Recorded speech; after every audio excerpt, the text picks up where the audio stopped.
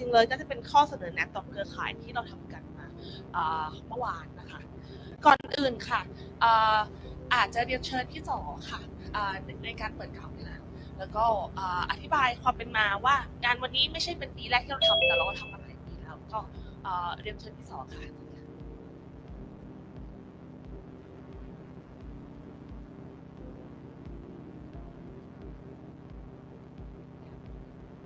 สวัสดีค่ะก็ยินดีต้อนรับนะคะสำหรับผู้เข้าร่วมทุกท่านทั้งจาก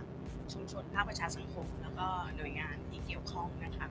ในวันนี้นะคะจะขออนุญาตชี้แจงวัตถุประสงค์ของโครงการนี้ที่เราจัดขึ้นนะคะเวทีสถานการณ์ธุรกิจและสิทธิมนุษยชนเปลี่ยนหลักการสู่การปฏิบัติเวทีนี้ทางองค์กรร่วมจัดนะคะโดยมูลที่ศูนย์ข้อมูลชุมชนและเครือข่ายทั้งหมดมี16องค์กรนะคะที่ร่วมได้แก่เครือข่ายติดตามการลงทุนไทยและความรับผิดชอบข้ามพรมแดนมูลนิธิแม่น้ำและสิทธิ์ Earthright International กลุ่มเสรีภาพแม่น้ำโขงเสมสิกขาลัยมูลนิธิเพื่อ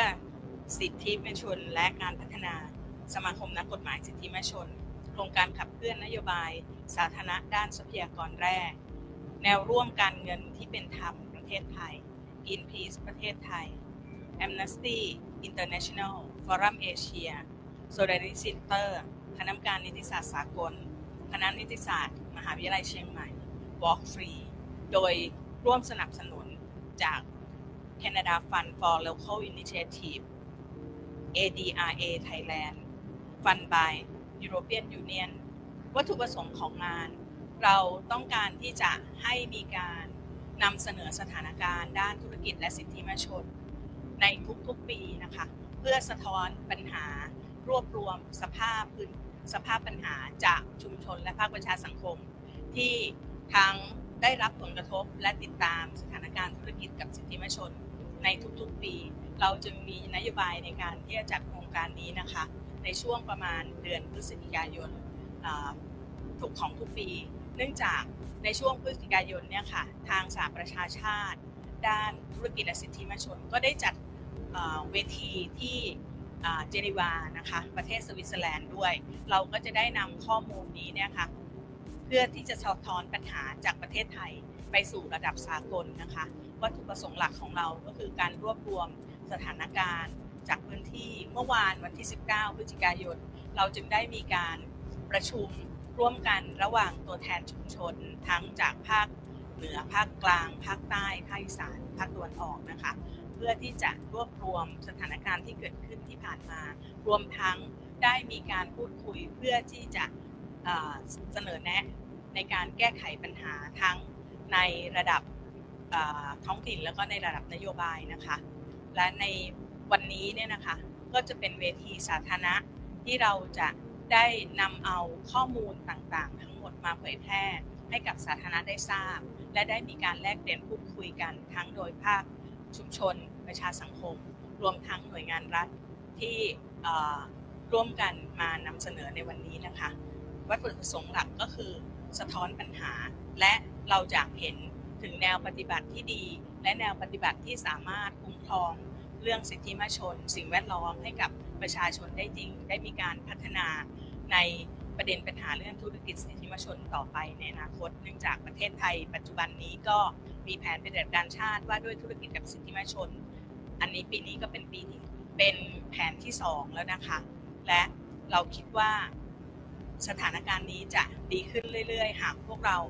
ทั้งชุมชนภาคประชาสังคมหน่วยงานรัฐและภาคเอกชนได้ร่วมกันพัฒนานะคะในโอกาสนี้นะคะเดี๋ยวเราจะมีผู้กล่าวเปิดประชุม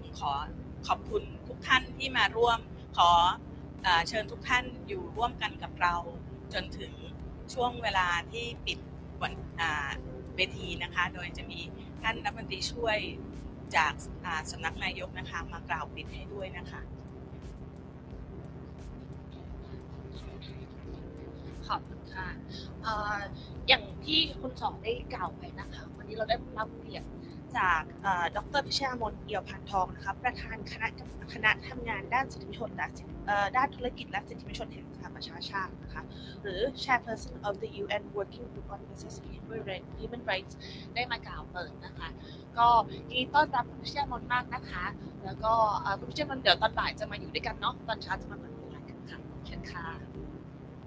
สวัสดีค่ะทุกท่านคือพอดีต้องขอโทษด้วยนะคะที่ขอร่วมออนไลน์ก่อนเพราะว่าเพิ่งบินกลับมาจาก KL เมื่อคืนนี้ค่ะก็เลยต้องขอเวลานิดนึงที่จะกลับไปที่ดอนเมืองนะคะคือในวันนี้ฉันจะขอพูดถึงหลักการที่แน่แห่งสหประชาชาติว่าด้วย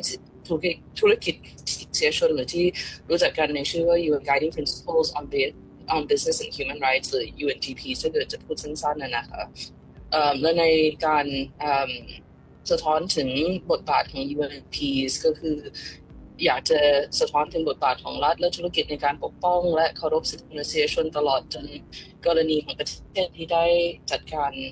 ทำแผน NAP ปฏิบัติการระดับชาติว่าด้วยธุรกิจกับสิทธิมนุษยชนด้วยที่เมื่อกี้คุณสอได้กล่าวถึงนะคะหลักการ UNGP ได้รับการรับรองโดยคณะมนตรีสิทธิมนุษยชนแห่งประชาชาติในปี 2554 และถือเป็นกรอบสากลที่สำคัญที่สุดในการเชื่อมโยงกับสิทธิมนุษยชนหลักการที่แนะนี้มี3เสาหลักที่ชัดเจนคือรัฐมีหน้าที่ในการปกป้องสิทธิมนุษยชนธุรกิจมีหน้าที่ในการเคารพและผู้ที่ได้รับผลกระทบต้องสามารถเข้าถึงได้ทั้งเสาหลักทั้ง3นี้ไม่ใช่เพียงแนวคิดเชิงนโยบายแต่เป็นเข็มทิศที่ชี้ให้เห็นว่าการเติบโตทางเศรษฐกิจต้องไม่แลกมาด้วยการละเมิดสิทธิขั้นฐานของมนุษย์หลักการ UNGP ไม่ได้เกิดขึ้นอย่างโดดเดี่ยวแต่ได้รับการดันและติดตามโดยคณะทำงานที่แห่งสหประชาชาติด้วยธุรกิจสิทธิมนุษยชนหรือก็คือ UN Working Group on Business and Human Rights ที่ดิฉันเป็นส่วนหนึ่งคณะทำงานที่นี้ก่อตั้งขึ้นโดยคณะมนตรีเพื่อทำงานทางด้านส่งเสริมการส่งเสริม UNGPs และนำ UNGPs ไปปฏิบัติจริงในโลกในทั่วโลกภารกิจของคณะทำงานคือสนับสนุนให้รัฐและธุรกิจบูรณาการ UNGPs เข้าสู่กฎหมายและนโยบายให้คำแนะนำเชิงนโยบายและสร้างสถานที่สำหรับการแลกเปลี่ยนประสบการณ์ระหว่างประเทศและติดตามความก้าวหน้าในการปฏิบัติการมีคณะทำงานนี้แสดงถึงว่า UNGP เป็นกระบวนการที่มีการผลักดันอย่างเนื่องในระดับโลกในส่วนของรัฐที่ในการปกป้องสิทธิมนุษยชนถือเป็นหัวใจสำคัญเราต้องสร้างกฎหมายนโยบายและกลไกที่มีประสิทธิภาพเพื่อป้องกันไม่ให้ธุรกิจละเมิดสิทธิของประชาชนรัฐไม่สามารถปล่อยตลาดดำเนินไปโดยปราศจากการกำกับและดูแลเพื่อธุรกิจละเมิดสิทธิผลกระทบจะตกอยู่กับประชาชนที่เปราะบางที่สุดไม่ว่าจะเป็นแรงงานเด็กเยาวชนหรือชุมชนชายขอบการปกป้องสิทธิไม่ใช่เพียงการออกกฎหมายแต่ต้องรวมไปถึงการบังคับใช้ที่จริงจังและการสร้างระบบตรวจสอบที่โปร่งใส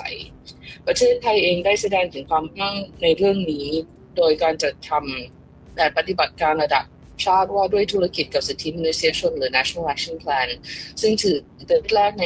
ที่ประกาศดังกล่าวแผนนี้สะท้อนให้เห็นว่ารัฐไทยยอมรับว่าธุรกิจมีผลกระทบต่อสิทธิมนุษยชนและจำเป็นต้องมีมาตรการเพื่อป้องกันและแก้ไข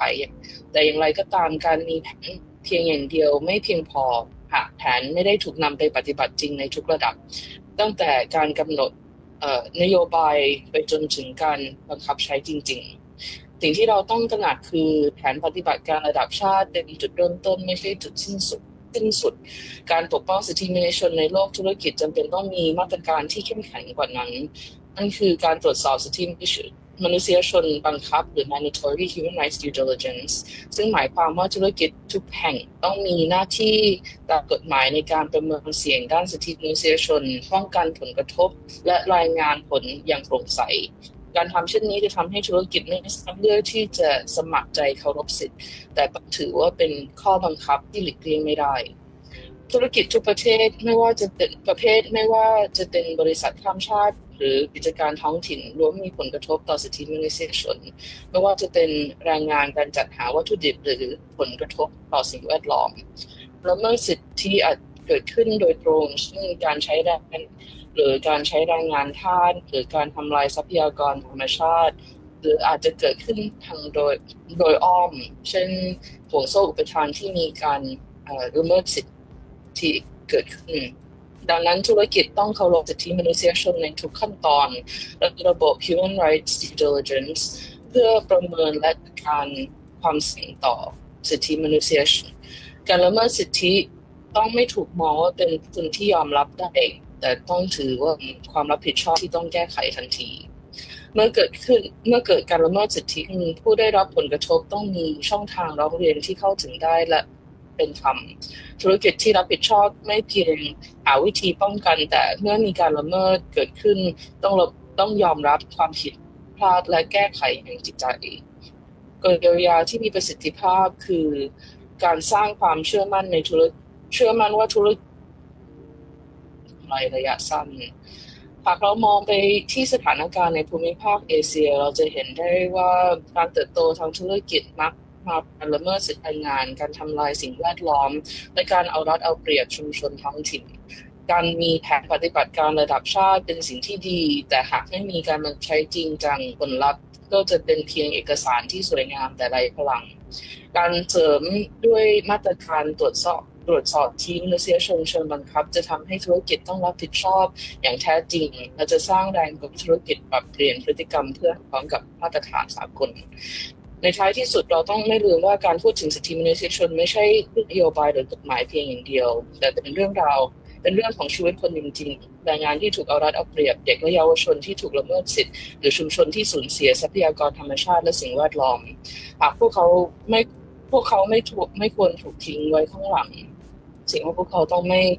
ได้รับการรับฟังและความเจ็บปวดของพวกเขาต้องได้รับการเยียวยาดังนั้นดิฉันขอแสดงความนับหนึ่งใจเดียวไปยังกับคนและชุมชนที่ได้รับผลกระทบการละเมิดสิทธิมนุษยชนรวมถึงนักปกป้องสิทธิมนุษยชนที่ทำงานอย่างชอบธรรมและมีความสำคัญต่อสังคมเพราะพวกคุณเป็นที่ยืนหยัดเพื่อปกป้องศักดิ์ศรีความเป็นมนุษย์ที่ขั้นของทุกคนไม่ว่าจะเป็นการเฝ้าระวังการละเมิดสิทธิการให้แก่ผู้ที่ถูกกดขี่หรือการผลักดันให้รัฐและธุรกิจรับผิดชอบต่อการกระทำของตนของปกป้องสิทธิไม่ใช่การต่อต้านหรือธุรกิจเป็นการทำหน้าที่เชิงสร้างสรรค์เพื่อให้สังคมมีความเป็นธรรมโปร่งใสและเคารพกฎหมายระหว่างประเทศการทำงานของพวกคุณจึงเป็นส่วนหนึ่งการเสริมสร้างประชาธิปไตยและความยั่งยืนของสังคมและสมควรจะได้รับการยอมรับปกป้องและสนับสนุนจากภาครัฐภาคธุรกิจและภาคประชาชนค่ะทำงานจะอยู่เคียงข้างพวกคุณและเราจะไม่หยุดเรียกร้องให้ธุรกิจและรัฐรับผิดชอบต่อการกระทำของตนการยืนหยัดเคียงข้างผู้ได้รับผลกระทบคือหัวใจของทำให้ UNGP มีชีวิตจริงไม่ใช่เพียงตัวอักษรบนกระดาษเดี๋ยวจะ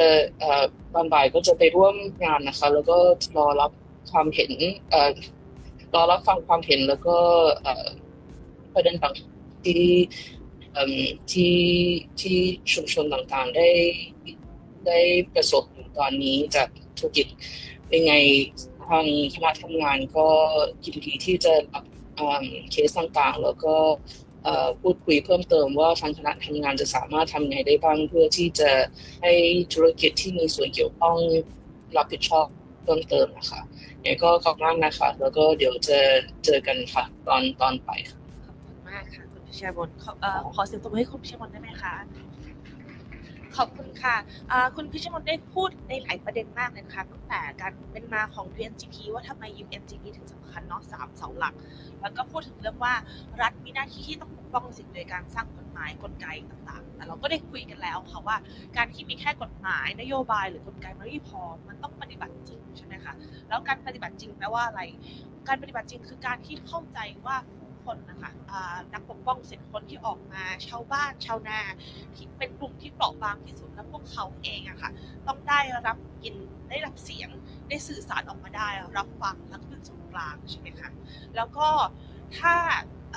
สิ่งที่สำคัญข้อเสนอแนะที่คุณพิชญ์ให้มาก็คือการที่มีระบบตรวจสอบระบบรายงานที่สำคัญของทั้งของภาครัฐ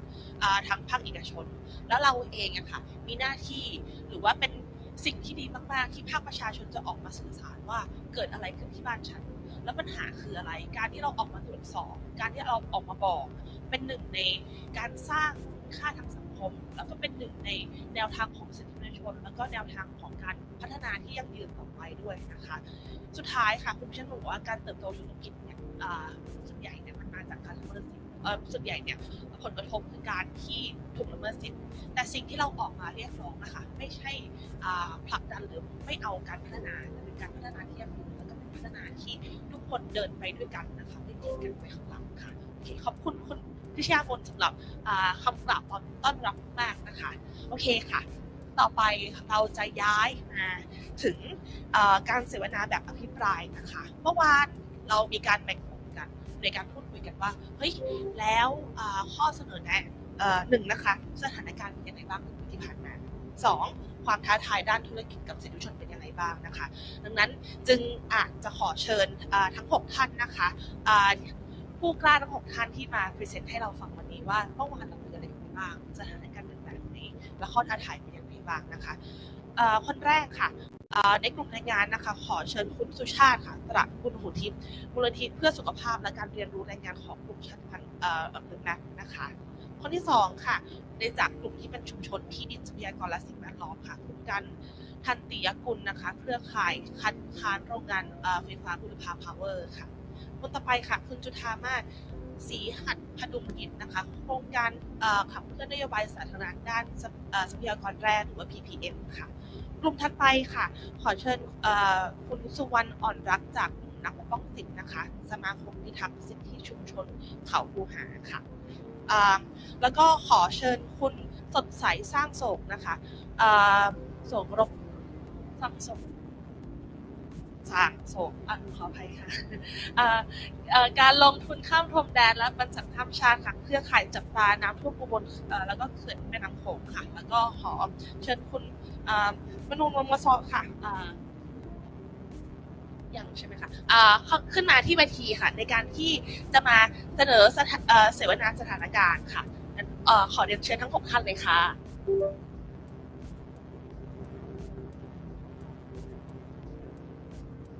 เดี๋ยวเราจะเริ่มที่กลุ่มรายงานก่อนเนาะ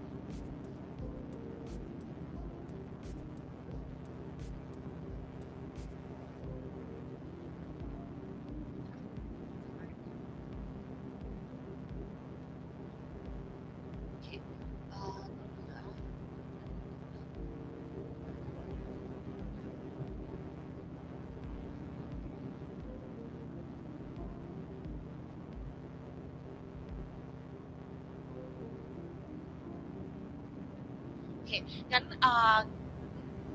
ค่ะงั้นเดี๋ยวเราอาจจะขอให้แต่ละคนพรีเซนต์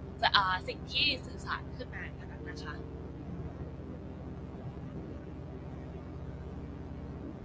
โอเคค่ะประเด็นแรกนะคะของประเด็นรายงานค่ะคุณชันเรามีเวลา10 นาทีค่ะว่ารบกวนเสนอให้หน่อยค่ะว่าสถานการณ์และความท้าทายเกี่ยวกับเรื่องรายงานเป็นยังไงบ้างคะเชิญค่ะครับผมสวัสดีครับทุกคนเมื่อวานนี้ในส่วนของกลุ่มรายงานก็ได้มีการคุยกันนะครับซึ่งเรามี3 ที่นะครับที่กำลังคุยกันมันเป็นตัวพี่น้องคนไทยที่เป็นตัวแทนประเทศนะครับในเรื่องนี้นะครับส่วนที่2เนี่ยก็จะเป็นภาพรวมของแรงงานไทยของตัวเป็นภาษาไทยนะครับแล้วก็ส่วนที่3ก็จะเป็นกลุ่มแรงงานต่างชาตินะครับที่มาคุยสถานการณ์ที่เราเจอในปัจจุบันนี้นะครับเรื่องนี้ครับข้อสรุปนะครับในส่วนของกลุ่มที่1ที่เราเห็นชัดก็คือพี่น้องที่เป็นแรงงานต่างประเทศก็จะมีปัญหาเรื่องตั้งแต่การเดินทางนะครับมีสัญญาจ้างต้องทำเป็นดีไว้ก่อนในสัญญาของนะครับก่อนที่จะเดินทางไปทำงานเขาเป็นทำงานใน ก็ยังมีปัญหาว่ามันไม่ตรงตามที่ตกลงกันไว้นะครับค่าจ้างก็ไม่ตรงนะครับระยะเวลาการทำงานก็ไม่ตรงนะครับซึ่งอันนี้เป็นปัญหาโดยภาพรวมเลยนะครับซึ่งมันทำให้เห็นเหมือนกันว่าพี่น้องแรงงานต่างชาติที่มาทำงานในประเทศไทยก็มีลักษณะคล้ายๆกันแบบนี้นะครับเพราะนั้นมันเหมือนจะเป็นลักษณะภาพรวมของคนที่เดินทางมาทำงานต่างประเทศที่ยังมีปัญหานะครับถูกหลอกต้องกลายเป็นการทำงานแบบบังคับชำระหนี้ตลอดเวลานะครับโดยพี่น้องแรงงานที่เดินทางมาทำงานต่างประเทศในเก็บเบอร์ลีนะครับยังมีปัญหาประการหนึ่งที่เห็นชัดก็คือไปผ่านบริษัทซึ่งบริษัทจัดหางานเนี่ยก็ทำงานร่วมกันกับกรมจัดหางานนะครับไม่ได้แยกชัดเจนนะครับแล้วก็ขึ้นทะเบียนด้วยนะครับเราก็ทำชัดเจนแล้วก็เหมือนกับมันทำหน้าที่แทนในบางเรื่องนะครับมาเป็นกรมจัดกรมให้ในสถานที่จัดแต่พอเวลาเกิดปัญหาเกิดขึ้นนะครับหรือถูกหลอกกลายเป็นก็โยนเรื่องทั้งหมดย้อนกลับไปที่บริษัทก็คือให้ไปตามเรื่องของบริษัทเองไปฟ้องร้องไปดำเนินการบริษัทในขณะที่หน่วยงานรัฐซึ่งเข้ามาทำงานด้วยตั้งแต่ต้นก็ปฏิเสธความรับผิดชอบนะครับโดยนั้นยิ่งเรื่องของการดำเนินการของคดีว่าในขณะที่ประเทศปลายทางที่คนงานไปทำงานกับคดีตีว่าคดีไม่ทำในขณะที่ประเทศไทยเองเนี่ยยังเงียบนะครับในเรื่องของการดำเนินการโดยไม่ของเงียบและปล่อยให้แรงงานต้องขึ้นมาต่อสู้ดำเนินการเองทั้งหมดนะครับซึ่งปัจจุบันที่เรื่องนี้ยังไม่จบนะยังอยู่ระหว่างการต่อสู้นะครับในส่วนที่สองเป็นแรงงานที่เป็นตัวแรงงานที่เป็นสหภาพแรงงานนะครับเรามองเชื่อมไปถึงประเด็นเรื่องตัวสหภาพแรงงานอย่าง VHR นะครับซึ่งอันนี้เห็นภาพชัดเลยว่าแรงงานที่เป็นแรงงานคนไทยเองก็ยังไม่เข้าใจในเรื่องของธุรกิจเกษตรกรชนไม่มีการส่งเสริมในส่วนของสหภาพแรงงานที่ชัดเจนไม่ทำความเข้าใจอย่างชัดเจนนะครับขอโทษทีผม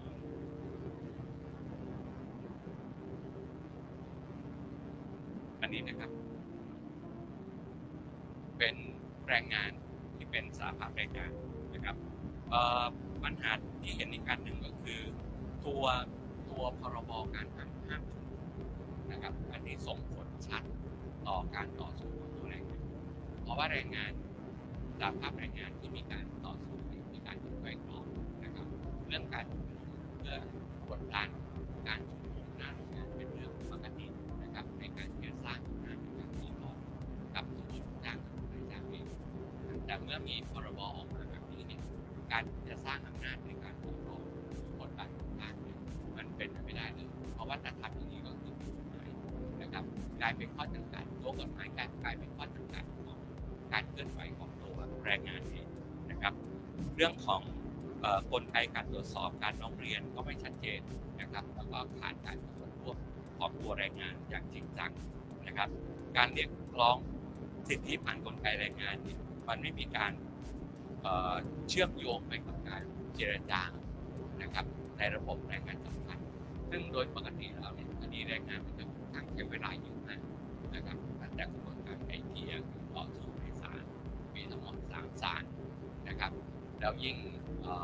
บางคดีมีความซับซ้อนอีกดึงเข้าไปเกี่ยวข้องกับศาลอื่นนะครับดึงเกี่ยวข้องกับศาลปกครองหรือเกี่ยวข้องกับศาลรัฐธรรมนูญมันทำให้ตัวคดีเนี่ยล่าช้าไปเรื่อยๆนะครับในการดำเนินการของคดีแรงงานกว่าที่จะสามารถที่จะเสร็จใน1 คดีใช้เวลาค่อนข้างเยอะนะครับในขณะที่เรื่องของการลงทุนนะครับมีนักลงทุนเข้ามาลงทุนในประเทศไทยเยอะมากแต่ว่ามันก็ส่งผลอะไรเมื่อเกิดปัญหาตัวแรงงานถูกละเมิดนะครับหรือถูกเลิกจ้างอะไรก็ตามแต่ตัวนักลงทุนเองมักจะปฏิเสธความรับผิดชอบไม่ได้รับผิดชอบเลยมีหลายคดีใหญ่ๆที่มันเกิดขึ้นนะครับถ้าใครตามข่าวก็มียาสำคัญและเราเห็นเดี๋ยวเพื่อนเราก็มาคุยต่อหลังจากนี้นะครับแล้วก็ยาสำคัญก็เห็นชัดว่าทำอะไรไม่ได้เลยนะครับตัวนายจ้างไม่มีเงินไม่จ่ายนะครับจัดการอะไรไม่ได้กลายเป็นแรงงานต้องรับผิดชอบเองอันนี้เป็นปัญหาที่เราเจอในส่วนของแรงงานต่างชาติ ซึ่งเป็นกลุ่มใหญ่พอสมควรเราก็เห็นปัญหาเยอะนะครับเรื่องของปัญหาการละเมิดสิทธิแรงงานไม่ได้รับค่าจ้างขั้นต่ำไม่ได้รับสิทธิตามกฎหมายนะครับอันนี้เราเห็นปัญหาเรื่องการเข้าไปถึงตัวกฎหมายต่างๆที่มันไว้สำหรับปกป้องแรงงานในสิทธิแรงงานที่กฎหมายประกันสังคมกฎหมายกองทุนเงินทดแทนก็ถูกยกเว้นในบางอาชีพแรงงานทำในบางอาชีพเท่านั้นนะครับมันเลยกลายเป็นแหล่งแสวงหาประโยชน์นะครับสำหรับแรงงานข้ามชาติความปลอดภัยในการทำงานก็ยังมีปัญหาไม่สามารถที่จะจัดการได้นะครับเพื่อให้แรงงานข้ามชาติสามารถทำงานได้อย่างปลอดภัยปัญหาคือการบังคับใช้กฎหมายนะครับการถูกเอาเปรียบการถูกกลั่นแกล้งต่างๆนะครับแล้วก็ตัวกฎหมายเองก็บังคับใช้เขาไม่ได้การเข้าถึงกระบวนการยุติธรรมก็ค่อนข้างที่จะยุ่งยากนะครับที่จะทำให้เขาเข้าถึงได้ปัญหาการขึ้นทะเบียนอันนี้เป็นปัญหาใหญ่เลยนะครับก็คือการขึ้นทะเบียนปัจจุบันมันเป็นลักษณะของการขึ้นแบบผ่านระบบนะครับซึ่งคนงานก็ไม่รู้ตัวในจ้างก็ไม่รู้นะครับเป็นบริษัทเอาซอร์สที่เข้ามารับงานที่ผมจัดงานแล้วก็ไปทำระบบนะครับเพราะนั้นอันนี้มันสุ่มเสี่ยงมากต่อการที่แรงงานข้ามชาติจำนวนเยอะเลยที่หลุดจากระบบนะครับไม่สามารถที่อยู่ในระบบได้เพราะว่าโดยกระบวนการและขั้นตอนมีการแสวงหาผลประโยชน์จากตัวลูกจ้างโดยบริษัทในงานต่างๆปัจจุบันมีสถานการณ์ที่เห็นชัดนั้นก็คือตัวแรงงานบัตรต่างๆที่รัฐรับรองไม่ว่าบัตรสีชมพูสีไหนพวกนี้เนี่ยก็ไม่สามารถที่จะไปซื้อซิมโทรศัพท์ได้ไม่สามารถเปิดบัญชีธนาคารได้ไม่สามารถไปต่อบัญชีได้ซึ่งเนี่ยเป็นปัญหาที่มันจะส่งผลกระทบนะเข้าไม่ถึงการศึกษาเข้าไม่ถึงสิทธิอีกหลายเรื่องเลยนะครับแล้วก็เรื่องกองทุนนะครับเรื่องกองทุนก็ยังมีปัญหานะครับกองทุนที่มีการจัดเก็บนะครับเดี๋ยวเราจะขยับไปถึงตัวข้อเสนอนะครับข้อเสนอเราอาจจะมีหลายข้อนะครับข้อเสนออันแรกเลยเนี่ยนะครับก็คือรัฐต้องมีกลไกในการบังคับให้เอกชนและบริษัทข้ามชาติบริษัทผู้ซื้อสินค้าในประเทศต่างๆรับผิดชอบนะครับต่อประเด็นเรื่องการละเมิดสิทธิมนุษยชนที่เกิดขึ้นนะครับตลอดห่วงโซ่ปัญหาข้อ2เนี่ยรัฐต้องจัดตั้งกองทุนประกันความเสี่ยงนะครับเก็บเงินจากนักลงทุนนะครับในกรณีที่ไม่ปฏิบัติตามกฎหมายหรือมีการเลิกจ้างนะครับเพื่อเอาเงินนั้นเนี่ยมาจ่ายกับคนงานรัฐต้องเร่งปรับปรุงกฎหมายแรงงานสัมพันธ์และกฎหมายคุ้มครองแรงงานนะครับให้สอดคล้องกับสถานการณ์ปัจจุบันให้แรงงานข้ามชาติสามารถที่จะรวมตัวในการเจรจาต่อรองได้นะครับตั้งสภาพแรงงานได้กฎหมายคุ้มครองก็ควรที่จะต้องปรับปรุงเรื่องของระยะเวลาทำงานและหลายเรื่องที่มีการข้อเสนอกันรัฐและเอกชนควรยืนยันเรื่องค่าใช้จ่ายในการจัดงานนะครับและค่าใช้จ่ายเกี่ยวกับเอกสารในจ้างบริษัทควรเป็นผู้รับผิดชอบนะครับไม่ใช่ปัดความรับผิดชอบในเรื่องของการทำเอกสารเป็นที่จ้างอย่างปัจจุบันนี้รัฐและเอกชนควรที่จะปรับค่าจ้างขั้นต่ำให้เป็นฐานเรื่องค่าจ้างที่อย่างชีพไม่ใช่เป็นฐานค่าจ้างขั้นต่ำปัจจุบันซึ่งมันไม่พอนะครับมันควรปรับการคำนวณค่าจ้างได้แล้วนะครับเป็นมาตรฐานค่าจ้างแบบอย่างชีพรัฐต้องปรับปรุงเรื่องการขึ้นทะเบียนแรงงานข้ามชาตินะครับเพื่อที่จะให้สามารถเปิดจดทะเบียนได้ตลอดทั้งปีนะครับไม่ให้กำหนดเป็นช่วงสั้นๆ15 วัน1 เดือนแล้วก็ทำไม่ทันแรงงานข้ามชาติก็หลุดจากระบบเหมือนเดิมนะครับแล้วก็สามารถที่ให้ลูกจ้างแรงงานข้ามชาติสามารถมีนายจ้างได้หลายคนปัจจุบันนี้มีนายจ้างได้ 1-2 คนซึ่งจะนำไปสู่การผิดกฎหมายอยู่ตลอดเวลากับนายจ้างนะครับผิดฐานที่ทำงานอยู่ตลอดเวลารัฐควรยืนยันว่าเอกสารประจำตัวที่รัฐออกให้เนี่ยมันสามารถใช้ได้แล้วก็เข้าถึงสิทธิบริการต่างๆนะครับอย่างที่ผมพูดในตอนต้นเนี่ยตอนนี้กำลังจะซื้อซิมโทรศัพท์ไม่ได้แล้วกำลังจะเปิดบัญชีธนาคารไม่ได้แล้วทั้งที่เป็นเอกสารที่รัฐรับรองนะครับแล้วก็ต้องมีการแก้ไขกฎหมายประกันสังคมมาตรา39ให้ลูกจ้างซึ่งเป็นแรงงานข้ามชาติซึ่งเคยเข้ามาตรา33แล้วเนี่ยสามารถต่อประกันสังคมมาตรา39ได้โดยเขาจ่ายเงินสมทบเองในส่วนตัวเองแล้วก็ในส่วนของตัวนายจ้างด้วยนะครับปรับปรุงแก้ไขตัวกฎหมายค้ามนุษย์แยกออกจากกันนะครับเป็น2 ฉบับก็คือกฎหมายค้ามนุษย์1 ฉบับแล้วก็กฎหมายสำหรับแรงงานข้ามชาติเนื่องจากปัจจุบันรวมกันแล้วในความเป็นจริงมันยังกลายเป็นไม่สามารถใช้ได้ในส่วนของแรงงานข้ามชาติตามสถานการณ์ปัจจุบันนะครับตัวนี้ต้องปรับปรุงเรื่องของการรับรองอนุสัญญามาตรฐานระหว่างประเทศ ILO 8798นั่นคือต้องเร่งในการที่ออกรับรองมาตรฐานเพื่อนำไปสู่การปรับปรุงกฎหมายที่สอดคล้องนะครับแล้วก็ให้ภาคประชาสังคมเข้าไปมีส่วนร่วมเป็นตัวแทนคณะกรรมการในระดับชาติและการทำสากลมากขึ้นนะครับสุดท้ายต้องมีการปรับปรุงกฎหมายกองทุนประกันสังคมกองทุนเงินทดแทนให้ความคุ้มครองให้แรงงานซึ่งถูกยกเว้นอยู่ในปัจจุบันก็คือแรงงานทำงานบ้าน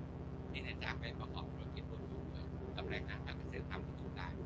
นะพวกหาเร่แผงลอยให้สามารถเข้าถึงกองทุนประกันสังคมนะครับเป็นผู้ประกันตนได้แล้วก็ได้รับการคุ้มครองจากตัวกองทุนเงินทดแทนซึ่งปัจจุบันไม่คุ้มครองเลยเป็นอาชีพถูกเป็นอยู่นะครับอันนี้เป็นข้อเสนอทั้งหมดที่เราคุยกันขอบคุณครับ ขอบคุณมากค่ะประเด็นต่อไปนะคะเป็นประเด็นด้านสิทธิชุมชนที่ดินทรัพยากรและสิ่งแวดล้อมค่ะมีเวลา10 นาทีค่ะ ค่ะก็สวัสดีนะคะทุกคนที่อยู่ในห้องประชุมณตอนนี้แล้วก็ผู้ชมที่ติดตามทางออนไลน์นะคะสำหรับประเด็นเรื่องที่ดินทรัพยากรธรรมชาติและสิ่งแวดล้อมเนี่ยก็อาจจะต้องขอเวลาเยอะหน่อยนะคะเพราะว่ามีเพื่อนๆที่มาร่วมให้ข้อมูลสถานการณ์เนี่ยหลากหลายประเด็นนะคะไม่ว่าจะเป็นเรื่องของเหมืองแร่นะคะเรื่องของที่ดินเนาะโครงการพัฒนาต่างๆที่ขณะนี้กำลังอยู่ในระหว่างการดำเนินโครงการแล้วก็มีโครงการที่ขณะนี้ได้รับผลกระทบแล้วนะคะเพราะฉะนั้นเนี่ยปัญหาที่เกิดขึ้นก็ค่อนข้างหลากหลายนะคะแล้วก็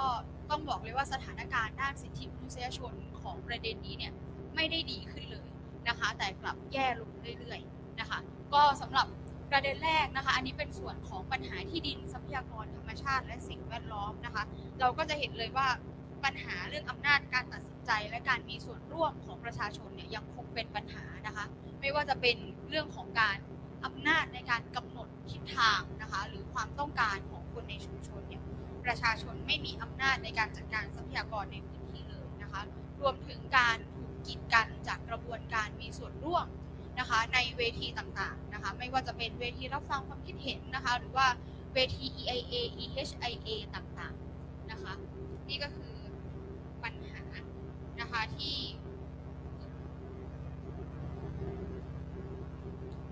แล้วก็สิ่งที่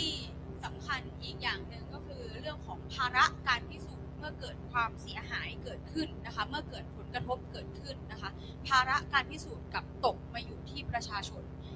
นต้องกลายเป็นผู้พิสูจน์ข้อเท็จจริงนั้นว่าผลกระทบมาจากใครนะคะทั้งที่เรื่องนี้เนี่ยไม่ควรเป็นหน้าที่ของเราเลยนะคะแต่ควรเป็นหน้าที่ของภาครัฐนะคะ2คือปัญหาเรื่องของการเข้าถึงข้อมูลแล้วก็ความโปร่งใสนะคะหลายครั้งหลายคราวนะคะที่ประชาชนไม่สามารถเข้าถึงข้อมูลต่างๆได้โดยง่ายนะคะด้วย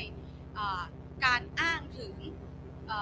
ความลับทางราชการบ้างนะคะแล้วก็เรื่องของการเป็นข้อมูลส่วนบุคคลนะคะแต่ว่าสิ่งเหล่านี้เนี่ยคือข้อมูลที่สร้างผลกระทบให้เราแทบทั้งสิ้นนะคะรายงาน EIA EHIA ต่างๆเนี่ยขาดความน่าเชื่อถือนะคะทั้งเรื่องของกระบวนการจัดทำนะคะแล้วก็เรื่องของข้อมูลที่ถูกใส่เข้าไปในรายงานต่างๆส่วนใหญ่เนี่ยล้วนแล้วแต่เป็นข้อมูลเท็จทั้งสิ้นนะคะไม่ได้ครอบคลุมข้อเท็จจริงที่เกิดขึ้นในพื้นที่นะคะเพื่อเอื้อให้รายงานเหล่านั้นเนี่ยผ่านไปได้โดยง่ายนะคะแล้วก็เรื่องของการจัดทำ EIA EHIA เนี่ยค่อนข้างมีปัญหามากๆนะคะเพราะว่าผู้จัดทำเนี่ยก็มีความเชื่อมโยงกับบริษัทโดยตรงนะคะเพราะฉะนั้นทำกี่ครั้งเนี่ยก็ผ่านอย่างแน่นอนนะคะขอสไลด์ถัดไปเลยค่ะปัญหาที่3นะคะก็เป็นปัญหาเรื่องของการละเมิดสิทธิในที่ดินและทรัพยากรนะคะเราจะยังคงเห็นปัญหาของการแย่งยึดที่ดินผ่านกฎหมายและนโยบายต่างๆนะคะอย่างทางภาคใต้เนี่ยเราก็จะเห็นปัญหาเรื่องของการให้สัมปทานสวนปาล์มแต่เมื่อหมดสัมปทานแล้วเนี่ยรัฐก็ยังมีการเอื้อประโยชน์ให้กับทุนเนี่ยได้ใช้พื้นที่ต่อแทนที่จะนำที่ดินเหล่านั้นเนี่ยมาจัดสรรให้กับเกษตรกรนะคะการมีประกาศพรบต่างๆนะคะไม่ว่าจะเป็นพรบอุทยานนะคะหรือเขตพื้นที่ในการพรบเรื่องของป่าสงวนแห่งชาตินะคะหรือว่าพรบเขตรักษาพันธุ์สัตว์ป่าที่พยายามกีดกันคนให้ออกจากป่านะคะรวมถึงการแย่งยึดที่ดินเพื่อนำไปสู่นโยบายการค้าคาร์บอนเครดิตต่างๆด้วยสิ่งเหล่านี้ล้วนแต่ทำให้ประชาชนนะคะถูก แย่งยึดที่ดินไปโดยไม่ชอบธรรมนะคะ นอกจากนี้นะคะประชาชนยังมีการถูกคุกคามนะคะถูกฟ้องปิดปากอย่างต่อเนื่องนะคะ แล้วก็โดยเฉพาะเรื่องของที่ดินเนาะมีการใช้คดีเนี่ยในการกดปราบประชาชนเนาะในการข่มขู่คุกคามมาโดยตลอดนะคะและปัญหาที่4นะคะปัญหาเรื่องของการกำกับดูแลของรัฐแล้วก็ความรับผิดชอบนะคะสิ่งเหล่านี้เป็นปัญหาใหญ่ที่ครอบคลุมในทุกประเด็นนะคะเรื่องของการที่หน่วยงานรัฐเนี่ยมักจะชอบทำหน้าที่ในการอนุมัติอนุญาตอย่างเดียวแต่เมื่อหน้าที่ในการกำกับควบคุมดูแลและตรวจสอบเนี่ยหน้าที่นี้มักจะไม่ถูกปฏิบัตินะคะก็ทำให้เกิดปัญหามากมายเกิดขึ้นนะคะทั้งปัญหาของประเด็นของเหมืองแร่เองเนี่ยที่เมื่อเกิดผลกระทบแล้วเนี่ยก็ไม่มีหน่วยงานเข้ามารับผิดชอบหรือปัญหาของโรงงานอุตสาหกรรมต่างๆนะคะเมื่อเกิดผลกระทบเนี่ยก็ทำให้ไม่มีการฟื้นฟูหรือว่าเยียวยาอย่างทันท่วงทีนะคะรวมถึงการเอื้อประโยชน์ต่างๆให้กับบริษัทนะคะแล้วก็ทำให้ประชาชนเนี่ยต้องพึ่งพาตัวเองด้วยการฟ้องคดีค่ะ ครับผมในส่วนของผมก็จะนำเสนอปัญหากรณีโครงการพัฒนาขนาดใหญ่นะครับอุตสาหกรรมในพื้นที่ชุมชนแล้วก็เรื่องนโยบายที่ส่งผลกระทบกับประชาชนในวงกว้างนะครับเรื่องแรกเลยจะเป็นเรื่องปัญหาด้านสิ่งแวดล้อมและมลพิษอุตสาหกรรมนะครับเราเห็นเรื่องการปล่อยปละละเลยในการกำกับเพราะฉะนั้นโรงงานต่างๆเนี่ยจะเกิดผลกระทบกับประชาชนเนี่ยมากขึ้นรุนแรงขึ้นและกระจายตัวมากขึ้นนะครับ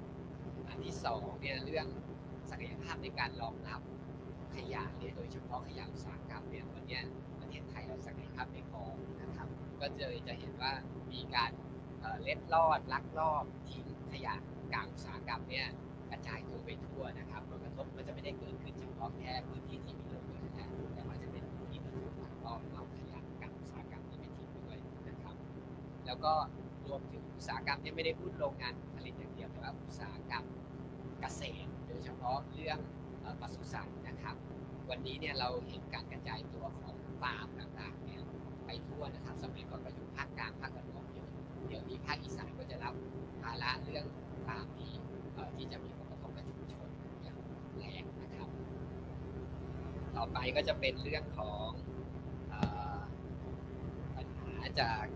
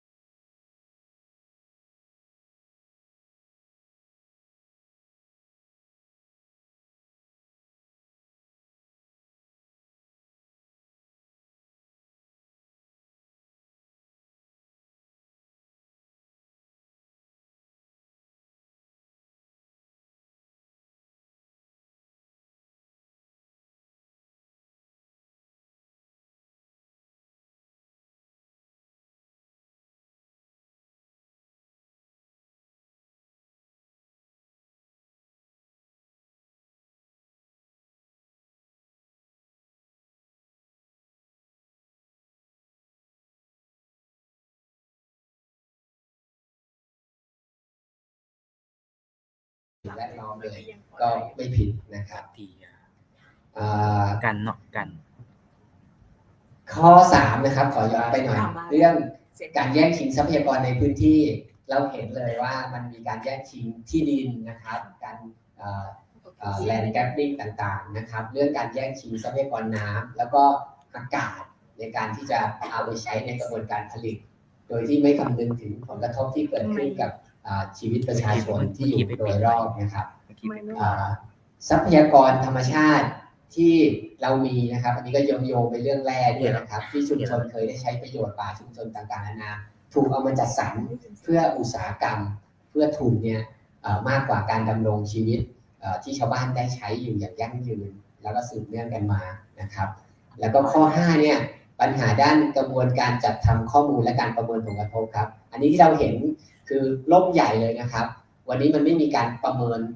ยุทธศาสตร์สิ่งแวดล้อมเพื่อที่จะเลือกการพัฒนาที่มันเหมาะสมกับพื้นที่นะครับวันนี้เองมันจะมีแค่เพียงการประเมินผลกระทบรายโครงการที่เราจะได้ยิน EIA ESIA เนี่ยซึ่งมันไม่ได้ตอบโจทย์เรื่องการพัฒนาที่เป็นไปตามสภาพและศักยภาพของพื้นที่นะครับเราก็ขอให้มีการประเมินตรงนี้นะครับแล้วก็ ข้อสุดท้ายครับ วันนี้เองทะเบียนโครงการต่างๆที่ต้องทำรายงานประเมินผลกระทบในระดับต่างๆกันไม่ว่าจะเป็น EIA ESIA เนี่ยมันยังไม่เป็นไปตามสภาพการเราต้องทบทวนเรื่องประเภทโครงการต่างๆว่าโครงการไหนควรจะทำการประเมินผลกระทบในระดับไหนนะครับอันนี้ก็เป็นสภาพปัญหาที่พวกเราได้คุยกันเดี๋ยวจะไปเรื่องข้อเสนอกับเชิญหญิงครับ เดี๋ยวสไลด์ถัดไปเนี่ยเลยค่ะสำหรับข้อเสนอต้องบอกว่าจำนวนมากนะคะพวกปัญหาเยอะเหลือเกินนะคะสำหรับข้อเสนอเอาเร่งด่วนณตอนนี้เลยนะคะสำหรับกลุ่มของแร่นะคะต้องบอกว่าสิ่งที่เราต้องการมากๆณตอนนี้จริงๆคือเรื่องของการยกเลิก MOU แร่เอิร์ธแล้วก็แร่สำคัญนะคะที่จะส่งผลกระทบมากๆนะคะต่อทุกพื้นที่ในประเทศไทยเลยก็ว่าได้นะคะเพราะว่า MOU นี้ไม่ได้พูดถึงแค่แร่เอิร์ธเท่านั้นนะคะแต่ว่าแร่ที่มีความสำคัญทางเศรษฐกิจต่างๆก็รวมอยู่ในนี้ทั้งหมดนะคะเพราะฉะนั้นประเด็นของเหมืองแร่เนี่ยจะกลายเป็นประเด็น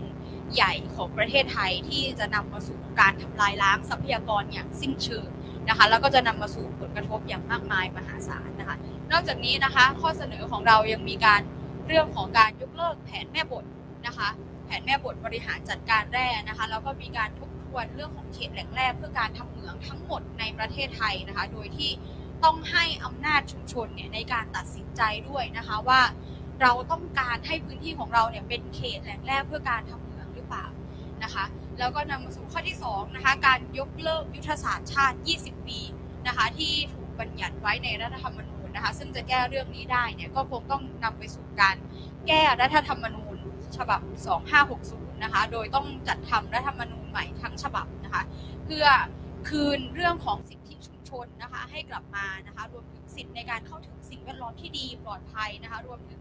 การคุ้มครองสิทธิในความเป็นธรรมทางสภาพภูมิอากาศนะคะเพื่อให้ประชาชนได้มีคุณภาพชีวิตที่ดีนะคะแล้วก็ได้รับความเป็นธรรมด้วยนะคะมีเรื่องของการผลักดันการออกกฎหมาย PRTR นะคะแล้วก็กฎหมายอากาศสะอาดอย่างเร่งด่วนนะคะเพราะตอนนี้เราก็เกิดปัญหาเนาะว่าภาคธุรกิจเองเนี่ยไม่ต้องการพรบฉบับนี้นะคะซึ่งก็น่าสนใจเหมือนกันนะคะว่าคนรวยๆเขาไม่สนใจเรื่องของอากาศสะอาดหรือว่าเขาไม่ได้ใช้อากาศในการหายใจก็ไม่ทราบนะคะทั้งที่เรื่องนี้นะคะเป็นเรื่องสำคัญของทุกคนนะคะเรื่องของพรบอากาศสะอาดนะคะข้อต่อไปนะคะคือการผลักดันกลไกในการคุ้มครองนักปกป้องสิทธิ์นะคะทั้งเรื่องของการจัดตั้งศาลสิ่งแวดล้อมนะคะและการออกกฎหมายเพื่อป้องกันการฟ้องปิดปากนะคะรวมถึงการสร้างหลักประกันเพื่อความปลอดภัยในการใช้สิทธิเสรีภาพในการแสดงออกด้วยนะคะมีการยุติการออกกฎหมายพิเศษนะคะและการขยายอำนาจกฎหมายที่เกินขอบเขตนะคะไม่ว่าจะเป็นเรื่องของกฎหมาย SEC หรือ EEC นะคะที่ทำให้เกิดโครงการพัฒนาขนาดใหญ่ที่ประชาชนไม่ต้องการนะคะแล้วก็ต้องยกเลิกกฎหมายนโยบายที่เป็นมรดกของคสช.นะคะโดยเฉพาะกฎหมายที่นำมาสู่การแย่งยึดที่ดินนะคะอย่างเช่นนโยบายทวงคืนพื้นป่านะคะพรบต่างๆนะคะที่กีดกันคนออกจากป่านะคะรวมถึงกฎหมายอื่นที่มีลักษณะในการจำกัดสิทธิ์ในการใช้ที่ดินของประชาชนนะคะแล้วก็ต้องมีการออกกฎหมายนิรโทษกรรมคดีป่าไม้ทั้งหมดในประเทศไทยนะคะเพื่อช่วยเหลือประชาชนที่รับผลกระทบจากการถูกแย่งยึดที่ดินนะคะแล้วก็เพื่อให้เกิดการแก้ไขปัญหาเรื่องของป่าไม้ที่ดินอย่างเป็นธรรมครับแล้วก็เรื่องต้องจัดทำนโยบายระดับชาติและกำหนดกฎหมายด้านการประเมินสิ่งแวดล้อมเชิงยุทธศาสตร์หรือ SEA นะครับ ไม่ว่าจะเป็นโครงการขนาดใหญ่หรือว่าเป็นแผนที่มีผลกระทบกับประชาชนในวงกว้างอันนี้เราต้องทำ SCA ก่อนนะครับอันที่สองเลยก็เรื่องแผนนโยบายที่เกี่ยวข้องกับพลังงานนะครับวันนี้เราต้องมีแผนพัฒนากำลังผลิตไฟฟ้าของชาติหรือแผนอื่นๆที่เกี่ยวข้องกับพลังงานเนี่ยที่ส่งเสริมการมีส่วนร่วมอย่างแท้จริงแล้วก็มุ่งไปสู่การเปลี่ยนผ่านพลังงานเป็นธรรมนะครับอันต่อมาก็คือเรื่องของบังคับใช้กฎหมายด้านสิ่งแวดล้อมที่เมื่อกี้พูดถึงเรื่องการละเลยการไม่บังคับใช้จนเกิดปัญหาเนี่ยวันนี้อย่างน้อยเรามีกฎหมายอยู่แล้วเราต้องบังคับใช้ให้เหมาะสมเพื่อที่จะควบคุมปัญหาเรื่องมลพิษสิ่งแวดล้อมที่มันกระจายตัวไปทั่วและรุนแรงขึ้นนะครับต่อมาก็จะเป็นเรื่องปรับปรุงกฎหมายการรับฟังความคิดเห็นสาธารณะครับซึ่งเข้าใจว่าตอนนี้มันครอบคลุมอยู่โครงการของรัฐเราอยากให้เห็นการขยายไปครอบคลุมโครงการภาคเอกชนด้วยนะครับแล้วก็ยุติการกำหนดพื้นที่ที่ต้องเป็นพื้นที่เสียสละอันนี้หลายพื้นที่ก็จะเจอคำนี้เนาะเสียสละเพื่อการพัฒนาของประเทศแต่เราเห็นว่าถ้าการพัฒนาที่มันเกิดผลกระทบกับคนมันไม่น่าจะเรียกการพัฒนานะครับเพราะนั้นเราจะต้องทำให้การพัฒนามันเกิดผลดีต่อทุกฝ่ายนะครับแล้วก็ข้อสุดท้ายนะครับรับรองสิทธิชุมชนท้องถิ่นชนเผ่าพื้นเมืองกลุ่มชาติพันธุ์นะครับบนหลักการ FPIC อันนี้ผมก็ความรู้ไม่ชัดเจนนะครับโอเคครับเชิญติดต่อค่ะสำหรับต่อไปนะคะเป็นข้อเสนอต่อหน่วยงานภาครัฐแล้วก็กลไกของการบังคับใช้กฎหมายนะคะอย่างแรกเรื่องของการปกป้องเคารพแล้วก็ส่งเสริมสิทธิมนุษยชนสิทธิชุมชนนะคะอย่างแรกเลยเนี่ยรัฐต้องจัดสรรสิทธิ์ในการเข้าถึงที่ดินทำกินแล้วก็ทรัพยากรเพื่อการผลิตกินอยู่ใช้นะคะต้องมีการรับรองอย่างเป็นรูปธรรมนะคะแล้วก็ต้องให้สามารถเข้าถึงสิทธิ์ในที่ดินทำกินนะคะรวมถึงระบบสาธารณูปโภคต่างๆด้วยนะคะเพื่อให้ประชาชนเนี่ยได้เข้าถึงที่ดินทำกินแหล่งน้ำปัจจัยการผลิตได้อย่างเท่าเทียมและที่สำคัญเนี่ยการจัดสรรที่ดินเหล่านี้ต้องตอบโจทย์เพื่อให้ประชาชนมีคุณภาพชีวิตที่ดีขึ้นนะคะไม่ใช่การจัดสรรเพื่อให้ประชาชนเนี่ยทุกข์ยากลำบากลงไปอีกเรื่อยๆนะคะซึ่งอันนี้ไม่ถูกต้องนะคะอันที่2ก็คือต้องประกันสิทธิ์ในการมีส่วนร่วมของประชาชนอย่างมีความหมายนะคะอย่างมีความหมายก็คือชุมชนต้องมีอำนาจในการตัดสินใจจริงๆนะคะทั้งก่อนระหว่างการดำเนินโครงการแล้วก็หลังการดำเนินโครงการนะคะเราต้องมีอำนาจการตัดสินใจแล้วก็การแสดงความคิดเห็นในทุกขั้นตอนนะคะ3ก็คือต้องเร่งทบทวนนะคะโครงการที่ส่งผลกระทบนะคะต่อชุมชนทรัพยากรธรรมชาติและสิ่งแวดล้อมรวมถึงสุขภาพด้วยนะคะซึ่งณตอนนี้เนี่ยหลายโครงการกำลังเกิดปัญหาแต่รัฐบาลเนี่ยก็ไม่แก้ไขแต่กับเปิดโครงการใหม่เรื่อยๆนะคะซึ่งอันนี้เป็นสิ่งที่ไม่ควรทำจริงๆนะคะ2ก็คือต้องเปลี่ยนแปลงระบบการประเมินผลกระทบสิ่งแวดล้อมนะคะซึ่งทางเราเนี่ยคิดว่าการประเมินขั้นต่ำเนี่ยต้องเป็นเรื่องของสิ่งแวดล้อมและสุขภาพไปเลยนะคะเพราะว่าการประเมินเรื่องของสิ่งแวดล้อมอย่างเดียวเนี่ยไม่เพียงพอนะคะแล้วก็ต้องรวมถึงการประเมินผลกระทบต่อวิถีชีวิตของชุมชนด้วยนะคะแล้วก็ต้องกำหนดกระบวนการเลือกผู้จัดทำรายงาน EHIA ใหม่นะคะเพื่อลดเรื่องของการคอร์รัปชันเนาะแล้วก็การงวดต่างๆนะคะระหว่างผู้ประกอบการนะคะกับผู้จัดทำโครงการนะคะพร้อมกับเปิดเผยข้อมูลทั้งหมดนะคะเพื่อให้ประชาชนเข้าถึงได้ง่ายแล้วก็ไม่เสียค่าใช้จ่ายครับต่อไปเป็นเรื่องระบบข้อมูลและความโปร่งใสของภาครัฐนะครับจะต้องมีการจัดทำระบบฐานข้อมูลร่วมด้านสิ่งแวดล้อมและโครงการพัฒนาเนี่ยที่ให้ทุกคนทุกหน่วยงานเนี่ยสามารถเข้าถึงและใช้ประโยชน์ได้ร่วมกันนะครับเป็น Open Data นะครับแล้วก็ยุติการปกปิดข้อมูลของหน่วยงานและกำหนดให้ใช้ระบบข้อมูลชุดเดียวนะครับเนี่ย Single Open Data เนี่ยนะครับเพื่อให้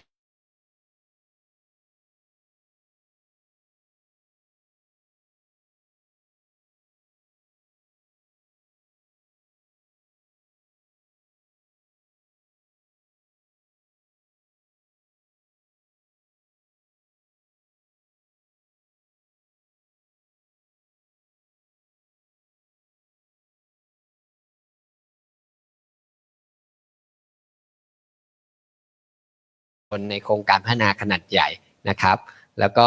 พัฒนาระบบติดตามโครงการนะครับและเปิดเผยเอกสารผลประโยชน์ของโครงการต่อสาธารณะอย่างโปร่งใสอันนี้ก็จะเน้นเรื่อง ข้อมูลและการเปิดเผยเชิญหญิงต่อครับ ค่ะก็ต่อไปเป็นข้อเสนอต่อภาคธุรกิจนะคะก็อาจจะไม่ได้พูดถึงทุกข้อนะคะแต่อย่างแรกที่สำคัญก็คือต้องดำเนินการตามหลักhuman right นะคะรวมถึงธุรกิจกับสิทธิมนุษยชนเนาะรวมถึงหลัก HRDD นะคะ UNGP ด้วยนะคะแล้วก็ต้องรับรองความโปร่งใสของผู้จัดทำ EIA EHIA นะคะแล้วก็ต้องมีการประเมินนะคะรายงานผลกระทบบนเว็บไซต์นะคะเพื่อให้ประชาชนเข้าถึงนะคะมีการปฏิบัติการต่อต้านเรื่องของ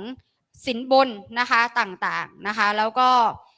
จัดทำกลไกการร้องเรียนของภาคธุรกิจให้เข้าถึงได้โดยง่ายนะคะแล้วก็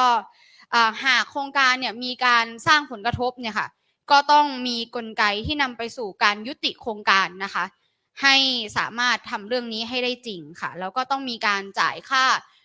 ชดใช้ค่าเสียหายเนอะรวมถึงการเยียวยาและการฟื้นฟูอย่างทันท่วงทีค่ะ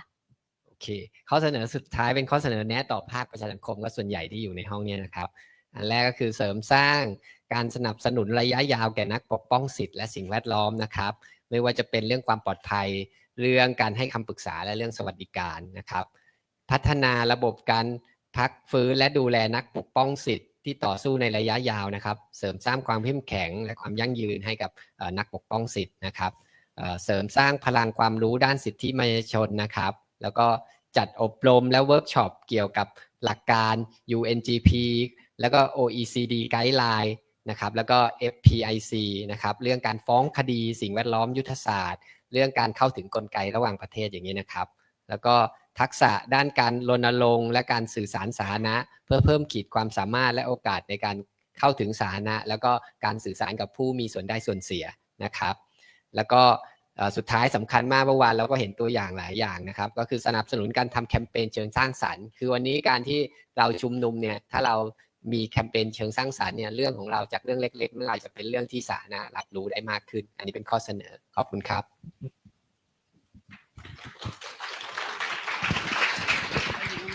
ฮัลโหลขอบคุณค่ะต่อไปนะคะจะขอเมื่อกี้เราคุยเรื่องนักปกป้องสิทธิ์แล้วคร่าวๆนะคะอันนี้ก็ต่อไปเป็นประเด็นของนักปกป้องสิทธิ์ค่ะในเชิงสถานการณ์แล้วก็ความท้าทายค่ะครับขอบคุณครับครับก็บางส่วนได้ทางในประเด็นทรัพยากรสิ่งแวดล้อมได้คุยผ่านไปบ้างแล้วเรื่องของการปกป้องสิทธิ์ครับในส่วนของนักปกป้องสิทธิ์นะครับในสถานการณ์ธุรกิจและการสิทธิชุมชนที่เกี่ยวกับนักปกป้องสิทธิ์เนี่ยเราคุยกันก็ออกมาเป็นอยู่5ประเด็นนะครับประเด็นที่1ประเด็นแรกครับก็คือการฟ้องร้องเพื่อกลั่นแกล้งนะครับโดยใช้กระบวนการยุติธรรมเป็นเครื่องมืออันนี้ครับคือชาวบ้านนักปกป้องสิทธิ์เนี่ยถูกฟ้องไม่ว่าคดีแพ่งหรือคดีอาญาเช่นการหมิ่นประมาทหรือเป็นคดีอ้างยี่ซ่องโจรนะครับแล้วก็ข้อหาขัดขวางการจราจรประมาณนี้ครับแล้วก็บริษัทฟ้องกดดันให้หยุดคัดค้านโครงการที่ชุมชนใช้สิทธิ์โดยสงบซึ่งเป็นไปตามหลักของสิทธิมนุษยชนอยู่แล้วนะครับและคดีส่วนมากที่ฟ้องเนี่ยจะไม่ค่อยมีมูลนะครับแต่ชาวบ้านต้องเสียเวลาต้องเดินทางเพื่อไปต่อสู้นะครับแล้วก็ทำให้เกิดภาวะที่มันไม่เหมาะที่จะบางทีเหตุเกิดอีกที่หนึ่งแต่ฟ้องอีกที่หนึ่งอันนี้มันต้องเสียเวลาเสียค่าใช้จ่ายครับประเด็นที่2ก็คือความเหลื่อมล้ำครับในการเข้าถึงความยุติธรรมครับชาวบ้านขาดความรู้ทางด้านกฎหมายครับบางทีจะเข้าถึงโอกาสที่จะมีทนายเนี่ยโชคดีพวกเราที่มีทนายอย่างทีมที่เป็นอาสาอยู่แล้วเนี่ยแต่ว่ามันก็ต้องมีค่าใช้จ่ายถ้าเกิดมีภาวะในการฟ้องร้องแบบนี้ก็ถึงในการต่อสู้คดีหรือเช่นถ้าเกิดเราจะฟ้องกลับเนี่ยจะต้องจ่ายค่าธรรมเนียมศาลที่ค่อนข้างที่จะสูงในขณะเดียวกันที่บริษัทหรือกลุ่มทุนที่ฟ้องพี่น้องฟ้องชาวบ้านเนี่ยเขามีตังค์อยู่แล้วนะครับมีระบบที่ช่วยเหลือก่อนเกิดคดีนะครับชุมชนต้องรวมเงินกันเองเช่นเรื่องประกันตัวบางคนบอกว่ามันมีกองทุนประกันตัวอยู่แล้วแต่ว่าพอเอาก็จริงๆมันไม่พอผมยกตัวอย่างเช่นกรณีที่โรงไฟฟ้าถ่านหินเทพาทำให้พี่น้องต้องนอนคุก เข้าคุกและจับเขาโกนหัวออกมาทั้งที่มีสิทธิ์ที่จะประกันตัวต่อสู้คดีได้นะครับทำให้เกิดความเหลื่อมล้ำในการเข้าถึงครับแล้วก็ประเด็นต่อมาประเด็นที่3คือกระบวนการยุติธรรมนะครับที่ทำงานล่าช้าแล้วก็ไม่ตอบโจทย์นะครับศาลรับฟ้องให้โดยไม่ตรวจสอบเบื้องต้นว่าคดีปิดปากหรือไม่นะคือบางครั้งมันไม่ควรที่จะรับตั้งแต่ต้นนะครับแต่ว่ามันก็ทำให้เกิดทำให้กระบวนการยุติธรรมนี้มันล่าช้าศาลและเจ้าหน้าที่ไม่ลงพื้นที่จริงพิจารณาจากแค่เอกสารก็คือสำนวนฟ้องเป็นยังไงศาลก็มองแค่นั้นโดยไม่มองข้อเท็จจริงว่าในพื้นที่เป็นยังไงบางคดีตำรวจไม่รับแจ้งความด้วยซ้ำไปเวลาพี่น้องที่ถูกละเมิดสิทธิ์เนี่ยแล้วก็เมื่อชาวบ้านชนะคดีบริษัทก็ขายทรัพย์สินหนีหายนะก็กลายเป็นว่าหมดอายุความได้แต่คำพิพากษาครับประเด็นที่4ก็คือการข่มขู่คุกคามและก็การใช้กลไกรัฐกดดันนะครับคือชาวบ้านนี่ถูกคุกคามโดยคนของบริษัทหรือชายที่ไม่รู้เป็นใครนะครับหรือกลุ่มอิทธิพลทั้งอิทธิพลมืดอิทธิพลเงินหลายๆอย่างครับการใช้กำลังตำรวจควบคุมการชุมนุมแม้กระทั่งว่าแจ้งการชุมนุมแล้วคือหลายครั้งเวลาพวกเราหรือพี่น้องเราแจ้งการชุมนุมก็ยังโดนคดีอยู่ดีครับนะครับนักปกป้องสิทธิ์หญิงนี่ถูกละเมิดศักดิ์ศรีถูกจับกุมโดยไม่เหมาะสมนะครับครับประเด็นที่5นะครับก็คือปัญหาเชิงโครงสร้างของรัฐและก็กฎหมายทางสิ่งแวดล้อมนะครับก็คือกระบวนการรับฟังความคิดเห็นไม่เป็นกลางอย่างที่ประเด็นทรัพยากรสิ่งแวดล้อมได้คุยไปเมื่อกี้นะครับหน่วยงานรัฐละเลยหน้าที่ในการตรวจสอบผลกระทบก็คือทำเป็นเฉยเมยครับไม่ค่อยสนใจเวลาไปครับแล้วก็ไม่มีระบบคัดกรองบริษัทที่มีประวัติละเมิด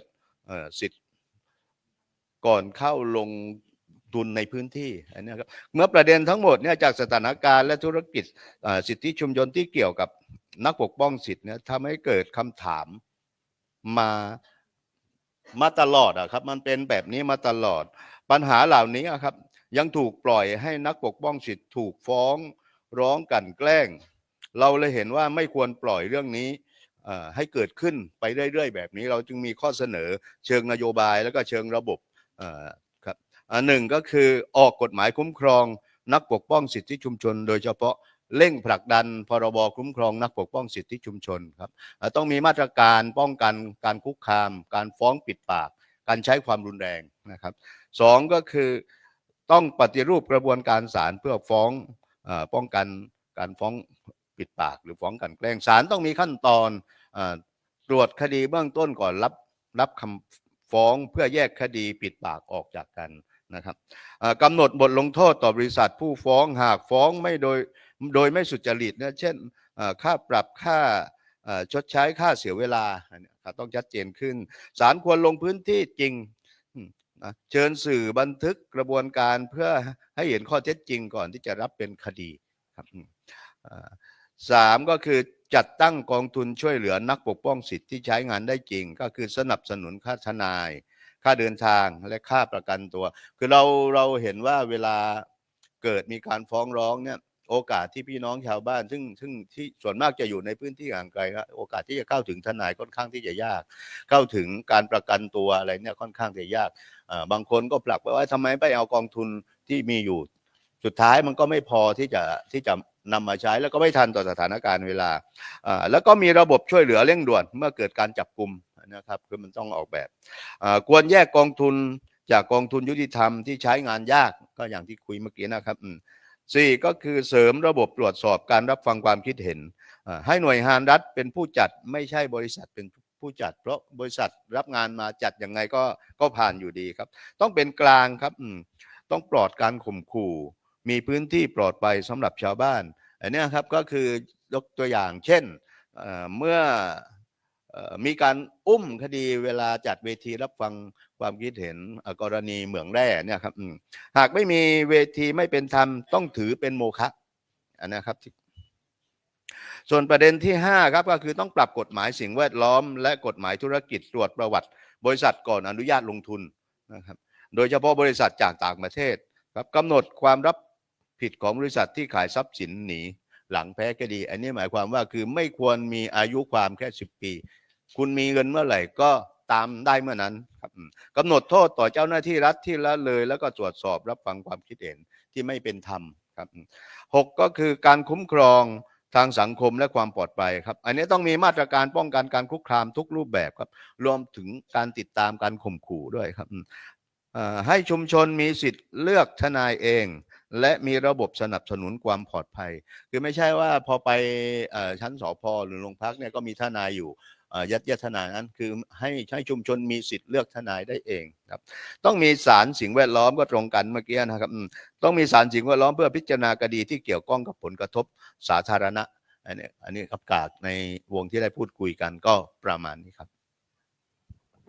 ค่ะขอบคุณมากค่ะเรามาประเด็นสุดท้ายแล้วค่ะเมื่อกี้เราพูดถึงทางนักปกป้องสิทธิ์แล้วตอนนี้เรามาพูดถึงภาพกว้างมากขึ้นนะคะการลงทุนข้ามพรมแดนและบริษัทข้ามชาติ10 นาทีเชิญค่ะ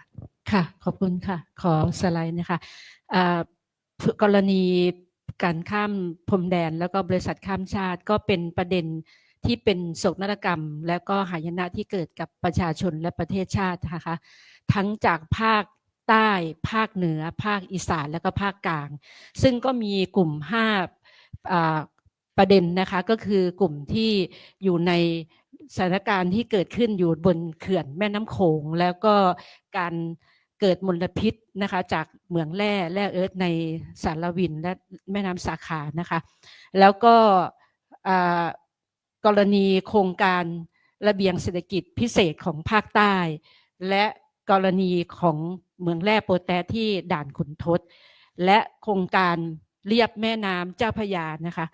ในทั้ง5โครงการที่เกิดขึ้นเนี่ยก็ถือว่าต้องบอกว่ามีทั้งโครงการที่เกิดขึ้นแล้วก็เป็นความผลกระทบที่เกิดขึ้นต่อประชาชนแล้วก็บางโครงการก็กำลังจะเกิดขึ้นนะคะเพราะฉะนั้นนะคะสถานการณ์ก็ขอนำเสนอสถานการณ์ที่เป็นภาพรวมนะคะขอสไลด์ต่อไปนะคะสถานการณ์ภาพรวมก็คือว่าในพื้นที่เนี่ยชุมชนก็จะได้รับผลกระทบที่เกิดขึ้นทั้งด้านสิ่งแวดล้อมเศรษฐกิจนะคะแล้วก็เกษตรกรรมนะคะอย่างต่อเนื่องแล้วก็จากการลงทุนของทั้งจีนแล้วก็ของบริษัทข้ามชาตินะคะไม่ว่าจะเป็นที่แม่น้ำโขงสายหลักหรือว่าเหมืองแร่ในพม่าซึ่งก็ยังจะมีการเสนอให้สร้างโครงการเขื่อนอย่างต่อเนื่องไม่ว่าจะเป็นในแม่น้ำโขงหรือว่ากรณีที่ภาคใต้แค่จังหวัดเดียวที่พัทลุงเนี่ย20 เขื่อนนะคะแล้วก็กรณีที่เหมืองแร่โปแตสด้วยนะคะแล้วก็ยังมีภาพรวมที่เราพบว่ามีเกิดผลกระทบทางด้านสุขภาพต่อกลุ่มชาติพันธุ์ซึ่งก็เป็นกลุ่มไร้สัญชาติด้วยนะคะกรณีที่แม่น้ำสารวินแล้วก็โดยเฉพาะกับกลุ่มเสี่ยงนะคะผู้หญิงที่ตั้งครรภ์นะคะที่ดื่มเอาน้ำมาดื่มนะคะก็ตรวจพบสารพิษที่เกิดขึ้นนะคะนอกจากนี้นะคะก็ยังมีการออกกฎหมายที่เอื้อต่อให้เกิดเป็นการสร้างแรงจูงใจแล้วก็สร้างให้เกิดการมาลงทุนโดยให้มีกฎหมายเช่าที่ดินได้ถึง99 ปีนะคะแล้วก็มีการละเมิดการทำกฎหมายตามสิ่งแวดล้อมนะคะอย่างเช่นที่เหมืองแร่นะคะก็มีการแอบขุดเจาะระเบิดนะคะทั้งที่ไม่มีปรากฏใน EIA นะคะรวมทั้งบริษัทแล้วก็ผู้ถือหุ้นเนี่ยก็ยังเกี่ยวข้องกับกลุ่มสีเทาแล้วก็สแกมเมอร์ในข้ามชาติในที่ถือหุ้นในประเทศไทยด้วยแล้วก็ยังมีการข่มขู่คุกคามแกนนำอย่างเช่นกรณีเหมืองแร่ที่ด่านขุนทดนะคะมีการละเมิดสิทธิประชาชนในพื้นที่ด้วยการใช้กรณีการมีส่วนร่วมหรือหลีกเลี่ยงนะคะการทำ EIA ในพื้นที่บริษัทเอกชนแล้วก็หน่วยงานรัฐที่เกี่ยวข้องนะคะก็ถือว่าไม่รับผิดชอบหรือว่าไม่ยอมรับต่อผลกระทบที่เกิดขึ้นแล้วยังจะนำเอาเงินภาษีเนี่ยมาเยียวยาให้กับประชาชนอย่างเช่นกรณีที่เขื่อนสยบุรีนะคะที่พี่น้องในลุ่มน้ำโขงได้รับผลกระทบนะคะอันนี้ก็ยังไม่มีการเยียวยาหรือ มีการพูดถึงซึ่งก็จะเป็นประเด็นที่จะเกิดเอาเงินของประเทศชาติมาใช้นะคะภาษีของเราเนี่ยมาใช้ซึ่งทั้งที่ผู้ลงทุนนั้นคือบริษัทข้ามชาตินะคะขอสไลด์ต่อไปนะคะอันนี้ก็ให้เห็นภาพนะคะว่าจริงๆในแม่น้ำโขงเนี่ยเขื่อนตอนบนซึ่งเป็นเขื่อนของจีนเนี่ยซึ่งมีการสร้างเขื่อนไปแล้ว12เขื่อนแล้วก็เขื่อนตอนล่างซึ่งจะมีการสร้างใหม่แล้วก็สร้างไปแล้วด้วยนะคะแล้วก็กำลังจะสร้างอีก11เขื่อนที่พวกเรากำลังเคลื่อนไหวที่จะให้มีการยุติในการก่อสร้างไม่ว่าจะเป็นเขื่อนสันนคามปากแบงปากลายเขื่อนภูงอยเขื่อนบ้านกลุ่มปากชมนะคะอันนี้เขื่อนที่เรากำลังเคลื่อนไหวให้รัฐบาลยุติในการก่อสร้างเพราะว่าถึงรัฐบาลไม่รับซื้อเขื่อนเหล่านี้เราก็ยังมีไฟฟ้าเพียงพอและอีกด้านหนึ่งก็จะเป็นภาพเมืองแร่เอิร์ธนะคะที่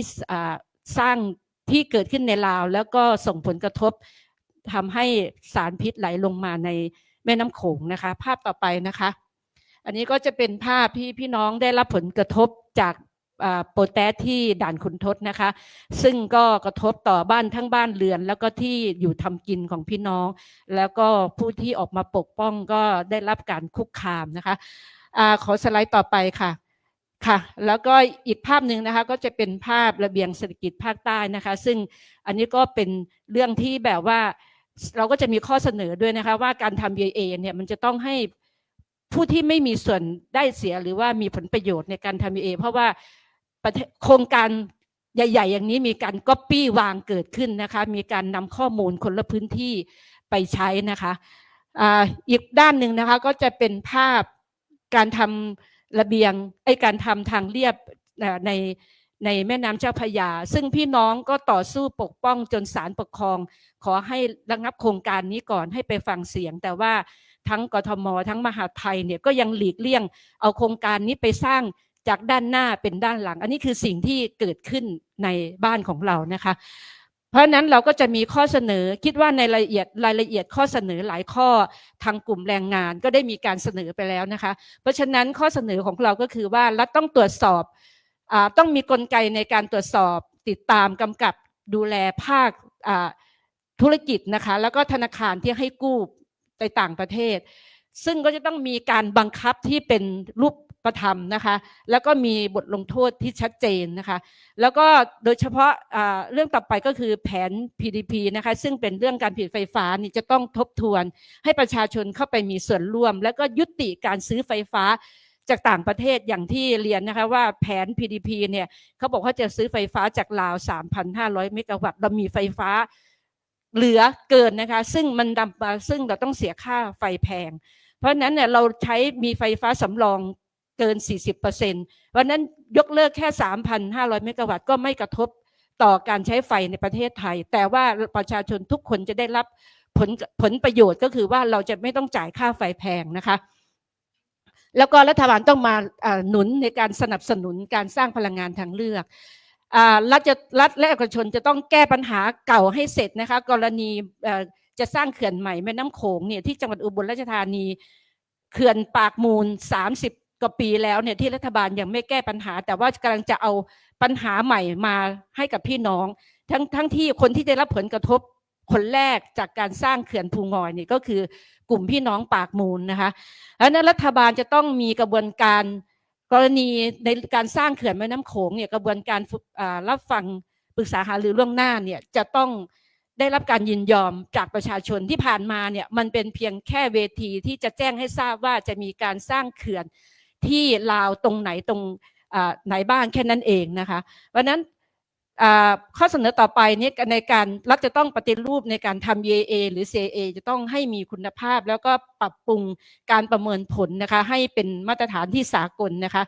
โดยที่คนที่จะมาทำอย่างที่เรียนว่าจะต้องไม่มีผลประโยชน์ทับซ้อนนะคะเราก็จะไม่เกิดกรณีก๊อปปี้วางเกิดขึ้นนะคะ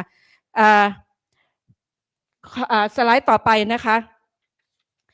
รัฐจะต้องปรับปรุงนะคะกลไกหรือว่ายุติกลไกระหว่างประเทศในอาเซียนนะคะที่จะส่งผลกระทบในระดับภูมิภาคมีสภาพที่ไม่ใช่เป็นเพียงเวทีแจ้งให้ทราบอย่างที่บอกนะคะต้องยุติกลไกนี้นะคะแล้วก็ข้อเสนอต่อไปนะคะเราจะต้องยกระดับเรื่องสิทธิสิ่งแวดล้อมนะคะโดยเฉพาะประเด็นเรื่องสิทธิของแม่น้ ผู้ที่ได้รับผลกระทบนะคะเราประชาชนเนี่ยจะต้องสามารถฟ้องแทนแม่น้ำได้ฟ้องแทนป่าได้นะคะแล้วก็ข้อเสนอต่อไปนะคะบริษัทที่เป็นเจ้าของโครงการนะคะจะต้องเอากำไรจากกองทุนจากตัวเองที่ได้เนี่ยมาเป็นกองทุนเยียวยาไม่ใช่เอาภาษีของเรานะคะข้อเสนอต่อไปนะคะรัฐต้องทบทวนผลกระทบแล้วก็ความคุ้มทุนของโครงการต่างๆในทุกมิตินะคะก่อนที่จะดำเนินโครงการใดๆนะคะแล้วก็ข้อเสนอต่อไปนะคะจะต้องทบทวนการออกกฎหมายพิเศษนะอย่างเช่นพรบSEC ที่ภาคใต้นะคะหรือว่ากฎหมายที่ซึ่งมันไปยกเว้นกฎหมายหลายกฎหมายที่คุ้มครองพื้นที่นะคะโดยเฉพาะประเด็นเรื่องด้านสิทธิด้านแรงงานและสิ่งแวดล้อมนะคะข้อต่อไปนะคะก็เราจะต้องยกเลิกและยุติโครงการที่ไม่ได้มีความเห็นชอบจากประชาชนนะคะก็คือต้องฟังเสียงจากประชาชนนะคะข้อต่อไปนะคะรัฐและเอกชนจะต้องให้ประชาชนในพื้นที่ได้รับผลกระทบมีส่วนร่วมในกระบวนการปรึกษาหารือโดยยึดหลักในการคำนึงถึงกลุ่มชาติพันธุ์ต่างๆในพื้นที่นะคะไม่ใช่แค่กลุ่มท้องถิ่นเท่านั้นนะคะต้องรับฟังทุกกลุ่มนะคะข้อต่อไปนะคะ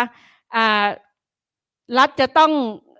รัฐและเอกชนนะคะจะต้องทำให้ประชาชนในพื้นที่โดยเฉพาะกลุ่มชาติพันธุ์นี้สามารถเข้าถึงข้อมูลได้อันนี้ก็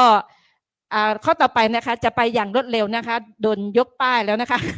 รัฐจะต้องมีการเยียวยาแก่ชุมชนแล้วก็ผู้ได้รับผลกระทบนะคะแล้วก็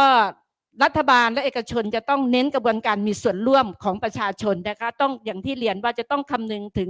ทุกกลุ่มชนนะคะไม่ใช่เพียงแค่ท้องถิ่นนะคะข้อต่อไปค่ะรัฐจะต้องตรวจสอบนะคะแล้วก็ย้อนกลับไปที่เพื่อขอบคุณนะคะเราจะต้องตรวจสอบแล้วก็ย้อนกลับที่ความเข้มแข็งและโปร่งใสนะคะจำกัดแล้วก็ระงับการนำสินค้าเข้าที่มันจะเกิดผลกระทบต่อพี่น้องนะคะที่ข้ามพรมแดนมานะคะแล้วก็รัฐจะต้องจัดทำรายงานผลกระทบข้ามพรมแดนอย่างมีมาตรฐานนะคะโดยเฉพาะผลกระทบที่ผู้จัดทำเนี่ยต้องเป็นผู้ที่ไม่มีผลประโยชน์ทับซ้อนนะคะแล้วก็อันนี้ก็สำคัญนะคะก็คือสถาบันการเงินและธนาคารนะคะจะต้องมีนโยบายแล้วก็ยอมรับนะคะในเรื่องการร้องเรียนของผู้ที่ได้รับผลกระทบจากโครงการของลูกค้าที่ธนาคารปล่อยเชื่อนะคะแล้วก็ธนาคารแห่งประเทศไทยเนี่ยจะต้องกำหนดมาตรการที่เป็นข้อบังคับและความรับผิดชอบต่อผู้เยียวยาอย่างเป็นธรรมแล้วก็ข้อเสนอต่อไปนะคะรัฐบาลจะต้องผลักดันให้กับผู้ที่ก่อมลพิษเป็นผู้จ่ายนะคะอันนี้ก็คิดว่าเป็นข้อเสนอที่เหมือนกันในกลุ่มที่ผ่านมาในกรณีมลพิษข้ามพรมแดนในแม่น้ำโขงจริงๆรัฐบาลเนี่ยจะต้องเป็นผู้เจรจาให้กับประเทศต้นทางให้มีการยุติในการทำเหมืองแร่นะคะข้อต่อไปนะคะก็คือรัฐบาลจะต้องมีการตรวจสอบติดตามยึดทรัพย์นะคะกรณีบริษัทแล้วก็ผู้ถือหุ้นนะคะที่ก่อให้เกิดกระบวนการข้ามชาตินะคะค่ะ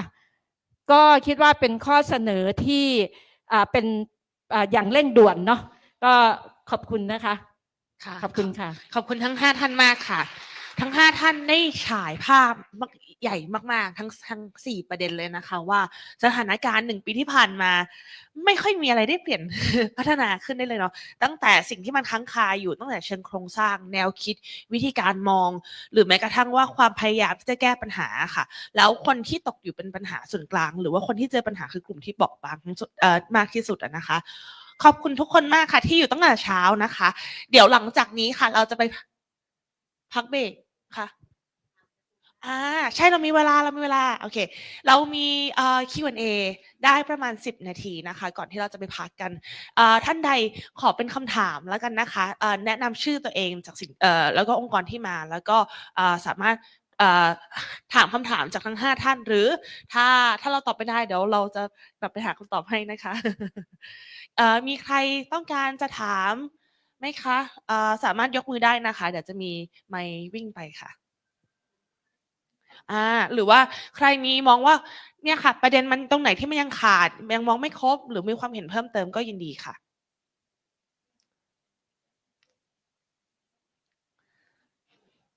1 ท่านมีท่านอื่นอีกไหมคะ งั้นท่านที่สองอยู่ข้างหน้าท่านใส่หมวกนะคะ มีท่านที่สามไหมคะเหมือนเล่นออกชั่นเลย ท่านที่สามมีไหมคะงั้นเอา2ท่านก่อนค่ะเชิญท่านแรกค่ะ ค่ะชื่ออรนุชผลพินโยค่ะจากเครือข่ายปฏิรูปที่ดินภาคอีสานพอดีเพิ่งได้มีโอกาสได้มาร่วมเป็นวันที่2นะคะแต่ว่าเท่าที่ได้รับฟังจากทางท่านวิทยากรทั้ง5ท่านที่อยู่บนเวทีเราก็พบว่าปัญหามันไม่ได้เบาลงเลยเนาะมันหนักขึ้นเรื่อยๆทีนี้ฉันคิดว่าอาจจะลองขอเสนอแนะเพิ่มเติมในบางประเด็นนะคะเช่นกรณีประเด็นปัญหาที่ดินทรัพยากรธรรมชาติและสิ่งแวดล้อมเราก็พบว่ากฎหมายป่าไม้หลายฉบับเป็นปัญหามากๆแล้วจนถึงปัจจุบันนะคะดังนั้นเนี่ยเราคิดว่าอยากจะเสนอให้เพิ่มเติมแก้ไขกฎหมายป่าไม้ทุกฉบับเพื่อให้สอดคล้องกับหลักสิทธิมนุษยชนนะคะยกตัวอย่างเช่นกรณีพรบป่าชุมชนซึ่งเอาออกมาใช้เนี่ยตอนนี้มันคล้ายกับว่าแนวคิดหลักการอำนาจการจัดการอยู่ที่รัฐไม่ได้มีการกระจายอำนาจให้กับพี่น้องประชาชนเลยนะคะอันที่สองเนี่ยคิดว่าในประเด็นโครงสร้างปัญหาใหญ่ๆเนี่ยเราก็อาจจะเห็นภาพแล้วแต่ว่าในขณะเดียวกันเนี่ยในระดับพื้นที่ท้องถิ่นนะคะมันก็มีเรื่องของการคุกคามของบริษัทหรือเอกชนที่เข้ามาลุกคืบเพื่อแย่งชิงทรัพยากรดังนั้นเนี่ยกฎหมายที่มันจะเกี่ยวข้องไม่ว่าจะเป็นเรื่องกฎหมายโรงงานอุตสาหกรรมกฎหมายผังเมืองกฎหมายสิ่งแวดล้อมหรือกฎหมายสาธารณสุขปี35ทั้งหมดเนี่ยควรแก้ไขหมดเลยเพราะว่ายกตัวอย่างเช่นเรื่องเล็กๆแต่ไม่เล็กสำหรับท้องถิ่นเนี่ยมันจัดการแค่พรบสาธารณสุขปี35เรื่องเหตุรำคาญเท่านั้นมันไม่สามารถที่จะปิดชัตดาวน์สิ่งที่มันส่งผลกระทบกับชุมชนอันนี้ฉันคิดว่าอาจจะขออนุญาตเพิ่มเติมนะคะแล้วก็แลกเปลี่ยนส่วนประเด็นเรื่องแรงงานค่ะเราคิดว่าเราไม่สามารถละเลยการคุ้มครองแรงงานไทยที่ไปทำงานต่างประเทศได้เพราะว่าอย่างเมื่อวานที่ทางสหภาพคนทำงานต่างประเทศได้พูดถึงเรื่องของกระบวนการค้ามนุษย์ค่ะเราเห็นด้วยว่ากฎหมายค้ามนุษย์มันควรที่จะแยกออกแล้วก็ควรให้มันครอบคลุมไม่ว่าการค้ามนุษย์นั้นจะเกิดในประเทศไทยหรือเกิดที่ต่างประเทศก็ตามโดยที่คนไทยเป็นผู้ได้รับผลกระทบนะคะมันต้องครอบคลุมทั้งหมดรวมทั้งการชดเชยเยียวยากองทุนต่างๆของกระทรวงแรงงานซึ่งเราคิดว่าถ้าวันนี้มีโอกาสได้พูดคุยกับคนที่มีอำนาจเราอยากจะพบกับรัฐมนตรีกระทรวงแรงงานมากที่สุดเลยค่ะตอนนี้ค่ะขอบคุณมากค่ะขอบคุณมากค่ะเมื่อกี้ก็มี2ประเด็นใหญ่ๆนะคะประเด็นเรื่องตัวกฎหมายต่างๆต้องมองในภาพองค์รวมเนาะอันที่2พูดถึงเรื่องแรงงานที่ไปทำงานต่างประเทศก็ต้องมองภาพให้มันลึกขึ้นนะคะทั้งตัวกระบวนการกฎหมายนโยบายแล้วก็กองทุนค่ะท่านที่2อยู่ฝั่งนี้ค่ะ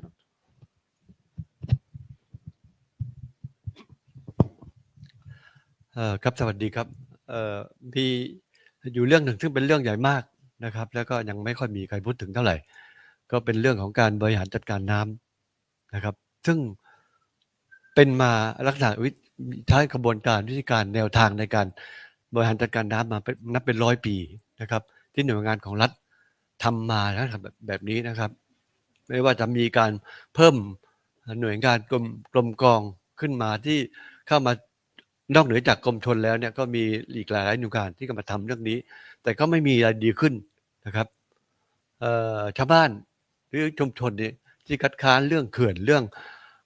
คลองส่งน้ำเรื่องประตูน้ำนะครับเรื่องการขุดคลองผันน้ำการขุดลอกอะไรต่างๆเนี่ยตั้งแต่เหนือจดใต้นะครับผมรู้สึกว่ามันยิ่งหนักขึ้นเรื่องน้ำท่วมน้ำแล้งต่างๆนะซึ่งตรงนี้เป็นไปได้แค่ไหนผมเคยไปชวนหน่วยงานที่เป็นสถาบันการศึกษามาช่วยเพื่อจะทำวิจัยว่ากระบวนการทั้งหมดที่เขาทำมาเนี่ยนะครับมันไม่ได้ผลหรือมันมีแต่ทำให้ปัญหารุนแรงขึ้นเรื่อยๆเป็นไปได้ไหมนะครับที่หน่วยงานของรัฐจะเปลี่ยนวิธีการในการบริหารจัดการน้ำใหม่หมดเลยทั้งกระบวนนะครับซึ่งตรงนี้ผมคิดว่าถ้าหากว่าจะทำกันแบบร่วมมือกันทั้งประเทศเนี่ยผมคิดว่าตั้งแต่เหนือจดใต้เนี่ย นะครับตั้งแต่เชียงรายจนตั้งถึงนราธิวาสเนี่ยมันเป็นกระบวนการเดียวกันหมดเลยนะครับถ้าว่าเรามีการวิจัยกันในระดับประเทศเลยว่าการบริหารจัดการน้ำเนี่ยต้องเปลี่ยนใหม่หมดแล้วทำแบบเดิมไม่ได้เป็น100 ปีมาแล้วนะครับใช้กระบวนทัศน์ที่มองน้ำเป็นแค่น้ำอย่างเดียวไม่เชื่อมโยงกับระบบนิเวศไม่เชื่อมโยงกับสิ่งแวดล้อมกับวิถีชีวิตคนเลยเนี่ยมันไม่ได้นะครับเขามองเชิงเดี่ยวมองแค่วิศวะทางกายภาพนั่นเองตรงนี้ทำให้เกิดความเสียหายกับระบบนิเวศแล้วก็วิถีชีวิตของชุมชนทั้งประเทศครับขอบคุณครับขอบคุณมากค่ะมีท่านที่3นะคะใส่หมวกนะคะแล้วก็ท่านที่4ด้านหลังนะคะมีท่านที่5ฝั่งซ้ายท่านที่6ข้างหลังค่ะโอเคงั้นเดี๋ยวขอเก็บไว้ที่6ท่านก่อนนะคะขอบคุณค่ะเชิญค่ะครับผมจารวัฒน์พิรพันธ์ครับอยู่จังหวัดชัยภูมิครับปัญหาเกี่ยวกับการคัดค้านฟาร์มสุกร 33,600 ตัวในชุมชนในพื้นที่ครับผมอยากจะมาสะท้อนปัญหาเล็กๆครับแต่ก็ผมว่าไม่เล็กหรอกปัญหาแรกคือครับศูนย์ดำรงธรรมไม่ได้ดำรงธรรมผมอยากจะถามว่านโยบายศูนย์ดำรงธรรมเนี่ยมันไม่เคยดำรงธรรมครับเพราะว่าเวลาชาวบ้านมีปัญหาร้องสิทธิ์ต่างๆศูนย์ดำรงธรรมไม่เคยแจ้งสิทธิ์ประชาชนครับไม่เคยที่จะบอกว่าประชาชนมีสิทธิ์อะไรในการร้องเรียนเรียกร้องหรือการแก้ไขปัญหาศูนย์ดำรงธรรมมีหน้าที่ตอกเลขลับแล้วก็แก้ไขปัญหาในเชิงโครงสร้างแบบบลาบลาบลาอันนี้ผมก็อยากจะสะท้อนปัญหาว่าศูนย์ดำรงธรรมนะครับเราควรมีบริบทแม่บทอย่างไรให้เจ้าหน้าที่รัฐทำงานอย่างถูกต้องไม่ปล่อยปละละเลยเราไม่เข้าใจว่าเราจะไปร้องที่ไหนด้วยเวลาเราร้องเรียกร้องนะครับปัญหาก็คือประชาชนไปร้องศูนย์ดำรงธรรมอำเภอก็เฉยไปจังหวัดก็เฉยสิทธิ์ต่างๆที่ประชาชนควรได้รับรู้ไม่รู้เลยมันจึงเป็นปัญหาตั้งแต่ระดับการเรียนการศึกษาไม่มีเรื่องสิทธิ์ที่เราจะไปร้องเรียกที่ไหนลองนึกภาพว่าเราเรียนเรื่องสิทธิ์กันตอนไหนมันมาตั้งแต่การศึกษาแล้วมันต่างชั้นชนบทกับชุมชนหรือว่าในเมืองเรียนเรื่องสิทธิ์แต่ชุมชนไม่มีนะครับบ้านนอกไม่มีเรียนธรรมดาบ้านนอกอันนี้ก็เป็นอีกส่วนหนึ่งที่เราจะแก้ไขระบบทั้งระบบมาจากการศึกษาถ้าเอาสิทธิ์ในการเรียกร้องหรือว่าวิธีการต่างๆให้มันยกระดับขึ้นมามันก็จะทำให้ระบบต่างๆการคอร์รัปชันก็จะยากมากขึ้นผมก็อยากจะเสนอว่าตัวผมเองก็ได้รับผลกระทบเพราะว่าผมก็สู้มา 4-5 เดือนกระทบตั้งแต่สุขภาพนอนไม่หลับฝันร้ายมองไปไหนก็เห็นแต่ขี้หมูกลัวขี้หมูเหม็นครับก็อยากจะสะท้อนปัญหาชุมชนของผมประมาณนี้ครับขอบคุณครับค่ะขอบคุณค่ะด้านหลังนะคะค่ะสวัสดีครับวิชภาสพิมพ์อักษรครับจากสำนักวิจัยและวิชาการสำนักงานศาลปกครองครับก็อยากสอบถามเรื่องที่แนวคิดที่อยากตั้งศาลสิ่งแวดล้อมครับว่ามีโครงสร้างหรือว่าตุลาการมาจากไหนแล้วก็เขตอำนาจเป็นยังไงเพราะว่าตอนนี้คดีสิ่งแวดล้อมก็คือมีมาทั้งศาลปกครองแล้วก็ศาลยุติธรรมครับแล้วก็เรื่องที่2คือเรื่องสิทธิการฟ้องคดีของสิ่งแวดล้อมครับก็ผมจากสำนักวิจัยครับก็เขียนเรื่องนี้มาตลอดว่าประเทศอื่นๆเขาก็มีสิทธิการฟ้องคดีของน้ำของป่าอะไรเงี้ยมันติดสำคัญว่าถ้าเรามีแล้วจะหน่วยงานไหนจะเป็นคนเป็นตัวแทนเป็นผู้ดูแลแทนสิ่งแวดล้อมที่พูดเองไม่ได้แบบนี้แล้วก็อาจจะมีข้อเสนอหนึ่งก็คือเรื่องกองทุนการตั้งกองทุนก็เหมือนกับภาวะอากาศสะอาดที่มีเรื่องก็เคยมีเรื่องกองทุนอยู่ในนั้นก่อนมันจะโดนปัดตกอะไรเงี้ยครับก็ฝากไว้แล้วก็ถ้าใครมีเรื่องที่สนใจกับกฎหมายต่างประเทศอะไรที่อยากทราบก็สามารถสอบถามได้ครับค่ะขอบคุณมากค่ะเดี๋ยวอาจจะเป็นคำตอบเดี๋ยวไว้คิดขอเก็บคอมเมนต์ก่อนแล้วกันนะคะขอบคุณค่ะด้านหน้าค่ะนนท์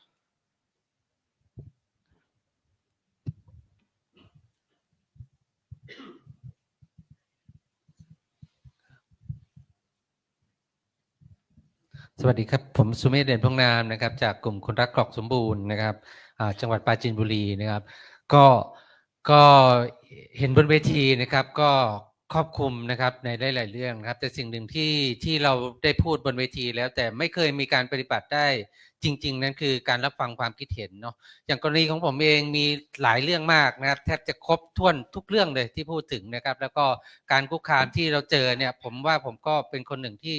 โดนครบทุกเรื่องเหมือนกันนะครับตั้งแต่ฟ้องร้องจนถึงหมายเอาชีวิตเนาะทีนี้สิ่งหนึ่งที่เราเคยเจอในพื้นที่นะครับก็คือเรื่องของการรับฟังความคิดเห็นซึ่งมันจะกำหนดอยู่ในรัฐธรรมนูญเองก็มีนะครับในเรื่องของการปกป้องประชาชนเนาะพลเมืองมีสิทธิ์ที่จะปกป้องชุมชนของตนเองนะครับสิ่งในนั้นก็คือความคิดของพวกเราที่อยากจะปกป้องเนี่ยแต่เวลาที่เราไปพูดจริงๆแล้วนะครับการแสดงความคิดเห็นเนี่ยมีในทุกโครงการมีโครงการใหญ่ๆก็มีอย่างเช่นตอนนี้ที่สู้กันอยู่ก็คือเรื่องของโรงไฟฟ้านะครับแล้วก็เรื่องของ EC ที่บอกว่ารับฟังความคิดเห็นหรือโครงการอื่นๆนะครับการสร้างโรงงานเองนะครับแม้จะเป็นโรงงานขนาดเล็กขนาดใหญ่นะครับที่ส่งผลกระทบก็มีการรับฟังความคิดเห็นเช่นเดียวกันนะครับแต่สุดท้ายแล้วเนี่ยการรับฟังความคิดเห็นเนี่ย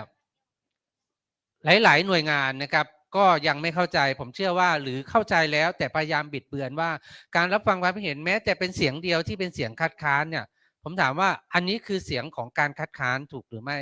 อันนี้คือเสียงของการที่ต้องรับฟังใช่หรือไม่นะครับถ้าใช่นะครับถ้าการรับฟังของทุกคนนะครับแม้แต่เสียงเดียวมีความหมายสิ่งนี้ครับมันต้องถูกนำไปใช้นะครับแล้วก็ตั้งเป็นกฎหมายที่ชัดเจนว่าการรับฟัง1เสียงเนี่ยนะครับ100เสียง1,000เสียงหรือ1เสียงเนี่ยคุณจะต้องเอาเสียงของคนเหล่านี้นะครับให้มีความหมายจริงๆถ้าเขาคัดค้านขึ้นมาเนี่ยเราก็ต้องกลับไปดูว่าไอ้เสียงเดียวที่คัดค้านเนี่ยมันคืออะไรนะครับมันสิ่งที่เขาเดือดร้อนจริงๆหรือไม่คนที่จะมาตั้งโรงงานนะครับอย่างเช่นโรงงานเนี่ยคุณก็ต้องแก้ไขปัญหาที่เขายังติดขัดอยู่ให้จบกรณีการตั้งโรงงานนะครับ1โรงงานอย่างโรงงานจีนเถื่อนจีนเทาที่ผมพบนะครับก็คือมันมีการรับฟังเนาะถ้าไม่มีการรับฟังก็ตั้งได้เลยนะครับฉะนั้นนี่คือจุดเริ่มต้นนะครับของการป้องกันที่ดีที่สุดก็คือถ้ามันจะมีหรือเกิดขึ้นแล้วเรารู้ว่ามันมีผลกระทบการรับฟังเนี่ยมันจะคือตัวแรกที่จะเบรกทุกอย่างเลยว่าไม่ให้ผ่านไปจนให้หน่วยงานต้องฟ้องร้องให้ประชาชนต้องฟ้องร้องต้องเสียภาษีฉะนั้นเรื่องของการรับฟังผมคิดว่าวันนี้นะครับการรับฟังมันเขียนเป็นตัวกระดาษนะครับแล้วก็มีกำหนดไว้ในกฎหมายแต่วิธีไปปฏิบัติจริงๆนะครับการรับฟังไม่ได้ถูกนำมาเป็นตัวหลักซึ่งมันควรจะเป็นตัวหลักนะครับแต่กลายเป็นว่าการรับฟังไม่ได้ถูกนำมาเป็นตัวหลักกับเป็นตัวประกอบเล็กๆน้อยๆที่หน่วยงาน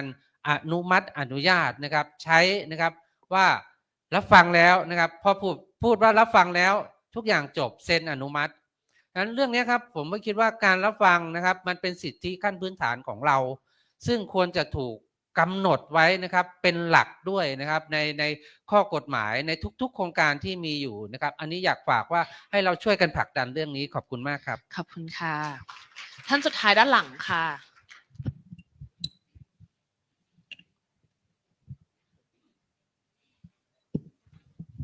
ครับสวัสดีครับชานรงค์วงศ์ลาครับจากสมาคมฮักแม่น้ำโขงจากจังหวัดเลยนะครับถ้าเราพูดถึงเรื่องการมีส่วนร่วมเนี่ยบางทีมันอาจจะไม่เห็นชัดเจนนะครับก็คือตอนนี้มันปัญหาหลักๆคือเรื่องตัวโครงสร้างกลไกเนาะก็คืออยากให้มีสัดส่วนนะครับสัดส่วนในของภาคประชาชนที่จะเข้าไปเป็นกลไกในแต่ละขั้นตอนอะไรเนี่ยให้มันชัดเจนมากขึ้นนะครับแล้วก็เรื่องตัวของกฎหมายต่างๆในกฎหมายสิ่งแวดล้อมนะครับอยากจะให้มันมีเรื่องเฉพาะเจาะจงเรื่องสิ่งแวดล้อมข้ามพรมแดนอะไรให้มันชัดเจนด้วยซึ่งสามารถปฏิบัติได้จริงเพราะว่าอย่างของแม่น้ำโขงเองเราเนี่ยครับมันที่เราฟ้องศาลปกครองไปมันไม่มีกฎหมายตัวนี้ที่จะมาให้กับชุมชนที่ได้รับผลกระทบเนี่ยสามารถทำฟ้องตามเรื่องข้ามพรมแดนอะไรได้นะครับทีนี้เรื่องตัวกฎหมายต่างๆนะครับอย่างเช่นของพรบน้ำมาตรา74อะไรเนี่ยครับซึ่งเป็นการให้อำนาจของรัฐมนตรีนะครับคือหลักเกณฑ์ในการที่ขออนุญาตครับคือหลักเกณฑ์ที่การใช้ที่ดินนะครับไม่มีเกณฑ์มาตรฐานชัดเจนในการที่จะให้รัฐมนตรีในการใช้ดุลพินิจนะครับว่าจะต้อง คือต้องมีมาตรฐานหรือว่าหลักเกณฑ์อะไรต่างๆในการใช้ตัวนี้ด้วยนะครับแล้วก็ในตัวมาตรา75เนี่ยครับความชัดเจนของหน่วยงานที่จะรับผิดชอบนะครับไม่ได้กำหนดไว้เลยว่าจะต้องชดเชยอะไรยังไงครับตอนนี้อยากให้มีเจาะลึกลงไปนิดนึงครับขอบคุณครับขอบคุณมากค่ะเมื่อกี้เรามีคำถามค้างไว้นะคะเกี่ยวกับเรื่องสารสิ่งแวดล้อมค่ะค่ะก็ต้องบอกว่าในไอเดียของเรื่องสารสิ่งแวดล้อมเนี่ยถ้าเกิดจะถามว่าต้องอยู่ภายใต้ใครอยู่ภายใต้กระทรวงไหนใครจะเป็นคนกำกับดูแลเนี่ยเราอาจจะไม่สามารถตอบได้ชัดเนาะแต่ว่าการมีไอเดียในเรื่องนี้มันเกิดจากปัญหาที่มันเกิดขึ้นที่เราพบเห็นร่วมกันนะคะว่าในกรณีของการฟ้องคดีเรื่องสิ่งแวดล้อมเนี่ยมันมีจำนวนมากมายมากๆในประเทศนี้นะคะโดยเฉพาะเรื่องของ EIA EHIA นะคะรายงานเท็จทั้งหลายถ้าเกิดเราไปดูสถิติเนี่ยมันมีจำนวนมากเรื่องของการฟ้องคดีปิดปากจากกรณีป่าไม้ที่ดินเรื่องของการร้องเรียนเรื่องสิ่งแวดล้อมต่างๆก็มีจำนวนมากนะคะแต่สิ่งที่มันเกิดขึ้นก็คือเมื่อมีการฟ้องคดีต่อศาลเนี่ยค่ะสิ่งที่เกิดขึ้นมันคือความล่าช้าหญิงยกตัวอย่างกรณีเหมืองหินดงมะไฟแล้วกันนะคะเป็นเหมืองหินที่จังหวัดหนองบัวลำพูกว่าที่ศาลปกครองจะมีคำพิพากษาเนี่ยค่ะใช้ระยะเวลา11 ปีนะคะ11 ปีที่ชาวบ้านต้องรอคอยความยุติธรรม11 ปีที่ภูเขาถูกระเบิดเกือบหมดทั้งลูกแล้วนะคะอันนี้คือปัญหาที่มันเกิดขึ้นและคำพิพากษาของศาลไม่มีประโยชน์อะไรเลยเนื่องจากชาวบ้านตัดสินใจปิดทางเข้าออกโดยใช้สิทธิ์ในการชุมนุมนะคะและกระบวนการร้องเรียนไปยังหน่วยงานต่างๆนี่คือปัญหาที่เกิดขึ้นจากพื้นที่เล็กๆในกรณีเหมืองหินนะคะที่ทำให้เราอยากจะให้ความสำคัญของการฟ้องคดีในเรื่องของสิ่งแวดล้อมยังไม่รวมถึงเรื่องของการฟ้องคดีต่อศาลปกครองเนี่ยค่ะเป็นการฟ้องคดีต่อเจ้าหน้าที่รัฐเนาะกว่าศาลปกครองจะตัดสินนะคะเจ้าหน้าที่เหล่านั้นร่ำรวยไปตั้งเท่าไหร่แล้วนะคะเจ้าหน้าที่เหล่านั้นออกจากราชการไปหมดแล้วแล้วสุดท้ายไม่มีใครกลับมารับผิดชอบอีกอย่างหนึ่งที่เป็นปัญหานะคะก็คือเรื่องของคดีสิ่งแวดล้อมหรือการดำเนินการต่างๆเนี่ยค่ะมันไม่มีบทกำหนดโทษเนาะมันทำให้หน่วยงานราชการหรือแม้แต่บริษัทเองเนี่ยก็มีความย่ามใจเพราะว่ากระบวนการในการใช้สิทธิ์ทางศาลเนี่ยมันใช้เวลานานการพิสูจน์ก็ค่อนข้างยากอย่างกรณีเหมืองแร่โปแทสที่อำเภอด่านขุนทดจังหวัดนครราชสีมาเนี่ยค่ะเราเห็นปรากฏการณ์ผลกระทบเยอะแยะมากมายแต่สุดท้ายภาระการพิสูจน์ถูกผลักมาที่ชาวบ้านถามว่าในกรณีแบบนี้ค่ะชุมชนจะต้องทำยังไงจะต้องแก้ปัญหาแบบไหนอันนี้หญิงคิดว่าทางฝั่งฝ่ายตุลาการหรือฝ่ายศาลเนี่ยก็คงจะต้องมีการคิดถึงเรื่องนี้ด้วยเช่นกันเนาะอาจจะมีการทำข้อมูลหรือทำวิจัยเพื่อทำยังไงถึงจะเกิดการแก้ไขปัญหาสิ่งเหล่านี้ได้ศาลสิ่งแวดล้อมควรจะเป็นแบบไหนควรจะอิสระต่อศาลยุติธรรมกับศาลปกครองเลยไหมซึ่งเราเห็นว่าเป็นแบบนั้นมันก็ดีหรือจะต้องมีการกำหนดเรื่องการเดินเผชิญสืบอย่างจริงจังในทุกกระบวนการของศาลอันนี้ก็เป็นสิ่งที่ไม่ใช่แค่ภาคประชาชนค่ะแต่ว่าทางเจ้าหน้าที่ศาลเองระบบยุติธรรมหรือหน่วยงานราชการก็ต้องคิดถึงเรื่องนี้ให้มากขึ้นเพื่อให้เกิดการแก้ไขปัญหาร่วมกันอย่างเป็นรูปธรรมแล้วก็เพื่อให้เกิดการแก้ไขปัญหาอย่างตรงจุดเพื่อให้ประชาชนได้รับความยุติธรรมอย่างรวดเร็วเพราะความยุติธรรมที่ล่าช้ามันคือความไม่ยุติธรรมค่ะขอบคุณมากค่ะหญิงขอบคุณค่ะ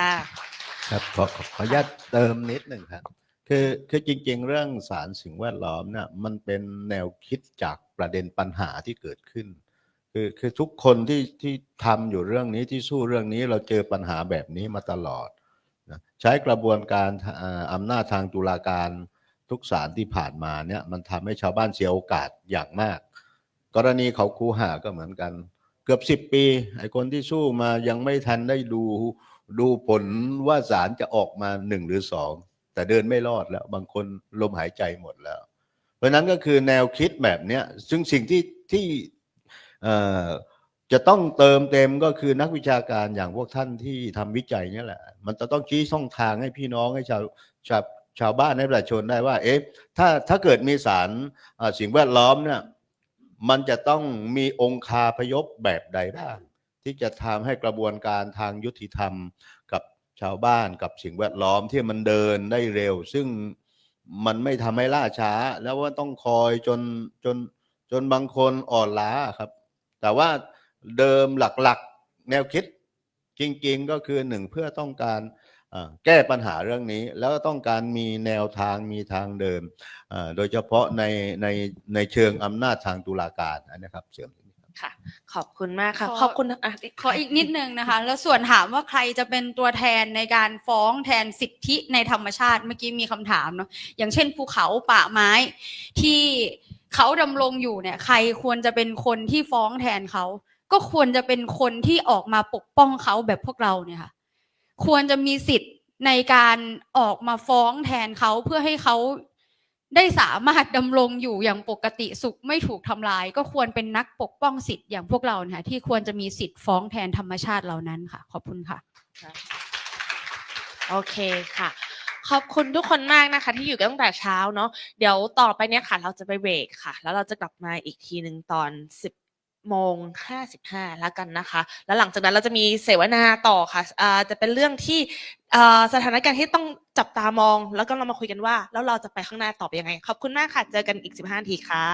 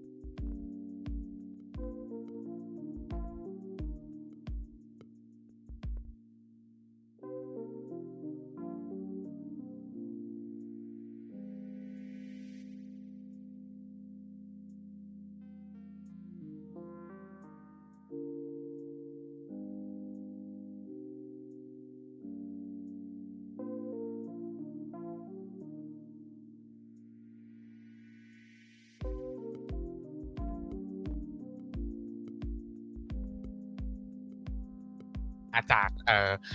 ที่เราพูดคุยกันไปเมื่อสักครู่ในตอนเช้าที่เรารายงานสถานการณ์นะเพราะว่าต้องบอกว่าปัญหาทางด้านธุรกิจกับสิทธิมนุษยชนนะคะมันยึดโยงกับหลายๆประเด็นที่มันเกิดขึ้นกับปัญหาของพ่อแม่พี่น้องไม่ว่าจะเป็นชนเผ่าพื้นเมืองชาติพันธุ์ชุมชนท้องถิ่นเองก็ดีหรืออะไรก็ดีนะคะแล้วในมิติของการดำเนินงานของรัฐเองภายใต้แผน National Action Plan on Business and Human Rights หรือว่าที่เราเรียกกันว่าแผน NAP เนี่ยค่ะฉบับที่2นะคะมันก็ยังคงท้าทายในบริบทที่จะทำยังไงให้3 เสาหลักที่อยู่ภายใต้หลักการ UNGP ไม่ว่าจะเป็นเรื่องของการเคารพปกป้องแล้วก็การเยียวยาเนี่ยมันถูกทำให้เป็นกลไกที่มันสามารถทำให้พี่น้องเนี่ยเข้าถึงได้ง่ายแล้วก็ปกป้องสิทธิ์เหล่านั้นจริงๆกับพ่อแม่พี่น้องนะครับดังนั้นเวทีนี้ก็เลยจะมาชวนคุยต่อค่ะว่าในเชิงประเด็นเนี่ยเราจะนำเสนอมุมมองประมาณไหนแล้วอาจจะชวนให้เห็นว่าสถานการณ์ที่มันกำลังรุนแรงขึ้นแล้วมันอาจจะเป็นสถานการณ์ที่กำลังละเมิดสิทธิมนุษยชนภายใต้บริบทธุรกิจกับสิทธิมนุษยชนเนี่ยมันมีประเด็นอะไรที่เราจำเป็นที่จะต้องจับตาบ้างนะคะดังนั้นค่ะไม่รอช้านะคะดิฉันขออนุญาตเรียนเชิญวิทยากรทั้ง4 ท่านหรือ5 ท่านนะ5 ท่านนะก็ท่านแรกค่ะคุณนาตยาเพชรรัตน์นะคะจากศูนย์อภิบาลผู้เดินทางทะเลสงขลานะคะในประเด็นด้านสิทธิแรงงานค่ะขอเสียงปรบมือค่ะพี่ต่ายของเรานั่นเองนะคะอ๋อไม่ใช่นะคนละคนจำผิดนะท่านที่2ค่ะคุณสมโชคนะคะจุงจาตุรันนะคะจากเครือข่ายปกป้องแผ่นดินชุมพรระนองนะคะในประเด็นด้านชุมชนที่ดินทรัพยากรธรรมชาติและสิ่งแวดล้อมค่ะก็อาจจะเน้นไปในประเด็นเรื่องของกฎหมายพิเศษด้วยนะคะท่านถัดไปค่ะคุณสุเมธนะคะเหรียญพงนามในประเด็นด้านนักปกป้องสิทธิมนุษยชนค่ะขอเรียนเชิญค่ะท่านถัดไปค่ะคุณไพรินทร์เสาะสายนะคะมูลนิธิแม่น้ำและสิทธิ์นะคะในประเด็นด้านการลงทุนข้ามพรมแดนและบริษัทข้ามชาติค่ะไม่ไปคนเดียวใช่ไหมคะงั้นขอเรียนเชิญคู่กันเลยค่ะคุณธีรชัยนะคะสารเจริญกิจถาวรกลุ่มเสรีภาพแม่น้ำโขงค่ะขอเสียงปรบมือค่ะ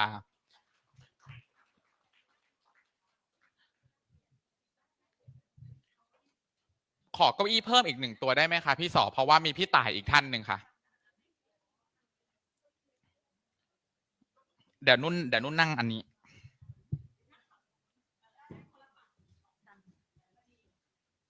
ค่ะก็นี่แหละค่ะอย่างที่บอกค่ะว่าสบายๆเราจัดเก้าอี้กันไปด้วยนะคะ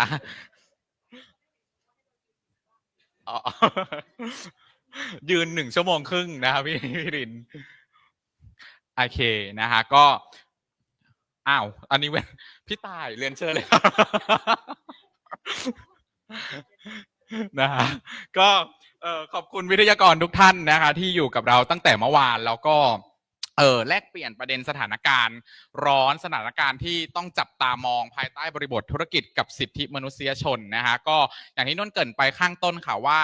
ณเวลานี้ณวันนี้เนี่ยแผนธุรกิจกับสิทธิมนุษยชนของประเทศไทยเนี่ยประกาศใช้มากว่า10 ปีแล้วเนาะเกือบจะ10 ปีแล้วต้องบอกตรงๆว่ามันก็ยังคงมีปัญหาที่มันเป็นวิกฤตซ้ำซ้อนที่มันเกิดขึ้นภายใต้โครงสร้างอำนาจหรือกฎหมายต่างๆที่มันเกิดออกมาหรือว่าอาจจะใช้คำว่า policy crisis อย่างเงี้ยค่ะเรื่องนโยบายที่มันออกมาแล้วมันทำให้มิติทางด้านสิทธิมนุษยชนกับธุรกิจเนี่ยมันถูกกดทับแล้วทำให้ผลกระทบเนี่ยมันซับซ้อนรุนแรงมากขึ้นนะฮะดังนั้นเมื่อวานเนี่ยเราก็เลยมีการพูดคุยกับภาคประชาชนกว่า100 คนนะฮะที่มาจากหลายภูมิภาคเลยนะคะหลายประเด็น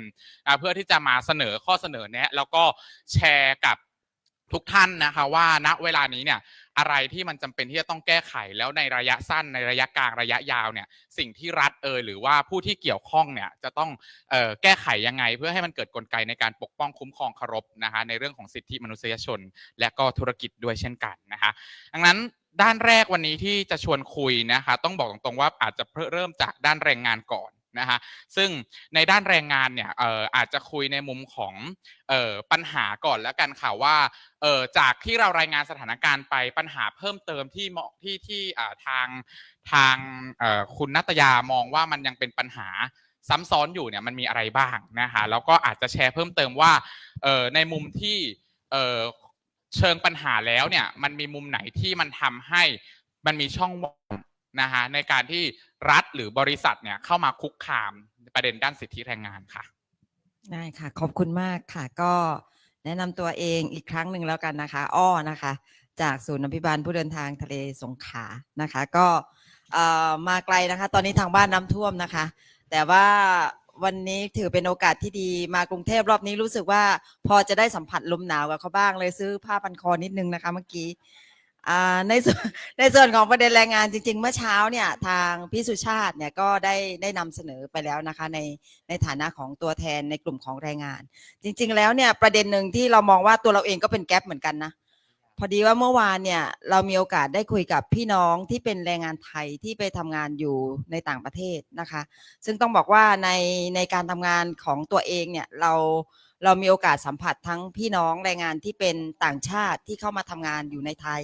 แล้วก็อีกมีมุมเล็กๆมุมหนึ่งเหมือนกันที่ตัวเองก็มีโอกาสไปทำงานกับพี่น้องคนไทยเราที่ออกไปทำงานอยู่ที่ต่างประเทศนะคะแล้วก็มันก็จะมีในลักษณะเดียวกันซึ่งก็จะเป็นประเด็นที่ถือว่าเป็นช่องว่างสำคัญเนาะในประเด็นที่เราอยากจะเรียกร้องความรับผิดชอบจากทั้งภาครัฐและก็จากภาคธุรกิจในวันนี้ด้วยเช่นเดียวกันนั่นก็คือเรื่องของ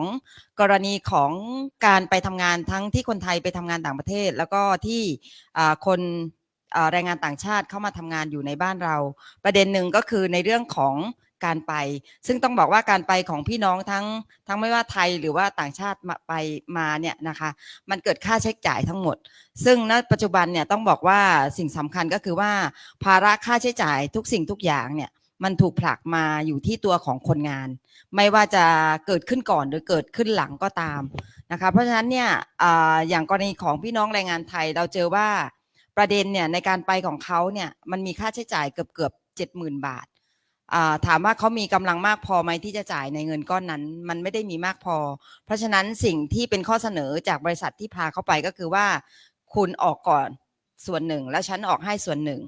แต่ว่าในคำว่าส่วนหนึ่งส่วนที่บริษัทบอกว่าออกให้เนี่ยตอนหลังกลายมาเป็นตัวที่เขาเอามาสแลปตัวของลูกจ้างในการฟ้องเพื่อไม่ให้เกิดการดำเนินคดีในประเด็นที่เกี่ยวข้องกับการละเมิดนั่นก็คือกลายเป็นว่าลูกจ้างเนี่ยกลายเป็นภาระหนี้กับนายจ้างตอนที่ตัวเองเดินทางไปทำงานต่างประเทศซึ่งเพราะนั้นเนี่ยเราก็เลยมองว่าจริงๆแล้วเนี่ยในกระบวนการจัดหางานเนี่ยในขั้นตอนการได้มาซึ่งคนงานเนี่ยไม่ว่าจะการเรื่องของเอกสารเรื่องของวีซ่าเรื่องของ work permit เรื่องของอะไรต่างๆเนี่ยในขั้นตอนเหล่านี้ถ้ามันเกิดค่าใช้จ่ายขึ้นเนี่ยมันไม่ควรที่จะผลักภาระให้กับลูกจ้างแต่มันควรเป็นภาระที่เกิดกับนายจ้างที่ควรที่จะดูแลลูกจ้างที่ตัวเองสรรหามาและต้องการมาเป็นคนงานในบริษัทของตัวเองซึ่งอันนี้เราก็เลยมองว่ามันเป็นสิ่งที่ภาครัฐเนี่ยควรมีข้อกำหนดกับภาคธุรกิจให้มีความชัดเจนเพื่อไม่ให้เกิดการละเมิดสิทธิ์ต่อตัวคนงานนะคะกับอีกส่วนหนึ่งก็คือว่าเมื่อเกิดคดีขึ้นมาเนี่ยค่ะตัวเองเนี่ยก็มีคดีอยู่คดีหนึ่งเหมือนกันที่ทำกับทาง HRDF ซึ่งจริงๆแล้วเนี่ยมีคำสั่งศาลแล้วในการที่จะให้ตัวแทนนายจ้างเนี่ยจ่ายเงินให้กับลูกจ้างแต่ณปัจจุบันผ่านมาตั้งแต่ปีตั้งแต่2020เนาะตอนนั้นเนี่ยช่วงโควิดพอดีนะคะจนมาถึงตอนนี้ค่ะตัวลูกจ้างเนี่ยยังไม่ได้รับการเยียวยาเลยสักกระบาทเดียวนะคะแล้วก็เราก็จะได้รับเมสเสจจากตัวของลูกจ้างอยู่ตลอดเวลาพี่อ้อเมื่อไหร่นี้เมื่อไหร่จะได้อะไรประมาณนี้ซึ่งต้องบอกว่าในการดำเนินคดีเนี่ยในกระบวนการยุติธรรมเนี่ยด้านแรงงานเนี่ยต้องบอกว่ามันยืดเยื้อยาวนานพอมีคำสั่งศาลออกมาแล้วเนี่ยก็ไม่ได้หมายความว่าตัวลูกจ้างเนี่ยจะได้เงินได้เลยโดยทันทีเพราะฉะนั้นเนี่ยเราคิดว่าอีกประเด็นหนึ่งที่มันเป็นความน่าสนใจที่รัฐควรที่จะพิจารณาก็คือเรื่องของการจัดตั้งกองทุนประกันความเสี่ยงให้กับตัวของลูกจ้างนะคะซึ่งในกองทุนนี้เนี่ยการสมทบเนี่ยก็ควรจะมาจากตัวแทนของนายจ้างหรือสถานประกอบการที่มีการนำเข้าหรือว่านำลูกจ้างเนี่ยออกไปเพื่อที่เวลาเกิดเหตุของการพิพาทเกิดขึ้นเนี่ยการละเมิดเกิดขึ้นเนี่ยเวลามันมีคำสั่งศาลมาแล้วอะแต่มันยังไม่สามารถที่จะให้การเยียวยาได้เนี่ยมันก็จะได้สามารถใช้เงินจากกองทุนนี้ในการเยียวยาตัวคนงานไปก่อนซึ่งตอนนี้มีกรณีหลายกรณีที่เกิดขึ้นนะคะในประเทศไทยเราอย่างกรณีที่ทุกคนเห็นแล้วในข่าวนะคะซึ่งเขาก็ต่อสู้มาประมาณ9 เดือนเนาะตัวลูกจ้างประมาณ800 กว่าชีวิตนะคะเป็นโรงงานที่สมุทรปราการผลิตชิ้นส่วนที่เกี่ยวข้องกับยานยนต์เกิดการเลิกจ้างกระทันหันอันเนื่องจาก ด้านงบประมาณของบริษัทเองนะคะซึ่งมันเป็นการเลิกจ้างที่ไม่เป็นธรรมแล้วก็ผิดข้อตกลงในเรื่องของการเลิกจ้างคือไม่มีการจ่ายเงินเยียวยาให้ซึ่งถ้าเราไปดูในข้อเรียกร้องที่ส่งยื่นฟ้องต่อศาลเนี่ยประมาณ200กว่าล้านเนาะเพราะว่าแรงงาน800กว่าชีวิตซึ่งจนถึงตอนนี้9เดือนแล้วมีคำสั่งศาลแล้วตัวนายจ้างก็ถูกจับกุมแล้วแล้วก็ไม่อนุญาตให้ประกันตัวแล้วแต่ถามว่าลูกจ้างได้รับเงินเยียวยาหรือยังนะคะเพราะฉะนั้นเนี่ยเรามองว่ากองทุนประกันความเสี่ยงเนี่ยมันมีความสำคัญที่จะให้การบรรเทาทุกข์แก่ลูกจ้างเวลาที่มันมีคำสั่งศาลออกมาแล้วว่าต้องจ่ายเท่านั้นเท่านี้แต่ตัวนายจ้างยังไม่มีการนำมาจ่ายเนี่ยกองทุนนี้ก็นำจ่ายไปก่อนแล้วก็ตัวของกองทุนก็ไปไล่บี้เอากับนายจ้างทีหลังซึ่งเพราะว่าคนทำมาหากินเนาะเลี้ยงปากเลี้ยงท้องไหนจะค่าลูกไหนจะค่ารถไหนจะค่าบ้านไหนอะไรค่าต่างๆเนี่ยค่าต่างๆเหล่านี้มันเดินหน้าไปทุกวันเพราะฉะนั้นจะทำยังไงให้พวกเนี้ยมันเข้ามาบรรเทาเบาบางชีวิตของคนงานได้นะคะซึ่งเพราะฉะนั้นเนี่ยเราก็เลยมองว่าเรื่องของกองทุนประกันความเสี่ยงเนี่ยมันมีความสำคัญนะคะก็ในช่วงแรกก็ประมาณนี้ก่อนค่ะขอบคุณมากค่ะค่ะขอบคุณมากเลยค่ะพี่นัตยาค่ะจริงๆเห็นภาพชัดเนาะว่ามันมีประเด็นหลายประเด็นมากที่อาจจะต้องคำนึงถึงนะคะโดยเฉพาะกองทุนนะคะที่พี่นัตยาพูดมาสักครู่นี้อีกนิดนึงค่ะพี่นัตยาค่ะนุ่นอยากรู้ในเรื่องของการจัดตั้งสหภาพแรงงานในบริบทของประเทศไทยเนี่ยมันมีช่องว่างมันมีความท้าทายอย่างไรแล้วสิ่งสำคัญเลยที่มันยังคงเป็นการจำกัดสิทธิ์ยกตัวอย่างเช่นพรบชุมนุมอย่างเงี้ยค่ะที่ไม่ให้ที่มีการแบบการเวลาสหภาพแรงงานออกไปเรียกร้องหรืออะไรเงี้ยค่ะมันมีการใช้พรบชุมนุมหรือกฎหมายต่างๆในการจำกัดสิทธิ์เหล่านี้ค่ะถ้าในกระบวนการแรงไทยเนี่ยต้องบอกว่าเราสามารถที่จะตั้งสหภาพแรงงานได้เนาะเข้าเป็นสมาชิกก็ได้แต่ว่าถ้าในกรณีของที่เป็นแรงงานข้ามชาติเนี่ยค่ะมันติดล็อกในเรื่องของข้อกฎหมายซึ่งตอนนี้อย่างกฎหมายของแรงงานสัมพันธ์เนี่ยก็ยังไม่คลอดออกมาสักทีนึงนะคะก็เพราะฉะนั้นเนี่ยเรายังอยู่กับตัวเก่าซึ่งก็เท่ากับอายุของคนพูดตอนนี้ค่ะเพราะเป็นพรบแรงงานสัมพันธ์ตั้งแต่ปี2518ประมาณนั้นเนาะซึ่งก็ตอนนี้ก็ใช้กันมาเป็นระยะเวลา50 ปีแล้วซึ่งเราก็พยายามที่จะปรับปรุงแต่ก็ยังไม่คลอดสักทีนะคะซึ่งเพราะฉะนั้นเนี่ยในส่วนของพี่น้องที่เป็นแรงงานข้ามชาติเองเนี่ยตอนนี้เนี่ยสิ่งที่เรารณรงค์มาตั้งแต่ตอนที่เขียนแนปรอบแรกเนาะเราก็พูดเรื่องของการรับสักทีเถอะ8798นะคะเพราะนั้นเนี่ยรับมาก่อนแล้วก็เดี๋ยวมาออกในเรื่องของกฎหมายกันแต่ว่าณปัจจุบันเนี่ยก็ยังไม่เกิดการรับสักทีเพราะฉะนั้นเนี่ยในกรณีของพี่น้องแรงงานเนี่ยไม่ต้องเป็นการรวมกลุ่มขนาดใหญ่แล้วค่ะแค่การรวมกลุ่มขนาดเล็กเนี่ยเขาก็ถูกเพ่งเล็งแล้วเพราะฉะนั้นเนี่ยเสรีภาพในการที่เขาจะเกิดการรวมกลุ่มเพื่อที่จะเรียกร้องความเป็นธรรมให้กับตัวเองเนี่ยมันก็เลยเป็นข้อจำกัดสำคัญในเงื่อนไขที่ทางกฎหมายถูกกำหนดขึ้นมาเพราะฉะนั้นเนี่ยเราก็เลยมองว่าสิ่งสำคัญก็คือตอนนี้เนี่ยเรื่องของการรับในเรื่องของพรบแรงงานสัมพันธ์เนาะการแก้ตัวนั้นแล้วก็ในเรื่องของ8798ที่เราอยากจะเห็นนะคะซึ่งเพราะนั้นเนี่ยหลายๆคนมองว่ามันความพยายามตอนนี้เนี่ยถึงแม้จริงๆเนี่ยพี่น้องที่ทำงานประเด็นแรงงานตอนนี้ทั้งแรงงานไทยหรือว่าแรงงานต่างชาติเองเนี่ยเราก็พยายามสร้างศักยภาพตัวของพี่น้องแรงงานเราเนาะเพื่อวันใดวันหนึ่งเนี่ยที่มันมีการรับในเรื่องของข้อกฎหมายเหล่านี้ขึ้นมาเนี่ยเขาสามารถที่จะมีสิทธิ์มีเสียงในสิทธิ์ของตัวเองได้เพิ่มมากขึ้นนะคะแต่ในทุกวันนี้เนี่ยมันต้องใช้กระบวนการที่ผ่านคนอื่นคำว่าผ่านคนอื่นหมายถึงเช่นอย่างองค์กรภาคประชาสังคมที่เข้ามาทำงานด้านแรงงานข้ามชาติอะไรต่างๆเหล่านี้ซึ่งถามว่ามันเป็นสิ่งที่เขาเรียกอะไรเขาสามารถพูดได้เต็มปากเต็มเสียงไหมก็ไม่เนาะเพราะมันไม่ได้เป็นเสียงของเขาทั้งหมดส่วนหนึ่งเนี่ยการนำเสนอเนี่ยมันก็เป็นแค่การผ่านคนอื่นเพราะฉะนั้นเนี่ยถ้าเมื่อไหร่ที่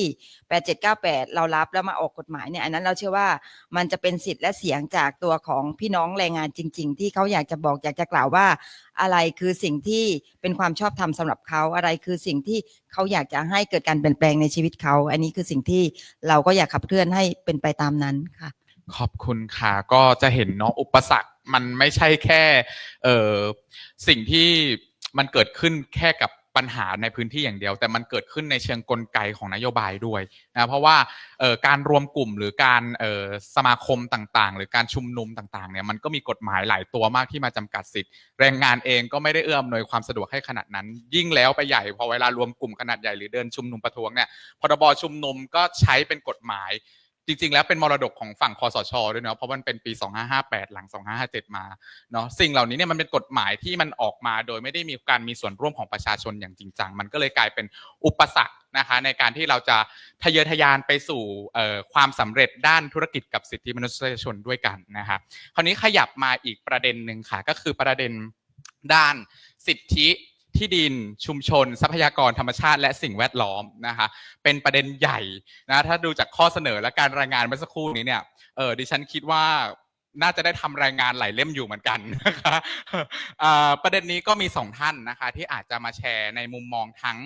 เรื่องของทรัพยากรทางธรรมชาติสิ่งแวดล้อมและการบริหารจัดการรวมถึงสิทธิในการกำหนดเจตจำนงต่างๆของคนในชุมชนนะคะที่จะต้องมีอำนาจในการตัดสินใจเกี่ยวกับการบริหารจัดการทรัพยากรในบ้านตนเองอาจจะแตะไปในถึงช่วงสถานการณ์ความเรื่องของความเป็นธรรมทางสภาพภูมิอากาศนะคะรวมถึงสภาพภูมิอากาศที่มันรุนแรงขึ้นกับโครงการที่มันอาจจะเข้ามาพัฒนาที่ผิดหูผิดทางนะผิดรูปผิดทางนะคะผิดหูผิดทางผิดรูปผิดทางไปนิดหนึ่งนะคะอย่างเช่นโครงการฝั่ง EEC ฝั่ง SEC นะคะที่ใช้อุตสาหกรรมเชื้อเพลิงฟอสซิลค่อนข้างเยอะแล้วก็ย้อนแย้งกับเป้าหมายในซีโร่เป็นต้นนะคะอันนี้ก็กลายเป็นว่าวิกฤตสภาพภูมิอากาศก็ก่อให้เกิดวิกฤตทางด้านสิทธิมนุษยชนตามมาด้วยเช่นกันนะคะดังนั้นวันนี้อาจจะเปิดประเด็นด้วยปัญหาทรัพยากรเปิดประเด็นด้วยปัญหาทรัพยากรทางธรรมชาติและที่ดินพี่รินแอบแซวตลอดเลยนะคะให้วงมันยิ้มแย้มนะครับพี่รินค่ะเราจะได้ไม่ง่วงกันนะครับเราอาจจะเปิดประเด็นด้วยประเด็นเรื่องของที่ดินทรัพยากรทางธรรมชาตินะคะที่อาจจะให้พี่ต่ายนะคะจริยากิต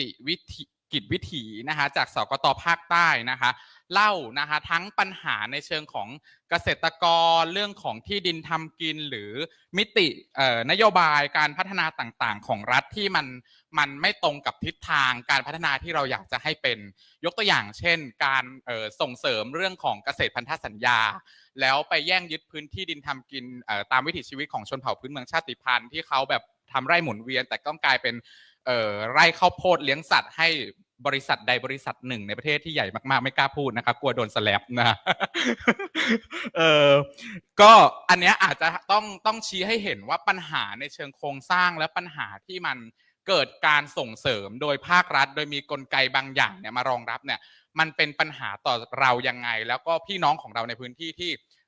เสียโอกาสในเรื่องพวกนี้ไปยังไงบ้างค่ะพี่ต่ายเชิญเลยค่ะสวัสดีค่ะขอบคุณนุ่นมากนะคะซึ่งนุ่นก็ได้นำเสนอไป ส่วนหนึ่งแล้ว เรื่องของกรณีปัญหาที่ดินนะคะซึ่งจะพูดในประเด็นที่นอกเหนือจากที่เราได้คุยกันไปในเมื่อเช้าอะค่ะคิดว่ามีอีกประเด็นหนึ่งที่สำคัญคือเรื่องของอุตสาหกรรมการเกษตรขนาดใหญ่ซึ่งอยู่ในห่วงโซ่อุปทานอาหารระดับโลกค่ะมีบริษัทอุตสาหกรรมขนาดใหญ่ที่ต้องการใช้ที่ดินในการผลิตข้าวโพดหรือพืชที่เป็นอาหารสัตว์ทำให้เกิดการแย่งยึดที่ดินโดยเฉพาะในเขตของพี่น้องชาติพันธุ์นะคะก็ทำให้เปลี่ยนวิธีการผลิตจากเกษตรแบบยั่งยืนเกษตรพอเพียงหรือจะเรียกว่าเกษตรหมุนเวียนหรือใดๆก็แล้วแต่เนี่ยมาสู่เกษตรพันธสัญญามีการไปทำสัญญาที่ไม่เป็นธรรมกับเกษตรกรเจ้าของที่ดินเพื่อให้ผลิตพืชอาหารสัตว์แล้วรับซื้อในราคาที่ก็ไม่แน่ใจว่าเป็นธรรมหรือเปล่านะคะแต่มีสัญญาผูกมัดอยู่แล้วก็เคยมีการตีความนะคะก็เคยมีการตีความของทางด้านนักกฎหมายว่ามันเป็นสัญญาที่ไม่เป็นธรรมแล้วก็ทำให้ที่ดินหลุดมือได้ในหลายๆกรณี นะคะ อย่างที่ภาคเหนือตอนนี้การผลิตข้าวโพดก็เป็นปัจจัยหนึ่งในการที่ก่อให้เกิด PM 2.5 ก็นำไปสู่เรื่องของคาร์บอนใช่ไหมคะที่เชื่อมโยงไปสู่ระดับโลกเรื่องของการเปลี่ยนแปลงสภาพภูมิอากาศที่จะต้องลดการปล่อยก๊าซเรือนกระจกใช่ค่ะแต่เรายังกินหมูกินไก่กินวัวซึ่งสัตว์เหล่านั้นจำเป็นต้องมีอาหารแล้วก็ทำให้การปล่อยก๊าซเรือนกระจกเนี่ยลดลงได้ยากใช่ไหมคะทำยังไงก็เลยมีโครงการคาร์บอนเครดิตขึ้นมาใช่ไหมคะเพื่อที่จะซื้อพื้นที่กักเก็บคาร์บอนก็ไปเอาพื้นที่ของชายทะเลมีพื้นที่เยอะมีป่าชายเลนเยอะนี่นาขอซื้อหน่อยนะซื้อเพื่ออะไรเพื่อเป็นเครดิตให้กับบริษัทที่ปล่อยคาร์บอนค่ะว่านี่ไงป่าของฉันอยู่ที่สงขลาฉันเก็บคาร์บอนตรงนี้แต่ฉันผลิตที่อื่นนะการผลิตคาร์บอนไม่ได้ลดลงเลยค่ะเขาเรียกว่าอะไรอัดกลลวงกลลวงฟอกเขียวค่ะพี่นี่วันนี้หนูใส่มาด้วยใส่มาด้วยนะ Stop Greenwashing พอดีเลยนะคะพอดีเลยนะคะหรือป่าชุมชนซึ่งเมื่อเช้ามีเพื่อนเราจากอีสานพูดว่าตอนนี้พรบป่าชุมชนก็มีปัญหาเพราะว่าถูกนำไปขายเป็นคาร์บอนเครดิตใช่ไหมคะเอาไปกักเก็บคาร์บอนแต่ไม่ได้ปลูกป่าเพิ่มนะคะเป็นป่าเดิมที่มีอยู่แล้วถามจริงๆนะคะความคุ้มค่าที่ชาวบ้านได้รับค่ะเจ้าของป่าได้รับน่ะมันเป็นเศษเงินค่ะนิดเดียวใช่ไหมคะมันนิดเดียวเองแต่ว่าเนี่ยมันเป็นการฟอกเขียวแล้วก็ทำให้ที่ดินของเราต้องสูญเสียไปป่าของเราต้องสูญเสียไปถ้าเราไปดูในสัญญานะคะชาวบ้านไม่สามารถไปแตะต้องป่านั้นได้เลยถูกต้องค่ะอันนี้ก็เป็นเรื่องหนึ่งที่ดิฉันคิดว่ามันเป็นเรื่องที่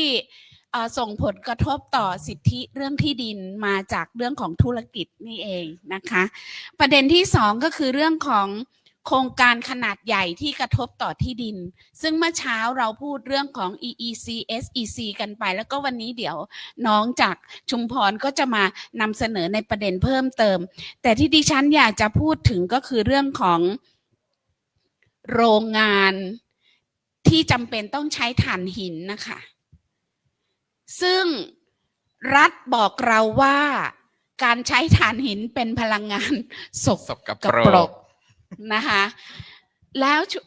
วใช้ทำไม ไม่ทราบค่ะดิฉันก็ไม่มีความรู้นะคะแต่ว่ามันถูกเรียกว่าพลังงานสกปรกแล้วมีความจำเป็นที่เราจะต้องเปลี่ยนผ่านไปสู่พลังงานสะอาดนะคะเพราะว่ามีข้อตกลง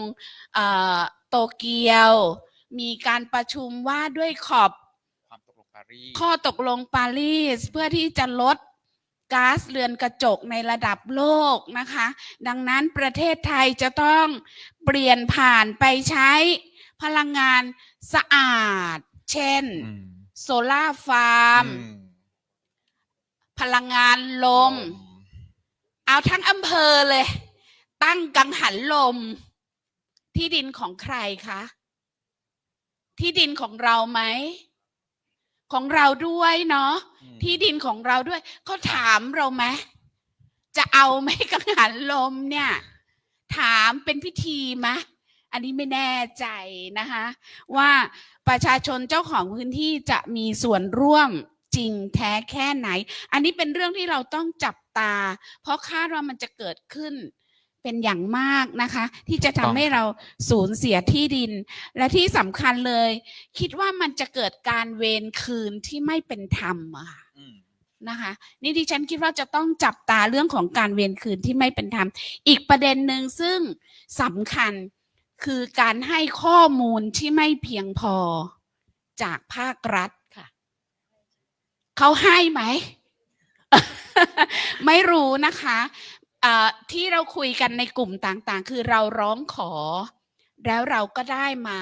แต่มันเพียงพอสำหรับการตัดสินใจหรือเปล่าอันนี้เป็นคำถามนะคะอีกประเด็นหนึ่งค่ะในเรื่องของนโยบายรัฐที่ดิฉันคิดว่าเป็นการจัดสรรที่ดินที่ไม่เป็นธรรมหรือก่อให้เกิดการบังคับใช้กฎหมายแบบเลือกปฏิบัติซึ่งตอนนี้ก็ทราบข่าวว่าคทช.สนทค.จะโดนฟ้องไหมทนายขาจะโดนฟ้องหรือเปล่าดิฉันพูดได้เชิงหลักการนะคะไม่ได้หมิ่นประมาทไม่ได้ใดๆนะคะนี่ออกตัวไว้ก่อนเลยนะคะพูดเพื่อประโยชน์สาธารณะค่ะมีการให้ชาวบ้านเจ้าของที่ดินไปเนี่ยพูดถึงแล้วมาเลยมาบริษัทปุ๊บมาทันทีเลยนะคะพูดถึงหน่วยงานรัฐปุ๊บมาทันทีเลยให้ชาวบ้านไปแจ้งการครอบครองพื้นที่อะค่ะโดยถ้าไม่แจ้งเนี่ยก็อาจจะเป็นความผิดซึ่งอันเนี้ยสร้างความตระหนกตกใจให้กับพี่น้องของเราที่มีพื้นที่อยู่ในเขตป่านะคะหรือใดๆก็แล้วแต่เพราะว่าตอนนี้การจัดการที่ดินของเราอยู่ที่สำนักงานคณะกรรมการสำนักงานนโยบายที่ดินแห่งชาตินะคะเขาก็มีมาตรการให้เราไปแจ้งแบบนี้ซึ่งก็ไม่รู้ว่าจะนำไปสู่อะไรอย่างไรอันนี้เป็นสิ่งที่เราต้องคำนึงถึงหรือจับตาค่ะขอบคุณมากค่ะขอบคุณมากค่ะพี่ต่ายค่ะชัดเจนนะคะอาจจะขยายเพิ่มเติมนะคะด้วยความที่สนใจในประเด็นนี้เป็นพิเศษนะคะในประเด็นเรื่องของนุ่นคิดว่านโยบายต่างๆที่ยังคงเป็นปัญหาอยู่ที่อาจจะใช้คำเดิมว่ามรดกของคสช.โดยเฉพาะBCG โมเดลใช่ไหมคะที่เกิดขึ้นในหลายๆพื้นที่แล้วกระทบกับสิทธิของเกษตรกรเป็นอย่างมากนะคะเพราะว่ามันเป็นการกำหนดนโยบายที่ top down policy มากๆนะครับอีกอันนึงคือประเด็นเรื่องของการเปลี่ยนแปลงสภาพภูมิอากาศเนี่ยต้องเรียนตามตรงนะคะว่าประเทศไทยของเราเนี่ยยื่นแผนการลดการปล่อยก๊าซเรือนกระจกภายใต้ความตกลงปารีสไปเมื่อวันที่4 November หรือ4 พฤศจิกายนที่ผ่านมาแล้วณเวลานี้เขากำลังประชุมขอบค่ะดิฉันนั่งดูการประชุมออนไลน์มีการนำเสนอว่าประเทศไทยจะเปลี่ยนผ่านไปสู่พลังงานสะอาดแบบที่พี่ต่ายพูดเลยแต่สิ่งที่เขาบอกว่าสะอาดเนี่ยคืออะไรรู้ไหมคะเขื่อนค่ะพี่ลินสะอาดไหมคะคำว่าสะอาดของเขากับเรามันไม่เท่ากันและคำว่าสะอาดของเขาเนี่ยมันไม่มีความเป็นธรรมทางสภาพภูมิอากาศอยู่ในนั้นนะคะดังนั้นสิ่งเหล่านี้ต้องกลับมาทบทวนใหม่อันที่2ค่ะภายใต้แผนการลดการเรือนกระจกค่ะมี2โครงการใหญ่ๆที่แน่นอนว่ากระทบกับประชาชนแน่นอนทั้งเรื่องค่าใช้จ่ายภาษีที่ประชาชนจะต้องจ่ายทางอ้อมอันแรกเลยคือโครงการดักจับและกักเก็บคาร์บอนที่จะดำเนินการโดยปตท.สผ.ค่ะที่แหล่งอาทิตย์นะคะอันนี้เนี่ยต้องยอมรับว่าปตท.สผ.เป็นรัฐวิสาหกิจและถือหุ้นอยู่ในกระทรวงการคลังอย่างน้อย 50% โครงการนี้ลงทุนมหาศาลค่ะแล้วมีงานวิจัยว่าโครงการเหล่านี้ค่ะที่เกิดขึ้นในฝั่งยุโรปไปแล้วเนี่ยล้มเหลวทั้งหมดนะคะล้มเหลวยังไงไม่สามารถดักจับได้จริงนะคะประเด็นที่2คือยิ่งปล่อยก๊าซเรือนกระจกเพิ่มขึ้นเพราะว่าพวกอุตสาหกรรมฟอสซิลไม่หยุดการปล่อยตั้งแต่ต้นทางนะคะอันสุดท้ายคือการลงทุนมหาศาลเหล่านี้เนี่ยมีความเสี่ยงที่ประชาชนจะต้องได้รับก็คือเช่นจะเก็บเข้ามาในต้นทุนบินค่าไฟของประชาชนในอนาคตเพิ่มเติมทุกวันนี้เราจ่ายค่าไฟแพงไหมคะแพงหูฉีกเลยเนาะเพราะว่ามันนำเข้าก๊าซ LNG อะไรเข้ามาใช่ไหมคะสิ่งเหล่านี้มันคือผลกระทบในเชิงกว้างหมดแล้วมิหนำซ้ำประเทศเรามีโครงการที่จะต้องการสร้างโรงไฟฟ้าก๊าซฟอสซิลเพิ่มขึ้นอีกไม่รู้กี่โครงการนะคะแล้วภายใต้แผนนี้มีการเขียนเพิ่มเติมอีกนะคะว่าจะมีการสร้างโรงไฟฟ้านิวเคลียร์เกิดขึ้นนะคะSMR นะคะนิวเคลียร์ขนาดเล็กคำว่าขนาดเล็กของเขาเนี่ยแต่ผลกระทบมันไม่เล็กแน่นอนค่ะใครจะไปอยู่พื้นที่ไหนอยากจะได้ไหมคะดิฉันแนะนำให้สร้างชุมพรใช่ไหมคะเพราะเต็ม SEC ดิฉันแนะนำให้สร้างอยู่ที่รัฐสภาค่ะนะสำหรับโรงไฟฟ้านิวเคลียร์อันนี้คือความรู้สึกส่วนตัวนะอัน อีกอันนึงค่ะประเด็นเรื่องของคาร์บอนเครดิตต้องยอมรับตรงๆว่ามันเป็นโครงการที่มีงานวิจัยหลายชิ้นมากๆ The Guardian ออกมารายงานนะคะว่าเป็นสิ่งที่ล้มเหลวกว่า 90% ดูดซับไม่จริงดูดซับได้ไม่จริงนะคะแล้วทำให้โครงการเหล่านี้มันก่อให้เกิดเป็นเหมือนใบอนุญาตให้ผู้ก่อมลพิษหรืออุตสาหกรรมฟอสซิลอะค่ะปล่อยก๊าซเรือนกระจกได้ต่อไม่จบไม่สิ้นดังนั้นในช่วงขอบที่ผ่านมาเนี่ยเขาก็มีการหารือกันขอบก็คือการประชุมของประเทศสมาชิกด้านการเปลี่ยนแปลงสภาพอากาศว่าจะต้องหยุดการใช้เรื่องของกลไกการชดเชยคาร์บอนและเปลี่ยนผ่านไปในเรื่องของกลไกทางการเงินที่ส่งเสริมสิทธิของชนเผ่าพื้นเมืองสิทธิของชุมชนท้องถิ่นในการนำเงินมาบริหารจัดการทรัพยากรแล้วก็ปกป้องเพราะพวกเขาเนี่ยเป็นประการด่านแรกในการปกป้องความหลากหลายทางชีวภาพปกป้องทรัพยากรธรรมชาติที่มันเป็นสิ่งที่ดูดซับก๊าซเรือนกระจกได้จริงๆนะฮะอันนี้สำคัญมากนะฮะโอเคเดี๋ยวกลับมาต่อค่ะเมื่อกี้เราคุยกันในประเด็นเรื่องของปัญหาที่มันเป็นภาพกว้างว่าทำไมมันถึงเกี่ยวข้องกับธุรกิจกับสิทธิมนุษยชนไปแล้วเนาะแล้วมันเป็นปัญหาที่พูดตรงๆถ้าพูดภาษาชาวบ้านคือรุงรังมากๆนะคะที่เกิดจากรัฐดังนั้นปัญหาเหล่านี้ที่พี่ต่ายพูดอะค่ะมันเกิดขึ้นมาแล้วแต่มันจะมีปัญหาที่มันกำลังจะเกิดขึ้นอย่างโครงการพัฒนาที่ copy จากฝั่ง EEC ไปสู่ SEC นะก็อาจจะให้พี่โชคขยายให้เห็นภาพว่าการกำหนดโครงการพัฒนาต่างๆหรือโครงการพิเศษของรัฐอย่างเช่น Land Bid เนี่ยภายใต้กฎหมายพิเศษเนี่ยมันเป็นผลกระทบต่อชุมชนยังไงแล้วในประเด็นเรื่องของกระทบต่อทรัพยากรธรรมชาติวิถีชีวิตชุมชนชนเผ่าพื้นเมืองที่เขาต้องใช้ชีวิตกับตรงนั้นเนี่ยมันมีมิติไหนบ้างขอเรียนเชิญพี่โชคเลยค่ะ สวัสดีครับผมสมโชคจงจตุรันฮะข่ายปกป้องแผ่นดินชุมพรระนองนะครับผมเป็นคนที่อยู่ในพื้นที่แลนบริดจ์จริงๆนะครับและผมเชื่อว่าหลายคนในที่นี้เคยได้ยินโครงการแลนบริดจ์นะครับแล้วก็โครงการแลนบริดจ์เนี่ยเป็นตัวขับเคลื่อนนะครับที่ทำให้เกิดร่างระเบียง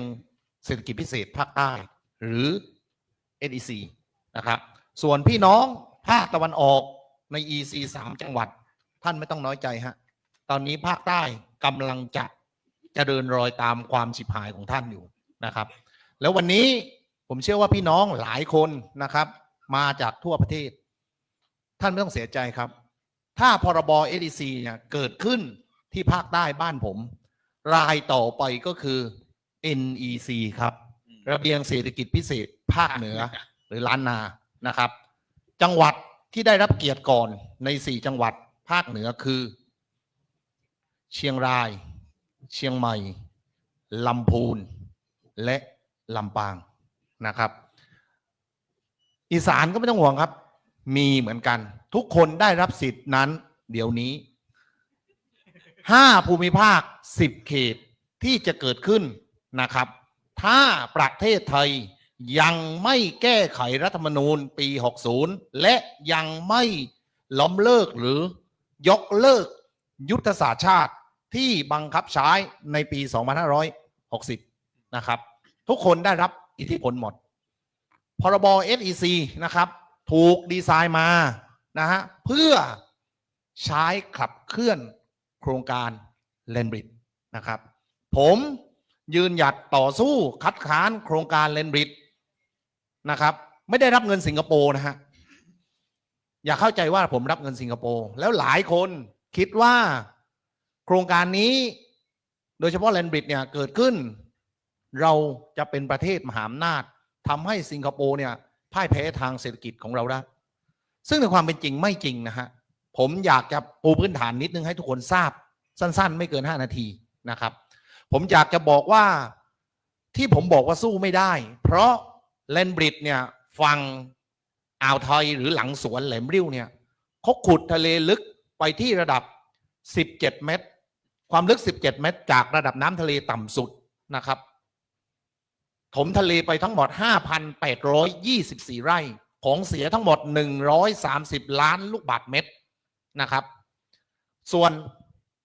ฝั่งอันดามันถมทะเลไปทั้งหมด 6,975 ไร่ขุดที่ความลึก19 เมตรนะครับทุกที่ทั้ง2ที่มีเขื่อนกันคลื่นนะครับซึ่งจะส่งผลกระทบในระยะยาวนะครับ ทำไมผมถึงบอกว่าสู้ไม่ได้ เพราะตัวท่าเรือถูกดีไซน์มาความลึกไม่สามารถรองรับเรือขนาดใหญ่ได้รองรับเรือขนาดเล็กก็คือเรือฟีดเดอร์เต็มที่ไม่เกิน 7,000 TEU เพราะฉะนั้นที่ใครบอกว่าผมรับเงินสิงคโปร์กลับไปคิดใหม่นะครับถือว่าชัดเจนนะครับอันนี้เป็นข้อมูลที่ถูกต้องครับท่านอย่าฟังแต่ข้อมูลของสนข.หลายท่านที่พูดเมื่อกี้บอกว่าผู้พัฒนาโครงการให้ข้อมูลบ้างไม่ให้บ้างผมยืนยันว่าให้ครับแต่เป็นข้อมูลทางวิชาการอันเป็นเท็จผมยืนยันนอนยันว่าเป็นเท็จครับถ้าท่านอยากทราบข้อมูลที่แท้จริงเรื่องแลนบริดจ์ท่านเข้าไปดูครับจัดทำโดยสภาพัฒน์โดยมหาวิทยาลัยจุฬาลงกรณ์มหาวิทยาลัยฮะ Final Report เขียนไว้ชัดเจนครับรายงานที่เขียนออกมานี่ชัดเจนนะครับว่าแลนบริดจ์ไม่คุ้มค่านะครับแต่รัฐบาลก็ฉลาดเลือกที่จะหยิบจากในรายงานของสภาพัฒน์คือสภาพัฒน์ได้แนะนำให้มีการจัดทำระเบียงเศรษฐกิจพิเศษนะครับก็คือออกพรบ SEC นะครับท่านเคยได้ยินไหมฮะพรบ SEC ผมอยากให้พี่น้องชาวใต้นะฮะพึงตระหนักคิดนะครับและทบทวนให้ดีว่าในร่างพรบ SEC ณปัจจุบันนี้ที่อยู่บนโต๊ะนายกมีทั้งหมด4ร่างนะครับร่างแรกเป็นของคุณอนุทินชาญวีรกุลนะครับร่างที่2ของคุณสิริพงษ์เกี่ยวข้องร่างที่3เป็นของคุณอนุชาบูรพชัยศรี3คนนี้67มาตรานะครับแล้วร่างของรัฐบาลจัดทำโดยของสนข.นะครับ72มาตราเนื้อหาไม่ต่างกันเลยครับผมเรียกว่า copy paste มาจาก EC นะครับซึ่งสมัยนั้นตอนที่พลเอกประยุทธ์จันทร์โอชาบังคับใช้กฎหมายฉบับนี้ทุกพรรคการเมืองพูดเหมือนกันหมดเผด็จการขอโทษนะฮะพอตัวเองมีนายกเป็นรัฐบาลเลือกที่จะเป็นผู้รับมรดกบาปจากคสช.ประกาศตัวให้คนไทยทั้งประเทศรู้ว่าเรานี่แหละเป็นทายาทอสูรอย่างแท้จริงนี่คือผลงานของรัฐบาลนะครับ4ร่างเนื้อหาไม่ได้แตกต่างกันครับไม่ได้แตกต่างครับจุดที่ทำให้เรารู้สึกว่าพรบฉบับนี้พูดได้อย่างเต็มปากเต็มคำนะฮะอยากจะนำเรียนไปทางนายกรัฐมนตรีนะฮะคุณเสียหนูผมเรียกว่าเสียหนูดีกว่าลูกหลานระนองนะฮะมันไส้ด้วยผมว่าขึ้นนะพูดเรื่องนี้คือผมอยากจะบอกว่ามันเป็นพรบขายชาติครับคือให้สิทธิพิเศษกับนักลงทุน99 ปีครับฮ่องกงโมเดลชัดๆ99 ปีครับแล้วทีนี้เราย้อนกลับมาถึงพี่น้องคนไทยทุกคนที่หลายคนไม่ได้อยู่ในที่ที่มีเอกสารสิทธิ์หลายคนอยู่ในที่ป่าสงวนแห่งชาติ 2507 บางคนอยู่ในเขตป่าถาวร 2504 บางคนอยู่ในเขตทุ่งสงวนเลี้ยงสัตว์ป่าชุมชนที่ของกรมธนารักษ์สปก.สิ่งเหล่านี้ต่างชาติเข้ามาลงทุนปุ๊บได้สิทธิพิเศษนะครับถือครองที่ดินได้99 ปีถ้าอย่างนี้ไม่ขายชาติแล้วผมจะบอกว่าขายอะไรครับผมไม่ได้มาหาเสียงนะครับสมัยหน้านะฮะถ้าท่านเลือกพรรคภูมิใจเขากระโดงประเทศไทยจะไม่เหลืออะไรให้ท่านอยู่นะครับนี่เรื่องจริงนะครับคือปัญหาเหล่านี้ที่ผมจะพูดมันคล้ายกันทั่วประเทศครับบริบทปะโต๊ะบริบทระนองชาวบ้านเนี่ยอยู่ในที่ที่ไม่มีเอกสารสิทธิ์มีเอกสารสิทธิ์เต็มที่ไม่เกิน 25% แต่ต่างชาติมาปุ๊บได้สิทธิพิเศษเราอยู่ตรงไหนของสมการ SEC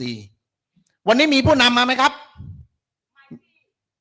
ผู้ใหญ่บ้านกำนันผู้ใหญ่ใครมีญาติพี่น้องกลับไปนำเรียนนะครับว่าถ้าพรบฉบับนี้บังคับใช้ท่านเปรียบเสมือนเสือกระดาษท่านไม่มีอำนาจอยู่จริงครับเพราะอำนาจจะอยู่ที่เลขาธิการ SEC นะครับกฎหมายฉบับนี้มันร้ายแรงครับร้ายแรงเกินกว่าผมและพี่น้องในเครือข่ายที่จะรับได้ให้อำนาจคณะกรรมการกำหนดนโยบายเปลี่ยนแปลงผังเมืองได้นะครับที่ทำกินของท่านไม่มีความปลอดภัยนะครับสปก.เอาไปทำอุตสาหกรรมได้นะครับที่กรมธนารักษ์เอาไปทำอุตสาหกรรมได้อาชีพสงวนนะครับถูกให้ต่างชาติเอาไปทำได้สิทธิพิเศษต่างๆเรื่องภาษี BOI ก็ยกเว้นดอกชาวชุมพรระนองว่าโครงการแลนบริดเกิดขึ้นภายใต้พรบ SEC สร้างตำแหน่งงานกว่า 250,000 ตำแหน่งขอโทษนะครับกลับไปอ่านในร่างพรบ SEC 4 ฉบับเขียนเหมือนกันหมดให้สิทธิผู้ประกอบการนำเข้าแรงงานต่างด้าวไม่จำกัดจำนวนครั้งและเวลาให้ใครทำครับถามว่าให้ใครทำนี่คือความย้อนแย้งของรัฐบาลนะครับและผมปกติผมก็เป็นคนคิดบวกเนาะผมคิดว่ารัฐบาลน่าจะมีความจริงใจเอาข้อมูลเหล่านี้มานำเสนอกับพี่น้องประชาชนไม่เคยครับนอกจากตีหน้าเศร้าเล่าความเท็จขนาดผมคิดบวกนะและผมก็พร้อมที่จะบวกกับรัฐบาลมากนะตอนนี้นะครับผมนี่คือข้อเท็จจริงครับวันนี้เรากังวลว่าถ้าพรบฉบับนี้บังคับใช้หรือเข้าสภาผ่านวาระ1 2 3โครงการแลนด์บริดจ์มาแน่ปัญหาแรกที่เราจะเจอคือสิทธิทำกินที่อยู่อาศัยนะครับแล้วพี่น้องชาวใต้นะครับ4 จังหวัดแต่จะโดนแรกก่อนเลยคือชุมพรระนองในพื้นที่แลนด์บริดจ์บุคคลเหล่านี้จะไม่ต่างจากพี่น้องในเยรูซาเล็มหรือปาเลสไตน์ถูกขับไล่ครับเจอจ่ายจบทุกวันนี้พวกผมต่อสู้ยืนยันนะครับว่าไม่ได้ต่อสู้เรื่องค่าเวรคืนที่ดินแต่เราต่อสู้ในฐานะเรียกร้องสิทธิชุมชนและสิทธิมนุษยชนตั้งคำถามว่าทำไมรัฐบาลจะต้องพัฒนาประเทศด้วยแลนด์บริดจ์ SEC ทำไมไม่เป็นการพัฒนาที่ยั่งยืนที่ให้คนในชุมชนทุกคนได้รับผลประโยชน์เป็นการพัฒนาที่ emission ต่ำคาร์บอนต่ำนะครับใช้คำว่า net zero ไม่มีอยู่จริงนะฮะมันควรเป็น real zero ไหมทั้งที่คุณประกาศให้เป็นพลังงานใหม่แต่สิ่งที่ทำมันไม่ใช่เพราะหากดูจากแผนพัฒนาของรัฐบาลในรายงานของ Business Development Model อันนี้จะทำโดยสนข.จังหวัดชุมพรโดยเฉพาะที่หลังสวนจะมีนิคมอุตสาหกรรมหลังท่า 47,800 ไร่อำเภอปะโต๊ะบ้านผม 18,740 ไร่ระนองอีก 3,369 ไร่นี่เป็นนิคมอุตสาหกรรมหลังท่าที่รอให้โครงการแลนด์บริดจ์เกิดขึ้นแล้วยังมีนิคมอุตสาหกรรมนอกเหนือที่จะรองรับระเบียงเศรษฐกิจพิเศษอีกนะครับชุมพรมีพื้นที่ทั้งหมด3เป้าหมายก็คือที่ตำบลตากแดดอำเภอเมืองชุมพร800 กว่าไร่ตำบลนาขาอีก900 กว่าไร่และที่ละเมอีก 1,000 กว่าไร่ระนองอีก3จุดราชกรูด800 กว่าไร่กระเปอร์อีก900 กว่าไร่สุขสำราญอีก900 กว่าไร่เพราะฉะนั้นฉากกระทัดสุดท้ายของแลนด์บริดจ์และ SEC ก็คือนิคมอุตสาหกรรมนั่นคือเป้าหมายที่แท้จริงเพราะฉะนั้นปัญหาก็คือเรื่องที่ดินทำกินเป็นหลักขอบคุณครับขอบคุณค่ะทุกอย่างนุ่นปัญหามันเชื่อมโยงกันหมดเลยถ้ามีอุตสาหกรรมแรงงานก็ต้องโดนใช่ไหมคะที่ดินทำกินก็ต้องโดนเวรคืนไปทำไปเป็นอุตสาหกรรมหรือมีนายทุนเข้ามานะฮะคราวนี้เราจะเห็นบทบาทของความเป็นนักปกป้องสิทธิ์ แล้วก็บทบาทของคนที่ออกมาสู้ในเรื่องนี้แต่ในขณะเดียวกันกลไกในการปกป้องคุ้มครองหรือกลไกที่จะทำให้เขาออกมาเรียกร้องสิทธิ์อย่างปลอดภัยมากขึ้นเนี่ยกับหาได้ยากมากอย่างที่บอกว่าเรามีแผ่นแนปที่เป็นระบบ voluntary ไหมคะเป็นระบบแบบอะไรนะอาสาสมัครหรือสมัครใจใช่ไหมคะให้ภาคธุรกิจทำก็ได้เคารพก็ได้ไม่เคารพก็ได้อะไรอย่างนี้หรือเปล่านะครับแล้วก็พยายามที่จะภายใต้เฟส 2เนี่ยพยายามที่จะผลักดันให้มีกฎหมายป้องกันการฟ้องปิดปากด้วยนะแต่มิติการคุกคามนักปกป้องสิทธิ์นะคะมันไม่ใช่เพียงการฟ้องปิดปากเนาะหรือมันไม่ใช่เพียงการใช้คดีอย่างเดียว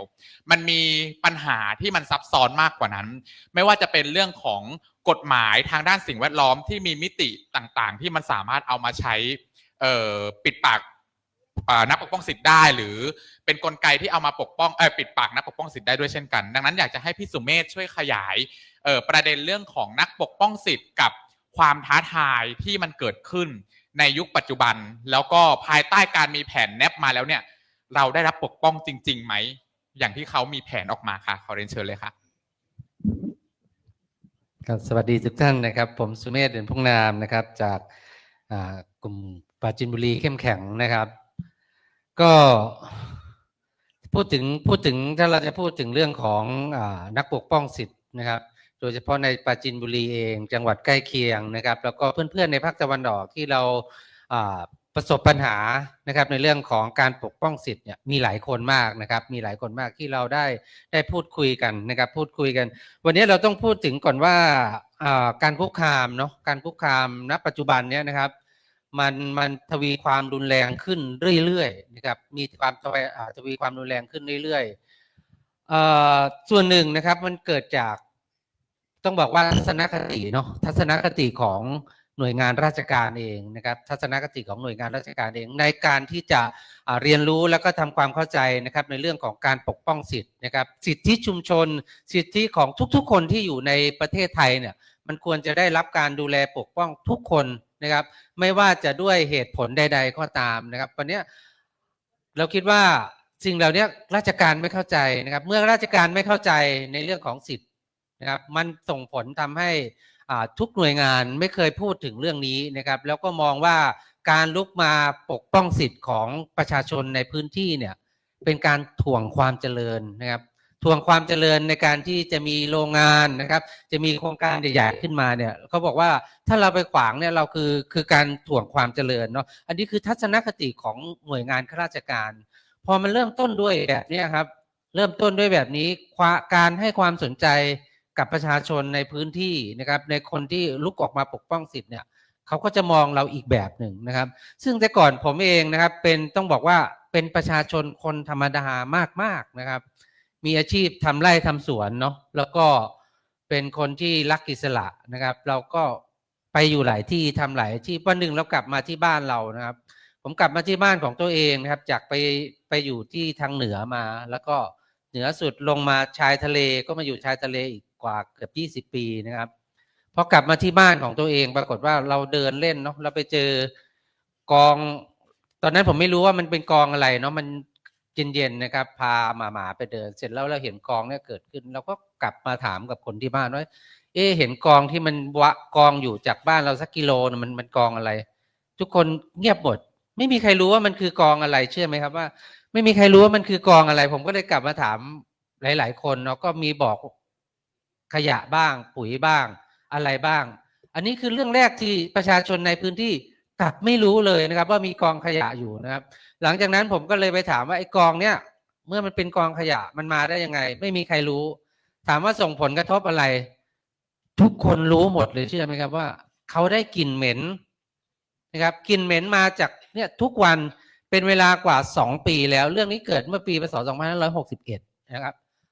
60นะครับเขาเริ่มตั้งโรงงาน60นะครับ61เนี่ยเริ่มมีกลิ่นนะครับพอมันเกิดเหตุการณ์อย่างนี้เกิดขึ้นนะครับทุกคนรู้เมื่อมันเจอผลกระทบนะครับเมื่อเจอผลกระทบก็มีรู้แล้วถามว่าพอเราไปถามว่าเราจะเอายังไงกันต่อทุกคนนั่งเงียบหมดบอกว่าทำอะไรเขาไม่ได้หรอกเพราะว่ามีทั้งนายพลมีทั้งนายทหารมีทั้งรัฐมนตรีเรื่องนี้มันไม่ได้อยู่ที่บ้านเรามันเกิดขึ้นมาจากส่วนกลางให้เขามาตั้ง อย่าไปยุ่งกับเขาถ้าไปยุ่งกับเขาเดี๋ยวมีปัญหาแน่นี่คือเรื่องที่มันเกิดขึ้นนะครับพอเหตุการณ์มันเกิดอย่างนี้ขึ้นนะครับผมก็เลยชวนเพื่อนๆมานั่งคุยกันเอายังไงเสร็จแล้วเราก็เลยไปยื่นหนังสือนะครับผมทำหนังสือยื่นให้กับผู้ว่าราชการจังหวัดมีการประชุมกันคนประมาณ800 คนนะครับลงชื่อร่วมกันแล้วไปยื่นหนังสือให้ผู้ว่าราชการจังหวัดนะครับว่าเราได้รับผลกระทบจากกลิ่นเหม็นนี่คือจุดเริ่มต้นนะครับมาเลยครับอันดับแรกก็คือ50 ล้านผมถูกฟ้อง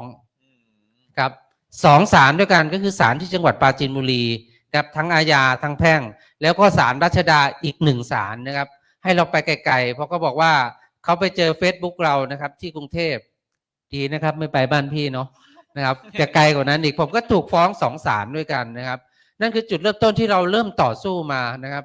พอเริ่มยื่นหนังสือเราถูกฟ้องแล้วนี่คือการปิดปากที่800 คนเงียบกริบจากที่มีคอมเมนต์เนาะปรากฏว่าทุกคนเงียบเพราะว่าเราถูกฟ้องนะครับหลังจากนั้นนะครับวันที่เรายื่นหนังสือนะครับมีการมาตรวจโรงงานนะครับผมกลับถูกพอเข้าบ้านมานะครับเสียงกระสุนปืนดังมาด้านหลังนะครับ3-4 นัดถึง2 ครั้งด้วยกันเพื่อนที่นั่งเพิ่งลุกมาจากเพื่อนเนี่ยครับเพื่อนก็โดนขว้างเป็นระเบิดปิงปองเนาะใส่เข้าไปในวงซึ่งผมกลับออกมาแล้วอันนี้คือเรื่องแรกที่เราเกิดขึ้นเลยเนาะนี่คือการฟ้องซึ่งชาวบ้านเองก็จะใช้สิทธิ์ของตัวเองเพียงแต่บอกว่าเราเหม็นอยากให้แก้ไขปัญหานะครับมันลุกลามมาตอนนี้ยังต่อสู้กันอยู่นะครับแล้วก็ลุกลามมาถึงเรื่องของทุนจีนนะครับทุนจีนเถื่อนจีนเทานะครับมีถึงขนาดที่บอกว่าชาวบ้านที่ให้เราไปช่วยกันเนี่ยครับไปช่วยผมก็ไปช่วยกันเสร็จแล้วชาวบ้านถูกกลุ่มจีนเหล่านี้ครับพยายามที่จะกักขังหน่วงเหนี่ยวเนาะกันเอาไว้พยายามที่จะคุยแต่ว่าคุยกันไม่รู้เรื่องนี้ก็ถูกขึ้นศาลนะครับขึ้นศาลจีนผมเองหลังจากชาวบ้านผมเองก็ยังถูกจีนกลุ่มเดียวกันเนี่ยครับคุกคามโดยผมพานักข่าวไปเนาะมีการเอารถมาปิดหัวปิดท้ายจีนมีกองกำลังอยู่ในพื้นที่เลยครับเราไปไหนเข้าตามหมดชาวบ้านไปไหนมีการเอารถวิ่งตามชาวบ้านเข้าสวนก็มีคนจีนนะครับเข้าไปตามดูว่าไปถ่ายรูปไปอะไรไหมนะครับมีการตั้งเครื่องเรดิโอสแกมเมอร์4 เครื่องที่ไว้ใช้ตัดสัญญาณโทรศัพท์นะครับเครื่องใหญ่ๆเลยนะครับ4 เครื่องรอบโรงงานใครไปถ่ายรูปก็ไม่ได้นะครับเพราะว่ามันจะตัดสัญญาณโทรศัพท์เราเหมือนที่ภาคใต้นะครับตัดสัญญาณระเบิดเนาะใช้นี่คือปราจีนนะครับใกล้กับกรุงเทพนิดเดียวนะครับมีกลุ่มกองกำลังแบบนี้เกิดขึ้นแต่สิ่งที่มันเกิดขึ้นผมอยากสะท้อนว่าคนเหล่านี้จะสร้างกองกำลังอย่างนี้ได้ยังไงในประเทศไทยที่มีกฎหมายใช่ไหมครับมันมีกฎหมายอยู่เราอยู่ภายใต้กฎหมายเวลาเราทำอะไรผิดไหมครับผิดแต่ทำไมกลุ่มคนเหล่านี้กลับได้อภิสิทธิชนในการที่จะทำธุรกิจในประเทศของเราโดยมาคุกคามเราด้วยไม่ต้องเคารพกฎหมายใดๆเลยนั่นคือสิ่งที่มันเกิดขึ้นแสดงว่าเราไม่ได้ถูกคุกคามสิทธิของเราโดยนักธุรกิจอย่างเดียวมันเกิดการคอร์รัปชันในกลุ่มที่เป็นใครครับข้าราชการถูกไหมครับหน่วยงานข้าราชการนักการเมืองช่วยกันเป็นขบวนการผมถือว่านี่คืออาชญากรรมนะครับเป็นองค์กรเป็นองค์กรนะครับอาชญากรรมซึ่งมีองค์กรอาชญากรรมซึ่งมีอาชญากรที่เป็นทั้งนักธุรกิจนะครับเป็นทั้งหน่วยงานราชการช่วยกันนะครับในการที่จะมาคุกคามสิทธิ์เรานะครับอันนี้คือสิ่งที่เกิดขึ้นอย่างนั้นยังไม่พอนะครับแม้แต่กระทั่งตอนนี้นะครับตัวผมเองนะครับจริงๆไม่มีค่าตัวอะไรเป็นคนธรรมดาแต่ว่ามีค่าหัวนะครับมีค่าหัวนะครับแล้วก็เพื่อนร่วมกันเนี่ยหลายคนนะครับในพื้นที่ฉะเชิงเทราด้วยวันนี้ก็ไม่ได้มาด้วยกันนะครับวันนี้นะครับเราก็ยื่นหนังสือกับคณะกรรมการสิทธิเนาะแล้วก็ PI นะครับหลายๆหน่วยงานให้รู้ว่าเรากำลังถูกคุกคามนะครับในเรื่องของการเอาชีวิตอันนี้คือสิ่งที่เกิดขึ้นแล้วก็ถือว่าร้ายแรงนะครับผมไม่ได้บอกมาออกมาเรียกร้องว่าตัวเองจะต้องถูกปกป้องอะไรแต่ผมคิดว่าทุกคนในประเทศไทยนะครับควรที่จะมีลมหายใจสะอาดนะครับควรที่จะสามารถใช้สิทธิของตัวเองได้นะครับอย่างอิสระเสรีภายใต้กฎหมายเดียวกันนะครับไม่ใช่เราจะไปเรียกร้องสิทธิ์อะไรเราก็ถูกคุกคามไม่ว่าจะวิธีใดวิธีหนึ่งก็แล้วแต่นะครับสิ่งเหล่านี้มันเกิดขึ้นแล้วนะครับแล้วก็เกิดขึ้นจริงในจังหวัดปราจีนบุรีนะครับแล้วก็ทั่วไปนะครับ ผมนึกมองว่าวันนี้นะครับผลประโยชน์ส่วนหนึ่งนะครับมันมีเหมือนขบวนการเนาะเราต้องเรียกว่าสิ่งเหล่านี้มันไม่ใช่เกิดขึ้นโดยตัวของมันเองเป็นขบวนการเนาะนะครับเป็นขบวนการที่เกิดขึ้นนะครับโดยมีหน่วยงานสมรู้ร่วมคิดนะครับในการที่จะเข้ามามีบทบาทในเรื่องของผลประโยชน์ฉะนั้นโรงงานต่างๆเหล่านี้ไม่ต้องคำนึงนะครับไม่ต้องคำนึงถึงว่าเราจะทำผิดกฎหมายหรือไม่เพราะการละเมิดสิทธิของเรามันละเมิดตั้งแต่หน่วยงานราชการแล้วนะครับเป็นผู้สมคบคิดเป็นผู้ที่ผลักดันให้กลุ่มทุนเหล่านี้นะครับช่วยกันนะครับ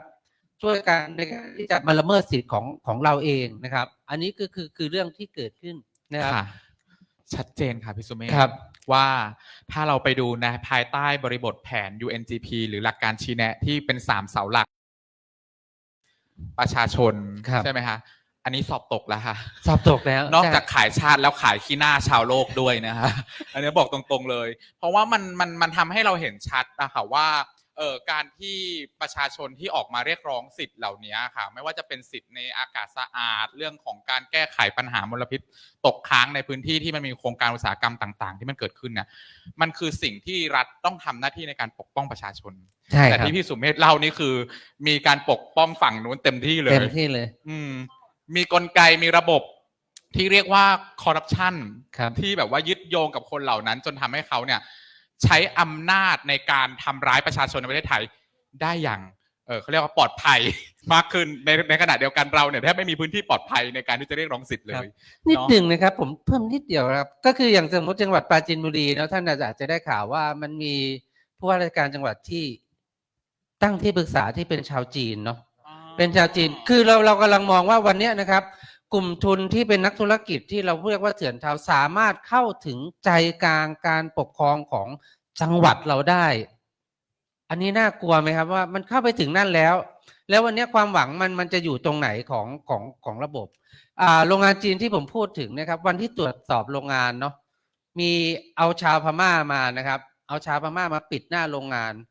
คนที่ไปตรวจสอบทั้งจากส่วนกลางทั้งในอำเภอทุกคนนะครับเขาไม่ให้ผมเข้าเนาะในอำเภอจะเข้าก็คือต้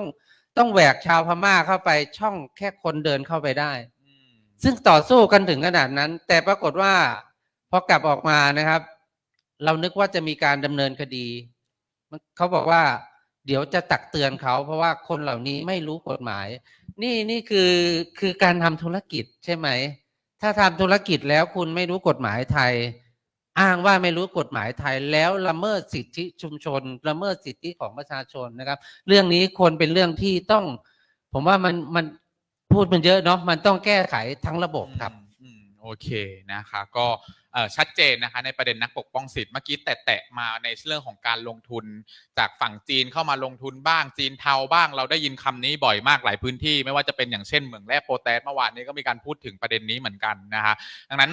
อาจจะขยับไปที่2ท่านนะครับผู้เชี่ยวชาญทางด้านแม่น้ำโขงนะคะพี่รินที่มีการแบบอย่างเช่นเขื่อนที่มีการซื้อไฟจากลาวแล้วไทยก็ร่วมลงทุนในพื้นที่นั้นด้วยนะอยากจะให้ทั้ง2ท่านพี่รินและพี่ทีค่ะฉายภาพให้เห็นประเด็นความท้าทายแล้วก็ปัญหาที่มันยังคง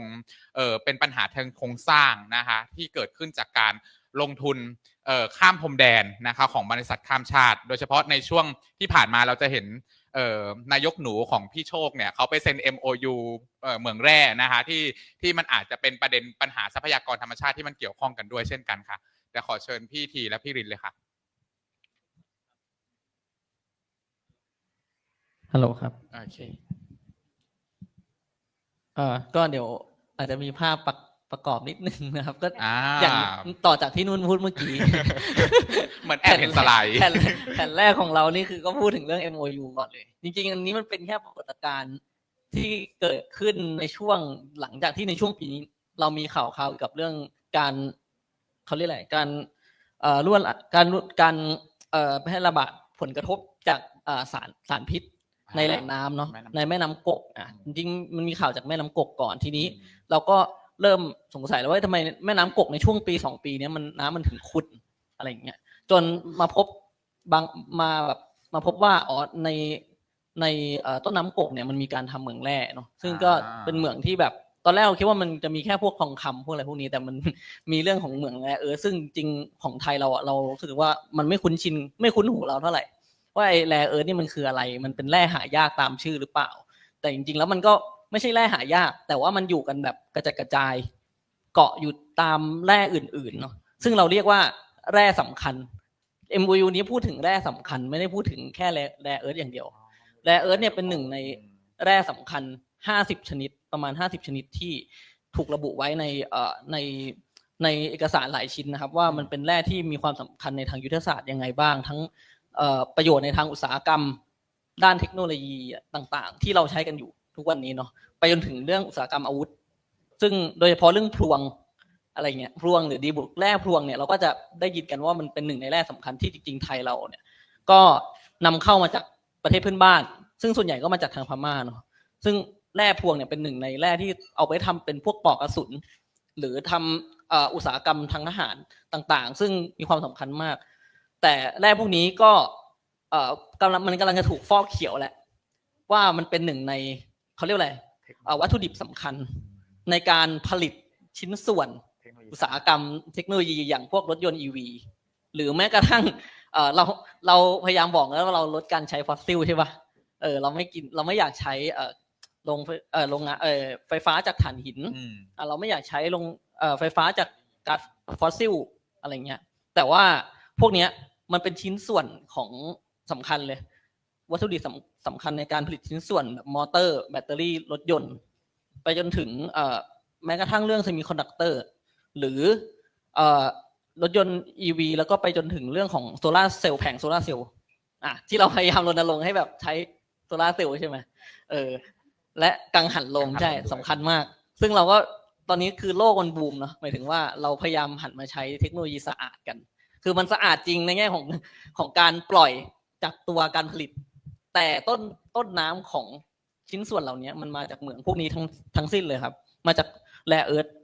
แล้วก็เหมืองแร่สำคัญต่างๆซึ่งจริงๆก็อยู่รอบบ้านเราเนาะรอบบ้านเราจะเยอะมากก็ในพม่าอะไรอย่างเงี้ยครับไปจนถึงแม้กระทั่งในลาวเองซึ่ง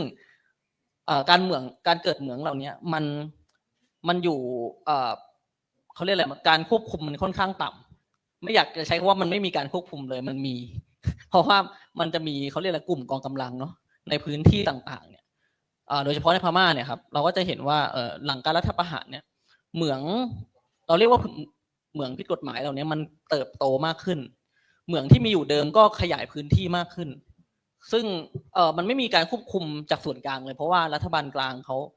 ไม่สามารถที่จะควบคุมเหมืองเหล่านี้ได้เนาะอยู่ในพื้นที่ของกองกำลังต่างๆซึ่งก็เหมืองเหล่านี้ก็เป็นเขาเรียกอะไรฐานทางเศรษฐกิจสำคัญของกองกำลังต่างๆที่มีปัญหากับทางรัฐบาลทหารพม่าเองด้วยซึ่งก็เป็นเรื่องน่าเศร้าที่มันไม่สามารถควบคุมอะไรได้เลยนะครับแล้วก็จนทำให้การเกิดเหมืองเนี่ยมันเติบโตขึ้นมากเนาะแล้วก็ส่งผลกระทบต่อลุ่มน้ำทั้งฝั่งสารวินฝั่งน้ำกกน้ำสาขาต่างๆของแม่น้ำโขงแล้วก็รวมไปถึงแม่น้ำโขงเองนะครับเดี๋ยวอันนี้เดี๋ยวจะให้พี่ลินขยายความต่อครับโอเคงั้นมาฝั่งพี่ลินเลยอาจจะแตะไปถึงในเชิงของปัญหาด้วยค่ะพี่ลินว่าจริงๆแล้วปัญหาในการมุ่งหน้าสู่การใช้เทคโนโลยีสะอาดหรือพลังงานสะอาดเนี่ยมันส่งผลกระทบเศรษฐกิจสังคมหรือว่าทำยังไงบ้างจริงๆอันนี้อยากจะให้ทุกคนดูแผนที่ความเชื่อมโยงว่าทำไมที่สิ่งที่พี่พูดนะคะว่ามันเป็นเรื่องมันคือที่พวกเราทำงานรณรงค์เรื่องการคัดค้านเรื่องการสร้างเขื่อนบนแม่น้ำโขงหรือแม่น้ำต่างระหว่างประเทศมาตลอด10-20 ปีเนี่ยเรารู้สึกว่าเราสามารถที่จะ handle กับแบบทุกสิ่งอย่างได้แต่ว่าพอมันมีกรณีเรื่องเหมืองแร่เนี่ยมันเป็นเรื่องแบบมันเป็นความรู้ใหม่ของพวกเราในการที่จะคิดเรื่องนี้แล้วก็การแอคชั่นสำหรับเรื่องนี้มากเพราะว่าคือมันเหมือนที่ทีพูดว่าเหมืองที่อยู่ตอนบนเนี่ยมันถูกดำเนินแบบเป็นเหมือนเหมืองเถื่อนอ่ะมันไม่มีการกำกับว่ามันมีการทำที่ถูกต้องไหมหรือว่าใครเป็นเจ้าของอะไรเงี้ยแต่ว่าเราเห็นอยู่ว่ามันมีการทำสิ่งนั้นการทำเหมืองอยู่แล้วก็เหมืองเหล่านี้เนี่ยปล่อยมลพิษลงมาแม่น้ำ3 สายนะคะที่แม่น้ำสายที่ทุกคนอาจจะรู้ว่าทำไมน้ำท่วมทุกปีแล้วทำไมคนต้องไปช่วยแม่สายเนี่ยล้างบ้านจริงๆแล้วผลกระทบที่มันเกิดขึ้นมันก็เกิดมาจากเหมืองเถื่อนแล้วมันเกิดฝนตกหนักแล้วก็พวกบ่อกักเก็บหรือว่าวิธีการทำเหมืองแบบพื้นบ้านมากๆอ่ะขุดแล้วก็ดึงออกมาอย่างเงี้ยมันก็พอฝนตกหนักมันก็ไหลทะลักลงมาท่วมบ้านชาวบ้านจนตอนนี้เมืองแม่สายต้องย้ายคนออกจากริมแม่น้ำทั้งหมดนะคะแล้วก็ โดยการสารหนูที่พบในแม่น้ำทุก3 สายหลักที่แบบมีการตรวจ12 ครั้งเนี่ยทั้งหมดเนี่ยไหลลงแม่น้ำโขงแล้วตอนนี้แม่น้ำโขงเนี่ยเป็นเหมือนก็ถูกพบว่ามันมีสารหนูเพิ่มขึ้นมากสิ่งที่ประชาชนทราบว่ามันมีการเปลี่ยนแปลงสูงมากเนี่ยรู้ไหมว่ามันเกิดจากอะไรจากการที่ชาวบ้านเนี่ยพบปลาที่ติดเชื้อทุกคนอาจจะเคยเห็นปลาแค่ที่มันเป็นตุ่มๆอะค่ะอันนั้นเป็นเขาเรียกว่าเป็นการrecognize ของสิ่งแวดล้อมอะว่าเนี่ยแม่น้ำมันกำลังมีปัญหานะคือมันกลายเป็นว่าธรรมชาติอะสิ่งมีชีวิตที่เป็นแบบอีโคซิสเต็มของเราอะมันเป็นสิ่งที่เตือนเรามาแรกเลยว่ามันแม่น้ำกำลังมีปัญหาแม่น้ำกำลังปนเปื้อนซึ่งตอนนี้นอกจากเหมืองที่อยู่ในพม่าแล้วเนี่ยเราพบว่าในลาวเนี่ยมีเหมืองแร่แรเอิร์ธเนี่ยมันเยอะมากนะคะก็อันนี้เป็นภาพบางส่วนที่พวกเราได้ข้อมูลจากสถาบันสติมสันของซึ่งเป็นสถาบันข้อมูลทางอเมริกาที่บอกว่ามันมีกี่แห่งอะไรอย่างเงี้ยเราก็พบว่าอ่างเก็บน้ำในลาวเนี่ยส่วนใหญ่เนี่ยมันแทบจะเป็นอ่างเก็บน้ำที่เก็บสารพิษอะค่ะเพราะว่ามันมีเหมืองอยู่รอบๆลุ่มน้ำทั้งหมดแล้วน้ำทั้งหมดนั้นก็ไหลลงมาที่แม่น้ำโขงแล้วก็ล่าสุดที่มีการตรวจพบว่าจังหวัดอำเภอเชียงคานอำเภอเมืองหนองคายบึงกาฬนครพนมเนี่ย5 จุดเนี่ยมีการปนเปื้อนของสารหนูที่แบบพบแล้วว่า5 จุดแล้วในภาคอีสานเนี่ยมีทั้งหมด8 จังหวัดเนี่ยประชาชนอย่างน้อย7 จังหวัดเนี่ยหัวตัวเมืองใหญ่เนี่ยตั้งอยู่ริมแม่น้ำโขงทั้งหมดประชาชนใช้น้ำโขงเนี่ยเป็นหลักในก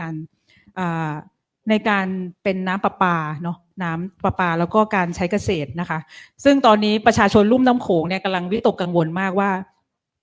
ปัญหาเรื่องมลพิษเนี่ยมันอยู่ในระดับไหนประชาชนต้องทำยังไงคือความต้องการตอนนี้ของทุกคนคิดว่าหน่วยงานรัฐน่ะจะต้องมีการแบบเหมือนกับแจ้งเตือนหรือว่าต้องมีการตรวจสอบที่มันมีความถี่มากขึ้นนะคะคือในกรณีแม่น้ำกกในเชียงรายเนี่ยแม่น้ำสายเนี่ยหน่วยงานเราถือว่าหน่วยงานรัฐเนี่ยทำหน้าที่ดีมากเนาะในการที่จะติดตามตรวจสอบเรื่องการตรวจน้ำทุกปีแต่ว่าตอนนี้มันพบเรื่องการปนเปื้อนนอกจากในน้ำเนี่ยมันเข้าไปที่แหล่งอาหารนะคะก็ประชาชนที่นั่นยืนยันชัดเจนว่าจะต้องเรียกร้องให้มีการหยุดเหมืองข้างบนให้ได้แต่ว่าอีกประเด็นหนึ่งที่อยากจะพูดถึงเรื่องความท้าทายเนาะของโดยเฉพาะประเด็นเรื่องแผนพัฒนาแผน NAP เนี่ยค่ะว่าเราคุยกันว่าตอนนี้ข้อเสนอของพวกเราเนี่ยที่เคยเสนอในแผนปฏิบัติการแห่งชาติว่าด้วยธุรกิจเศรษฐกิจชุมชนน่ะมันเชยมากมันล้าหลังเพราะว่าสถานการณ์ทางสิ่งแวดล้อมและสังคมมันเปลี่ยนไปมากตอนนี้มันมีประเด็นเรื่องการลงทุนของบริษัทสีเทาเข้ามาในทุกอนูของธุรกิจเรามันมีการเข้ามาของเนี่ยค่ะการทำเหมืองแร่ที่ผิดกฎหมายแบบนี้แล้วมันส่ง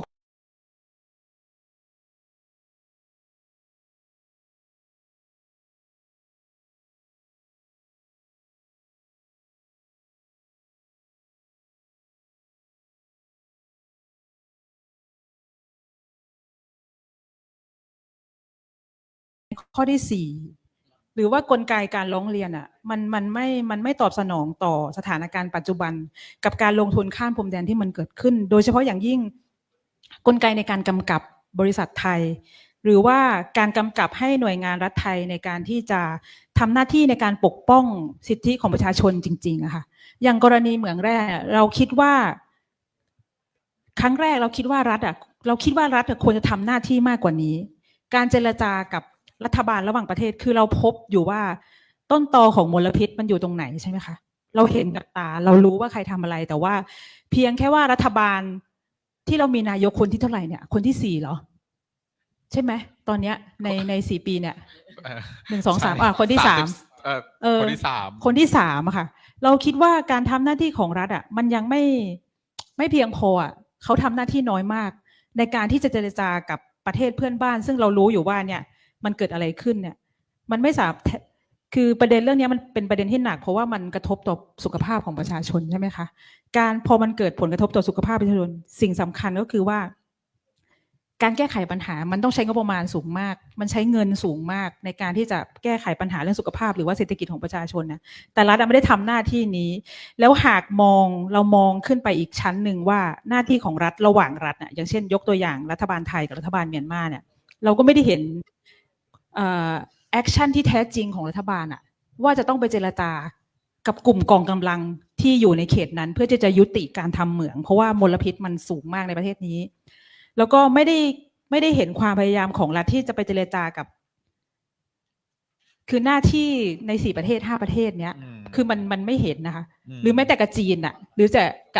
กับจีนก็ยังไปเจรจากันว่าจะทำเรื่องการค้านู่นนี่นั่นแต่ว่าก็ไม่ได้ไปพูดถึงเรื่องของการที่จะพูดถึงเรื่องผลกระทบตรงนี้หรือว่าจะขอให้จีนมีการตรวจสอบเพราะว่าทุกคนรู้ว่าเมืองเนี่ยส่วนใหญ่ประเทศที่รับซื้อแร่ธาตุจากcritical rare earth เนี่ยมันก็คือจีนเป็นหลักใช่ไหมก็คือเป็นประเทศที่ซื้อมากที่สุดในโลกอ่ะมันเป็นไปไม่ได้ที่ไทยก็อาจจะเป็นทางผ่านแต่ว่าประเทศที่แบบเหมือนกับเป็นปลายทางของแหล่งแร่เหล่านี้มันก็คือจีนเป็นหลักอะไรอย่างเงี้ยแล้วก็หากเราดูสภาพของรัฐบาลเนาะใช้คำนี้ดีกว่า ว่าแบบใน4ประเทศเนี่ยอะประเทศตอนนี้เราอยู่ร่วมกันในประเทศลุ่มน้ำโขงใช่ไหมคะมีไทยมีลาวมีกัมพูชาพม่าและเวียดนามอะเอาประเทศที่อยู่ติดกับเราก่อนตอนเนี้ยประเทศลาวกัมพูชาแล้วก็มีปัญหากันอยู่ ก็คุยกันไม่ได้ ใช่ไหมคะแล้วก็พม่าอย่างเงี้ยค่ะ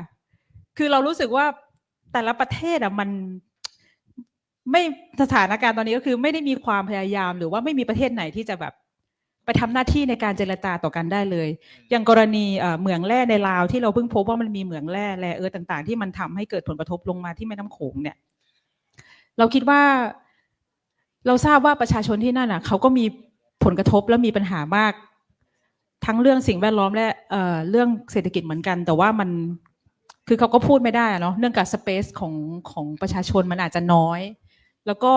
ขนาดพวกเรามีสเปซในการพูดขนาดเนี้ยรัฐบาลเรายังไม่เทคแอคชั่นเลย เราก็เลยคิดว่าข้อเสนอต่างๆที่มันอยู่ใน NAP 2เนี่ยเราไม่แน่ใจว่ามันจะไปยังไงต่อเพราะว่ามันไม่เป็นปัจจุบันน่ะเหตุการณ์มันเปลี่ยนไปมากแล้วก็เราคิดว่าสิ่งสำคัญก็คือมันจะต้องทบทวนว่าในระหว่าง NAP 2มันจะถูกนำไปใช้ได้จริงเหรอมันจะคุ้มครองและปกป้องประชาชนจริงๆเด้อโดยเฉพาะประเด็นนี้มันเป็นประเด็นที่มีความซับซ้อนในเชิงของ politics ด้วยเนาะมันมีเรื่องของสหรัฐอเมริกาที่มาเซ็น MOU กับเราในขณะที่เราก็มีความสัมพันธ์กับจีนประเทศไทยก็จะกลายเป็นประเทศที่แบบเหมือนเหยียบเรือ2แคมค่ะแล้วเราจะยังไงค่ะแล้วอย่างนี้ถ้าในเชิงหลักการอย่างเช่นพยายามจะเข้าไปเป็น OECD หรือ HRDD อะค่ะพี่ทีเป็นยังไงคะ จริงๆเราก็มีความพยายามจริงๆมันมาจากการพัฒนาในส่วนของข้อเสนอแนะต่างๆที่อยู่ในแผน NAP 2อะไรอย่างเงี้ยครับอย่างเช่นเรื่องการกำหนดให้มีการร่างกฎหมายเนาะHRDD ของไทยเราเองซึ่งมันเป็นมาตรการเวลาเราบอกเป็นกฎหมายมันก็คือเป็นมาตรการเชิงบังคับแหละเพราะก่อนหน้านี้มันมีข้อเสนอแนะใน NAP 1อยู่แล้วว่าอยากให้ภาคธุรกิจเอกชนเนี่ยต้องทำหมายถึงว่าทำ HRDD ทำการตรวจสอบสิทธิมนุษยชนอย่างรอบด้านอย่างเงี้ยครับซึ่งเป็นภาคสมัครใจแต่ว่าในส่วนของร่างเนี่ยมันจะเป็นตัวกำหนดว่าภาคเอกชนเนี่ยต้องทำหมายถึงว่าต้องมีการตรวจสอบสิทธิมนุษยชนอย่างรอบด้านซึ่งก็ดูว่าในแต่ละห่วงโซ่คุณค่าจริงๆในตัวร่างเนี่ยบอกชัดเจนว่าใช้คำว่าห่วงโซ่คุณค่านะมันก็จะมากกว่าห่วงโซ่การผลิตหรือห่วงโซ่อุปทานคือตลอดสายของการบริโภคและการผลิตเนี่ยมันมีการละเมิดอะไรบ้างซึ่งจริงๆมันเป็นเรื่องข้อท้าทายอย่างมากครับเพราะว่าทั่วโลกเนี่ยมีการบังคับใช้กฎหมายลักษณะนี้อยู่ไม่กี่ประเทศและเป็นฐานสำคัญในการที่ทำให้สหภาพยุโรปเนี่ยจะต้องออกข้อสั่งการเขาเรียกว่าข้อสั่งการเกี่ยวกับการตรวจสอบซัพพลายเชนเนาะของเขาเองซึ่งจริงๆมันยังคือมันมีการออกประกาศมาแล้วแต่ว่ายังไม่ได้บังคับใช้แบบชัดเจนมากขนาดนั้นอาจจะต้องเพราะว่ามีภาคเอกชนก็ต้องบอกว่ามีภาคเอกชนที่เขาพยายามที่จะสร้างอำนาจต่อรองว่ามันยากที่จะทำอะไรอย่างเงี้ยซึ่งมันไม่ใช่เรื่องง่ายเลยที่จะทำให้ภาคเอกชนยอมรับเขาเรียกอะไรมีความรับผิดชอบต่อการละเมิดสิทธิมนุษยชนที่เกิดขึ้นตลอดห่วงโซ่อุปทานของตัวเองซึ่งมันก็จะมีกำแพงต่างๆของความเป็นนิติบุคคลพวกนี้เข้ามาเกี่ยวข้องคือหมายถึงว่าบริษัทนี้ทำแม้พิสูจน์ได้ว่าเป็นบริษัทลูกหรือเป็นบริษัทที่อยู่ในเครือเนี่ยเราก็ไม่สามารถที่จะเอาผิดไปยังบริษัทแม่ได้ซึ่งเรา เราต้องทลายเขาเรียกอะไรทลายข้อจำกัดเนี้ยให้ไปถึงบริษัทแม่ให้ได้อะไรเงี้ยเพื่อให้เกิดความรับผิดชอบจริงๆซึ่งในระดับโลกเนี่ยจริงๆเขามีความในช่วง10 ปีที่ผ่านมามีการถกเถียงกันเนาะในเวทีของในส่วนของธุรกิจกับสิทธิมนุษยชนนะครับเวลาคุยที่เจนีวาเขาก็จะมีการพูดในลักษณะที่ต้องมีร่างเขาเรียกว่าสนธิสัญญาหรือว่าอนุสัญญาเนี่ยในการกำกับให้ภาคธุรกิจเนี่ยต้องรับผิดชอบในประเด็นเรื่องข้ามพรมแดนเรื่องในห่วงโซ่อุปทานทั้งหมดด้วยแต่ว่ามันก็ยังเป็นร่างอยู่ณตอนนี้คือคุยกันมาเป็น10 ปีก็ยังไม่สามารถผลักดันให้เป็นอนุสัญญาได้เพราะว่ามันก็มีแรงต้านค่อนข้างสูงนะครับประมาณนั้นครับผมค่ะน่าจะสัมผัสได้นะ พี่ลินมีอะไรเสริมไหมครับ จริงๆอยากจะเพิ่มว่าที่เราคุยกันเรื่องการเข้าเป็นสมาชิกของ OECD ของประเทศไทยเมื่อวานเนี่ยค่ะว่ามันจะต้องอย่างน้อยใช้เวลา7 ปีใช่ไหมแต่ถ้าดูสถานการณ์ตอนนี้เราคิดว่า7 ปีไม่พอ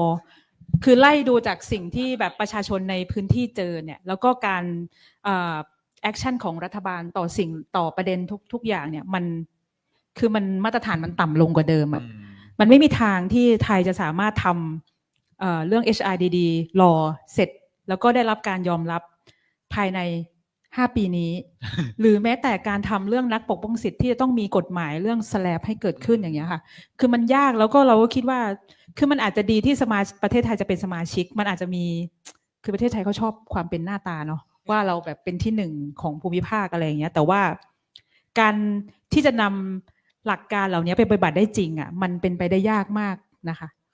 ค่ะโอเคนะฮะก็คิดว่าประมาณนี้นะคะสำหรับวงนี้นะแล้วก็สิ่งหนึ่งที่อาจจะคิดที่อาจจะเห็นก็คือประเด็นเรื่องของนุ่นว่าคิดว่ามันเรื่องของความเข้าใจด้วยนะคะว่าเรามีความเข้าใจกับมันมากแค่ไหนโดยเฉพาะภาคธุรกิจเองอันนี้ก่อนจะปิดวงให้ทุกท่านเสนอข้อเสนอแนะค่ะอาจจะขอประมาณสักคน2 คนในการถามเกี่ยวกับข้อคิดเห็นหรือมีอะไรที่จะเสริมจากวงนี้ค่ะ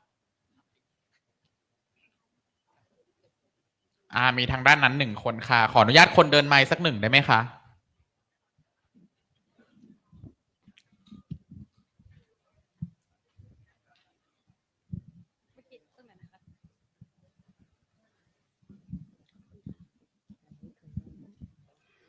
สวัสดีค่ะดิฉันมริวรรณธนูมาจากสหภาพคนทำงานต่างประเทศแห่งประเทศไทยและเป็นผู้เสียหายจากแรงงานนะคะขอแลกเปลี่ยนนะคะคือการที่พวกพี่พูดเรื่องกระบวนการของบริษัทเนาะมันสิรวมกับหน่วยงานรัฐหนูขอใส่คำเว้าของพี่ที่บอกว่าอย่างก่อตีหน้าเศร้าเล่าความเท็จของรัฐบาลนะคะอันนี้เรื่องจริงนะคะเพราะประสบผ่านมาโดยตรงซึ่งกระบวนการของบริษัทน่ะเงินเยียวยาล่าช้ามากขึ้นเป็นคดีศาลตัดสินว่าเป็นชนะคดีแล้วนะคะกรณีของสตอรยอนแล้วก็ PST แต่บริษัทไม่ได้จ่ายเงินเยียวยาอะไรให้พี่น้องเลยซึ่งความเป็นจริงหน่วยงานรัฐรู้จักทุกอย่างอยากให้แบบว่าเฮ็ดมีกฎหมายที่กระชับยึดทรัพย์สินของบริษัทเราก็มาให้พี่น้องแรงงานที่เสียหายและหนูขอเสริมเรื่องกองทุนด้วยค่ะซึ่งกองทุนก่อนจะไปหน่วยงานรัฐจะบอกดีมากได้อบรมมีกองทุนช่วยเหลือคนทำงานต่างประเทศกองทุนทุกอย่างสิทธิดีมากแต่เวลาเกิดปัญหามาโทษแรงงานให้เป็นแลเรื่องเอากับบริษัทเอกสารเอาตัวอย่างหนูเป็นต้นหนูกลับมาปี65พวกหนูพาพี่น้องพวกหนูกลับมาพฤศจิกาพวกหนูไปยื่นเรื่องเขาบอกพวกหนูไม่อยู่ในเกณฑ์กองทุนทั้งนั้นไม่อยู่ในมีเงินประกันอะไรเลยแต่พวกหนูก็ไม่ยอมพวกหนูก็ไปสภาเข้ามากรุงเทพหากระทรวงแรงงานสมัยนั้นรู้สึกว่าพิพัฒน์เป็นคนเป็นรัฐมนตรีกระทรวงแรงงานพวกหนูไปทุกที่แต่เขาก็ปัดตกไม่รับเอกสารของแรงงานเลยทั้งที่ฟินแลนด์รับเป็นคดีค้ามนุษย์สอบปากคำมีสำนวนมีหมายเลขคดีเรียบร้อยแต่หน่วยงานรัฐปัจจุบันเพิ่งได้รับจดหมายบอกว่าคุณบทวาระเงินกองทุน2 ปีไม่มีสิทธิ์ที่จะได้ช่วยมากค่ะรัฐบาลหน่วยงานรัฐยิ่งกระทรวงแรงงานโตกาดเลยค่ะสวัสดีค่ะสรุปนะคะตีน่าซื้อแล้วความเท็จจ จริง เดี๋ยว ๆของพี่น้อง ขอ แรงงาน อีกท่านหนึ่งแล้วรวบทีเดียวเลย นิดเดียวค่ะ โ ก็คือว่าพี่ที่มาที่มีปัญหาเรื่องแรงงานที่ไปที่ฟินแลนด์กับอะไรนะคะสวีเดนใช่ไหม อ่า เขาเป็นประเทศก่อตั้ง OECD นะ ใช่ สองประเทศเนี้ย อ เราคิดว่าอันนี้นอกเรื่องคือ เราลองไปใช้กลไกไอ้ร้องเรียน National Contact Point ของ OECD เพิ่มดีไหมคะเขาเป็นคือฟินแลนด์เป็นประเทศก่อตั้ง OECD ที่เราพูดเมื่อวานเนาะอันนี้ลองดูค่ะ โอเค เป็นคำแนะนำนะคะจากท่านวิทยากรค่ะท่านอีกท่านหนึ่งค่ะ ค่ะ สุการตานะคะจาก HRDF เชียงใหม่พอดีจะเสริมข้อมูลเรื่องของสหภาพแรงงานไทยเนาะเงื่อนไขถ้าพูดถึงธุรกิจกับสิทธิมนุษยชนเนี่ยบ้านเราเนี่ยเราพยายามผลักดันให้หน่วยงานที่เกี่ยวข้อง เช่น กระทรวงแรงงานมันจะมีกองแรงงานสัมพันธ์ ซึ่งมีหน้าที่โดยตรงในการส่งเสริมการรวมตัวกันเป็นสหภาพแรงงานแต่ว่าเงื่อนไขในการจัดตั้งสหภาพแรงงานของประเทศไทยเนี่ยมันยังมีการจำกัดสิทธิ์อยู่มันมีการตรวจสอบเพราะว่าการยื่นจดทะเบียนสหภาพแรงงานเนี่ยมันจะต้องมีการตรวจสอบเบื้องหลังของผู้ก่อการนะคะแล้วก็อำนาจในการบริหารจัดการในสถานประกอบการด้วยถ้าคุณเป็นผู้มีอำนาจคุณก็จะไม่สามารถรวมกลุ่มกันเป็นสหภาพแรงงานในระดับผู้ปฏิบัติการได้ดังนั้นเนี่ยปัญหาของในการส่งเสริมธุรกิจที่เคารพสิทธิมนุษยชนนั้นเนี่ยเราพยายามเสนอมาตลอดว่าการจัดตั้งสหภาพแรงงานในประเทศไทยมันจะต้องไม่มีการตรวจสอบเบื้องหลังว่าถ้ามีคดีหรือเป็นนักต่อสู้หรือว่าเป็นอะไรที่มีผลงานต่อสู้กับภาคธุรกิจมาก่อนหรือในจ้างมาก่อนก็ไม่มีโอกาสแล้วก็วิธีการจัดตั้งสหภาพแรงงานของไทยเรานั้นเนี่ยมันแปลกจากชาวโลกเขานะมันไม่ใช่แค่การไปแจ้งว่าฉันมีสหภาพแรงงานแล้วแต่มันต้องไปแจ้งให้เขาตรวจสอบประวัติของตัวเองซึ่งเราไม่เห็นด้วยกับระบบหรือขั้นตอนนี้นะคะส่วนในร้อนของพี่น้องแรงงานข้ามชาติตอนนี้เราอยากพูดให้คนที่รับผิดชอบฟังแล้วก็ได้ยินแล้วหยิบเอาไปแก้ปัญหาเพราะขณะนี้แรงงานข้ามชาติเนี่ยไม่สามารถที่จะซื้อซิมโทรศัพท์ได้เขากำลังจะติดต่อสื่อสารกับใครไม่ได้เขาถูกจำกัดสิทธิและเสรีภาพในการติดต่อสื่อสารอันที่สองเขาไม่สามารถไปต่อใบขับขี่ได้พี่น้องแรงงานข้ามชาติในภาคเหนือต้องใช้รถต่อใบขับขี่ไม่ได้ก็เป็นที่หากินของบางหน่วยงานได้ด้วยเพราะไม่มีใบขับขี่ไปขับรถนะฮะอันที่สามธนาคารไม่สามารถเปิดได้ไม่สามารถเปิดบัญชีธนาคารได้และเงินที่อยู่ในธนาคารหลังจากเอกสารหมดอายุไม่ยังไปต่อไม่ได้ไม่สามารถไปถอนเงินของตัวเองที่มีอยู่ได้เพราะบัตร ATM ก็ถูกตัดไปด้วยเลยเขากำลังจะถูกบางหน่วยงานโกงเงินของเขาไปนะฮะอันที่สี่เรื่องของการเดินทางเขากำลังถูกจำกัดสิทธิเสรีภาพในการเดินทางเขาไม่สามารถซื้อตั๋วรถได้เขาไม่สามารถเดินทางได้ตอนนี้เป็นปัญหาเร่งด่วนที่พี่น้องเรากำลังจะถูกละเมิดสิทธิทุกด้านทำยังไงหน่วยงานที่รับผิดชอบจะลุกขึ้นมาหยิบปัญหานี้ไปแก้ได้สักทีนะฮะก่อนที่หลังจากนี้ไปเนี่ยเมื่อลูกจ้างหลัง13กุมภา69ก็จะมีคนที่หมดอายุอีกจะทำยังไงกับปัญหานี้นะคะเราอยากเห็นว่าประเด็นร้อนที่เวทีนี้เห็นอยู่แล้วจะหยิบเอาไปแก้เพราะพวกเราก็พูดกันหลายครั้งแล้วเครือข่ายที่พวกเราพยายามคุยกับกระทรวงก็ยังไม่ได้รับคำตอบที่ชัดเจนสักทีหนึ่งนะคะขอบคุณค่ะขอบคุณค่ะขอบคุณค่ะ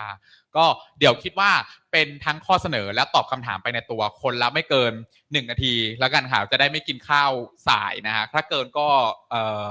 รับผิดชอบกันนะฮะร่วมกัน โอเคพี่สุเมธก่อนเลยค่ะ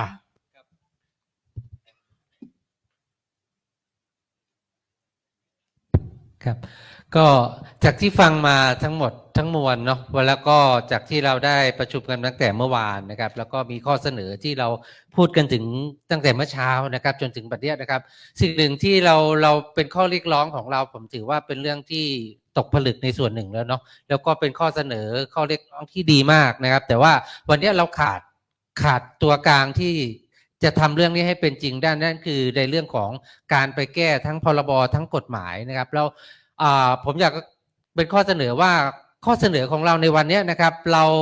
รวบรวมแล้วเราสามารถที่จะส่งให้มันเป็นใกล้เลือกตั้งนะครับว่าใครจะหยิบนโยบายเหล่านี้นะครับที่ชัดเจนแล้วเนี่ยเอาไปเป็นนโยบายแล้วเสนอขึ้นมาเลยว่าพรรคใดนะครับนักการเมืองพรรคใดที่จะเสนอนโยบายต่างๆเหล่านี้นะครับเป็นนโยบายที่เขาจะต้องทำจริงๆอันนี้ผมมองว่ามันจะเป็นข้อเสนอที่เราจะถูกไปขับเคลื่อนมากกว่าที่เราพูดและเราไปยื่นให้หน่วยงานก็จะมาอ้างว่ายังไม่มีกฎหมายในการที่จะไปทำหรือแก้ไขเนาะหรือว่าเราต้องไปยื่นการขอยื่นแก้กฎหมายนี่ยากมากแต่ถ้าเรานำข้อเสนอของพวกเราเนี่ยครับชูประเด็นของพวกเราให้ชัดแล้วให้นักการเมืองพรรคต่างๆมาหยิบประเด็นของเราไปแก้ไขในนโยบายของเขาไม่ว่าเขาจะได้เป็นหรือไม่ได้เป็นนะครับอันเนี้ยนะครับมันก็จะเป็นส่วนหนึ่งที่ผมว่านักการเมืองน่าจะสนใจแล้วก็เป็นประเด็นที่เราจะสามารถยื่นเสนอได้ง่ายกว่าเอาไปทำตอนที่เขาเป็นรัฐบาลแล้วเราไปยื่นทีหลังครับก็เป็นข้อเสนอนะครับค่ะถัดไปเลยค่ะพี่โชคค่ะยกเวลาให้ครับก็ตามที่ฟังมาส่วนใหญ่ก็จะมีปัญหาเรื่องความล่าช้าในการแก้ไขปัญหาหรือ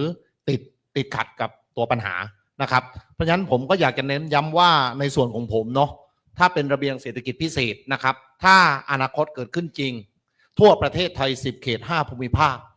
ผมอยากจะบอกท่านว่าในระเบียงเศรษฐกิจพิเศษเนี่ยมันจะมีกฎหมายอยู่มาตราหนึ่ง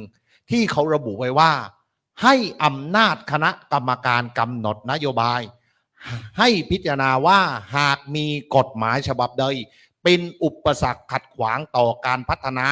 คณะกรรมการกำหนดนโยบายสามารถยกเลิกไม่ปฏิบัติตามหรือออกกฎหมายแก้ไขกฎหมายได้เพราะฉะนั้น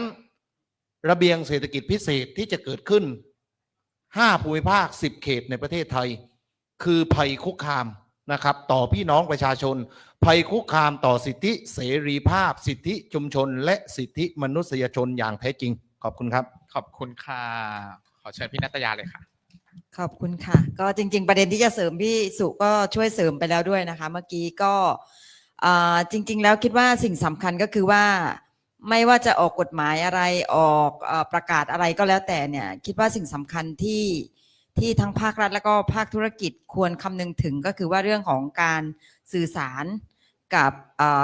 ตัวของกลุ่มเป้าหมายตัวประชาชนเนาะถ้าในประเด็นของแรงงานข้ามชาติก็อย่างในกรณีล่าสุดที่พี่สุพูดไปเมื่อกี้ก็คือในเรื่องของการทำ e-work permit ซึ่งสิ่งที่รัฐบอกก็คือว่าการพยายามที่จะเอื้ออำนวยในเรื่องของการดำเนินการเอกสารของคนงานแต่สิ่งที่มันเกิดขึ้นกลายเป็นว่า e-work permit เนี่ยเป็นการเอา outsource เข้ามาทำงานซึ่ง outsource อาจจะไม่ได้เข้าใจความเป็นไปที่แท้จริงของกระบวนการดำเนินการด้านเอกสารมันกลายเป็นเมื่อเอาเข้ามาแล้วกลายเป็นข้อจำกัดซึ่งตอนนี้ค่ะตั้งแต่เริ่มมาตั้งแต่13 ตุลาซึ่งจะไปสิ้นสุดในเดือนกุมภาพันธ์เนี่ยต้องบอกว่าตอนนี้ทั้งตัวนายจ้างและก็ลูกจ้างเนี่ยกำลังได้รับผลกระทบเนาะซึ่งถึงแม้ว่าตัวของกระทรวงแรงงานจะออกมาแสดงความรับผิดชอบและหาแนวทางในการแก้ไขแต่ว่าล่าสุดสิ่งที่เราเห็นก็คือว่า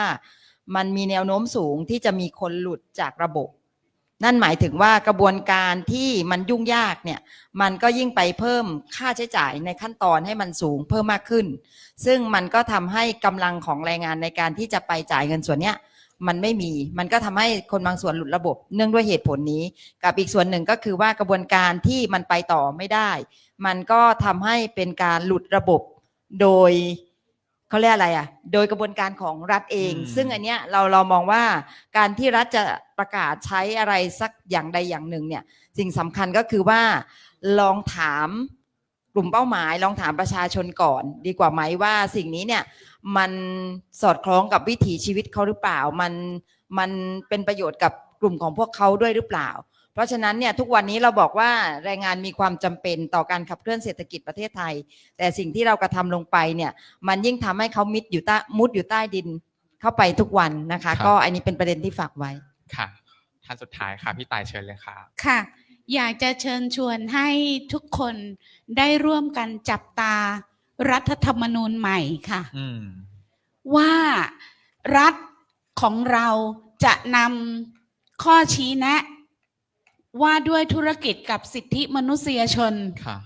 ไป ไประบุไว้ในรัฐธรรมนูญใหม่อย่างไรหรือไม่ปัญหาที่เราคุยกันมาทั้งหมด2 วันเนี่ยค่ะไม่ว่าเรื่องใดๆก็แล้วแต่เนี่ยอยากจะให้พวกเราช่วยกันติดตามว่ามันได้ถูกบรรจุเข้าไปในกฎกติกาสูงสุดของประเทศเราไหมยุทธศาสตร์ชาติ20 ปีก่อปัญหาให้เรามากมายในชีวิตประจำวันของเราดังนั้นรัฐธรรมนูญไม่ใช่เรื่องไกลตัวค่ะเป็นเรื่องที่จะทำให้ปัญหาของเราได้รับการนำไปสู่การปฏิบัติที่เป็นจริงค่ะขอบคุณค่ะนะฮะก็นี่สุดท้ายฝากไว้นะฮะว่านี่แหละค่ะจับตาสถานการณ์ทางการเมืองของไทยเพราะว่าจะเกิดการแก้ไขได้อย่างที่พี่สุเมธบอกก็ต้องมีนักการเมืองหรือพรรคการเมืองต่างๆที่เข้ามาร่วมแก้ไขแล้วก็ออกกฎหมายออกข้อกำหนดต่างๆให้มันมีการปกป้องคุ้มครองและเคารพสิทธิ์ทางด้านสิ่งแวดล้อมที่ดีสิทธิ์ทางด้านสิทธิมนุษยชนก็ดีหรืออะไรก็ดีนะคะที่พวกเราเรียกร้องกันอยู่ณห้องแห่งนี้ค่ะก็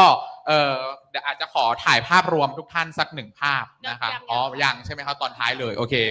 เข้าใจผิดกำหนดการผิดนะฮะงั้นก็ขออนุญาตส่งกลับไปที่คุณเมย์นะคะเพื่อที่จะไปกินข้าวกันจริงๆดิฉันตรงเวลาเป๊ะมากเลยนะคะ1 ชั่วโมงครึ่งตามวงของดิฉัน ขอบคุณค่ะขอบคุณทุกท่านมากค่ะขอบคุณวิทยากรทุกท่านค่ะขอบคุณวิทยากรทุกท่านค่ะเดี๋ยวหลังจากนี้นะคะเราจะทานข้าวกันแล้วก็อาจจะขออนุญาตกลับมาตอนประมาณบ่ายโมง5 นาทีก่อนบ่ายโมงครึ่งได้ไหม เพราะว่าเดี๋ยวเราถ่ายรูปเพราะว่ามันเซสชั่นเราเริ่มบ่ายโมง15จริงไม่เป็นไรโอเคค่ะ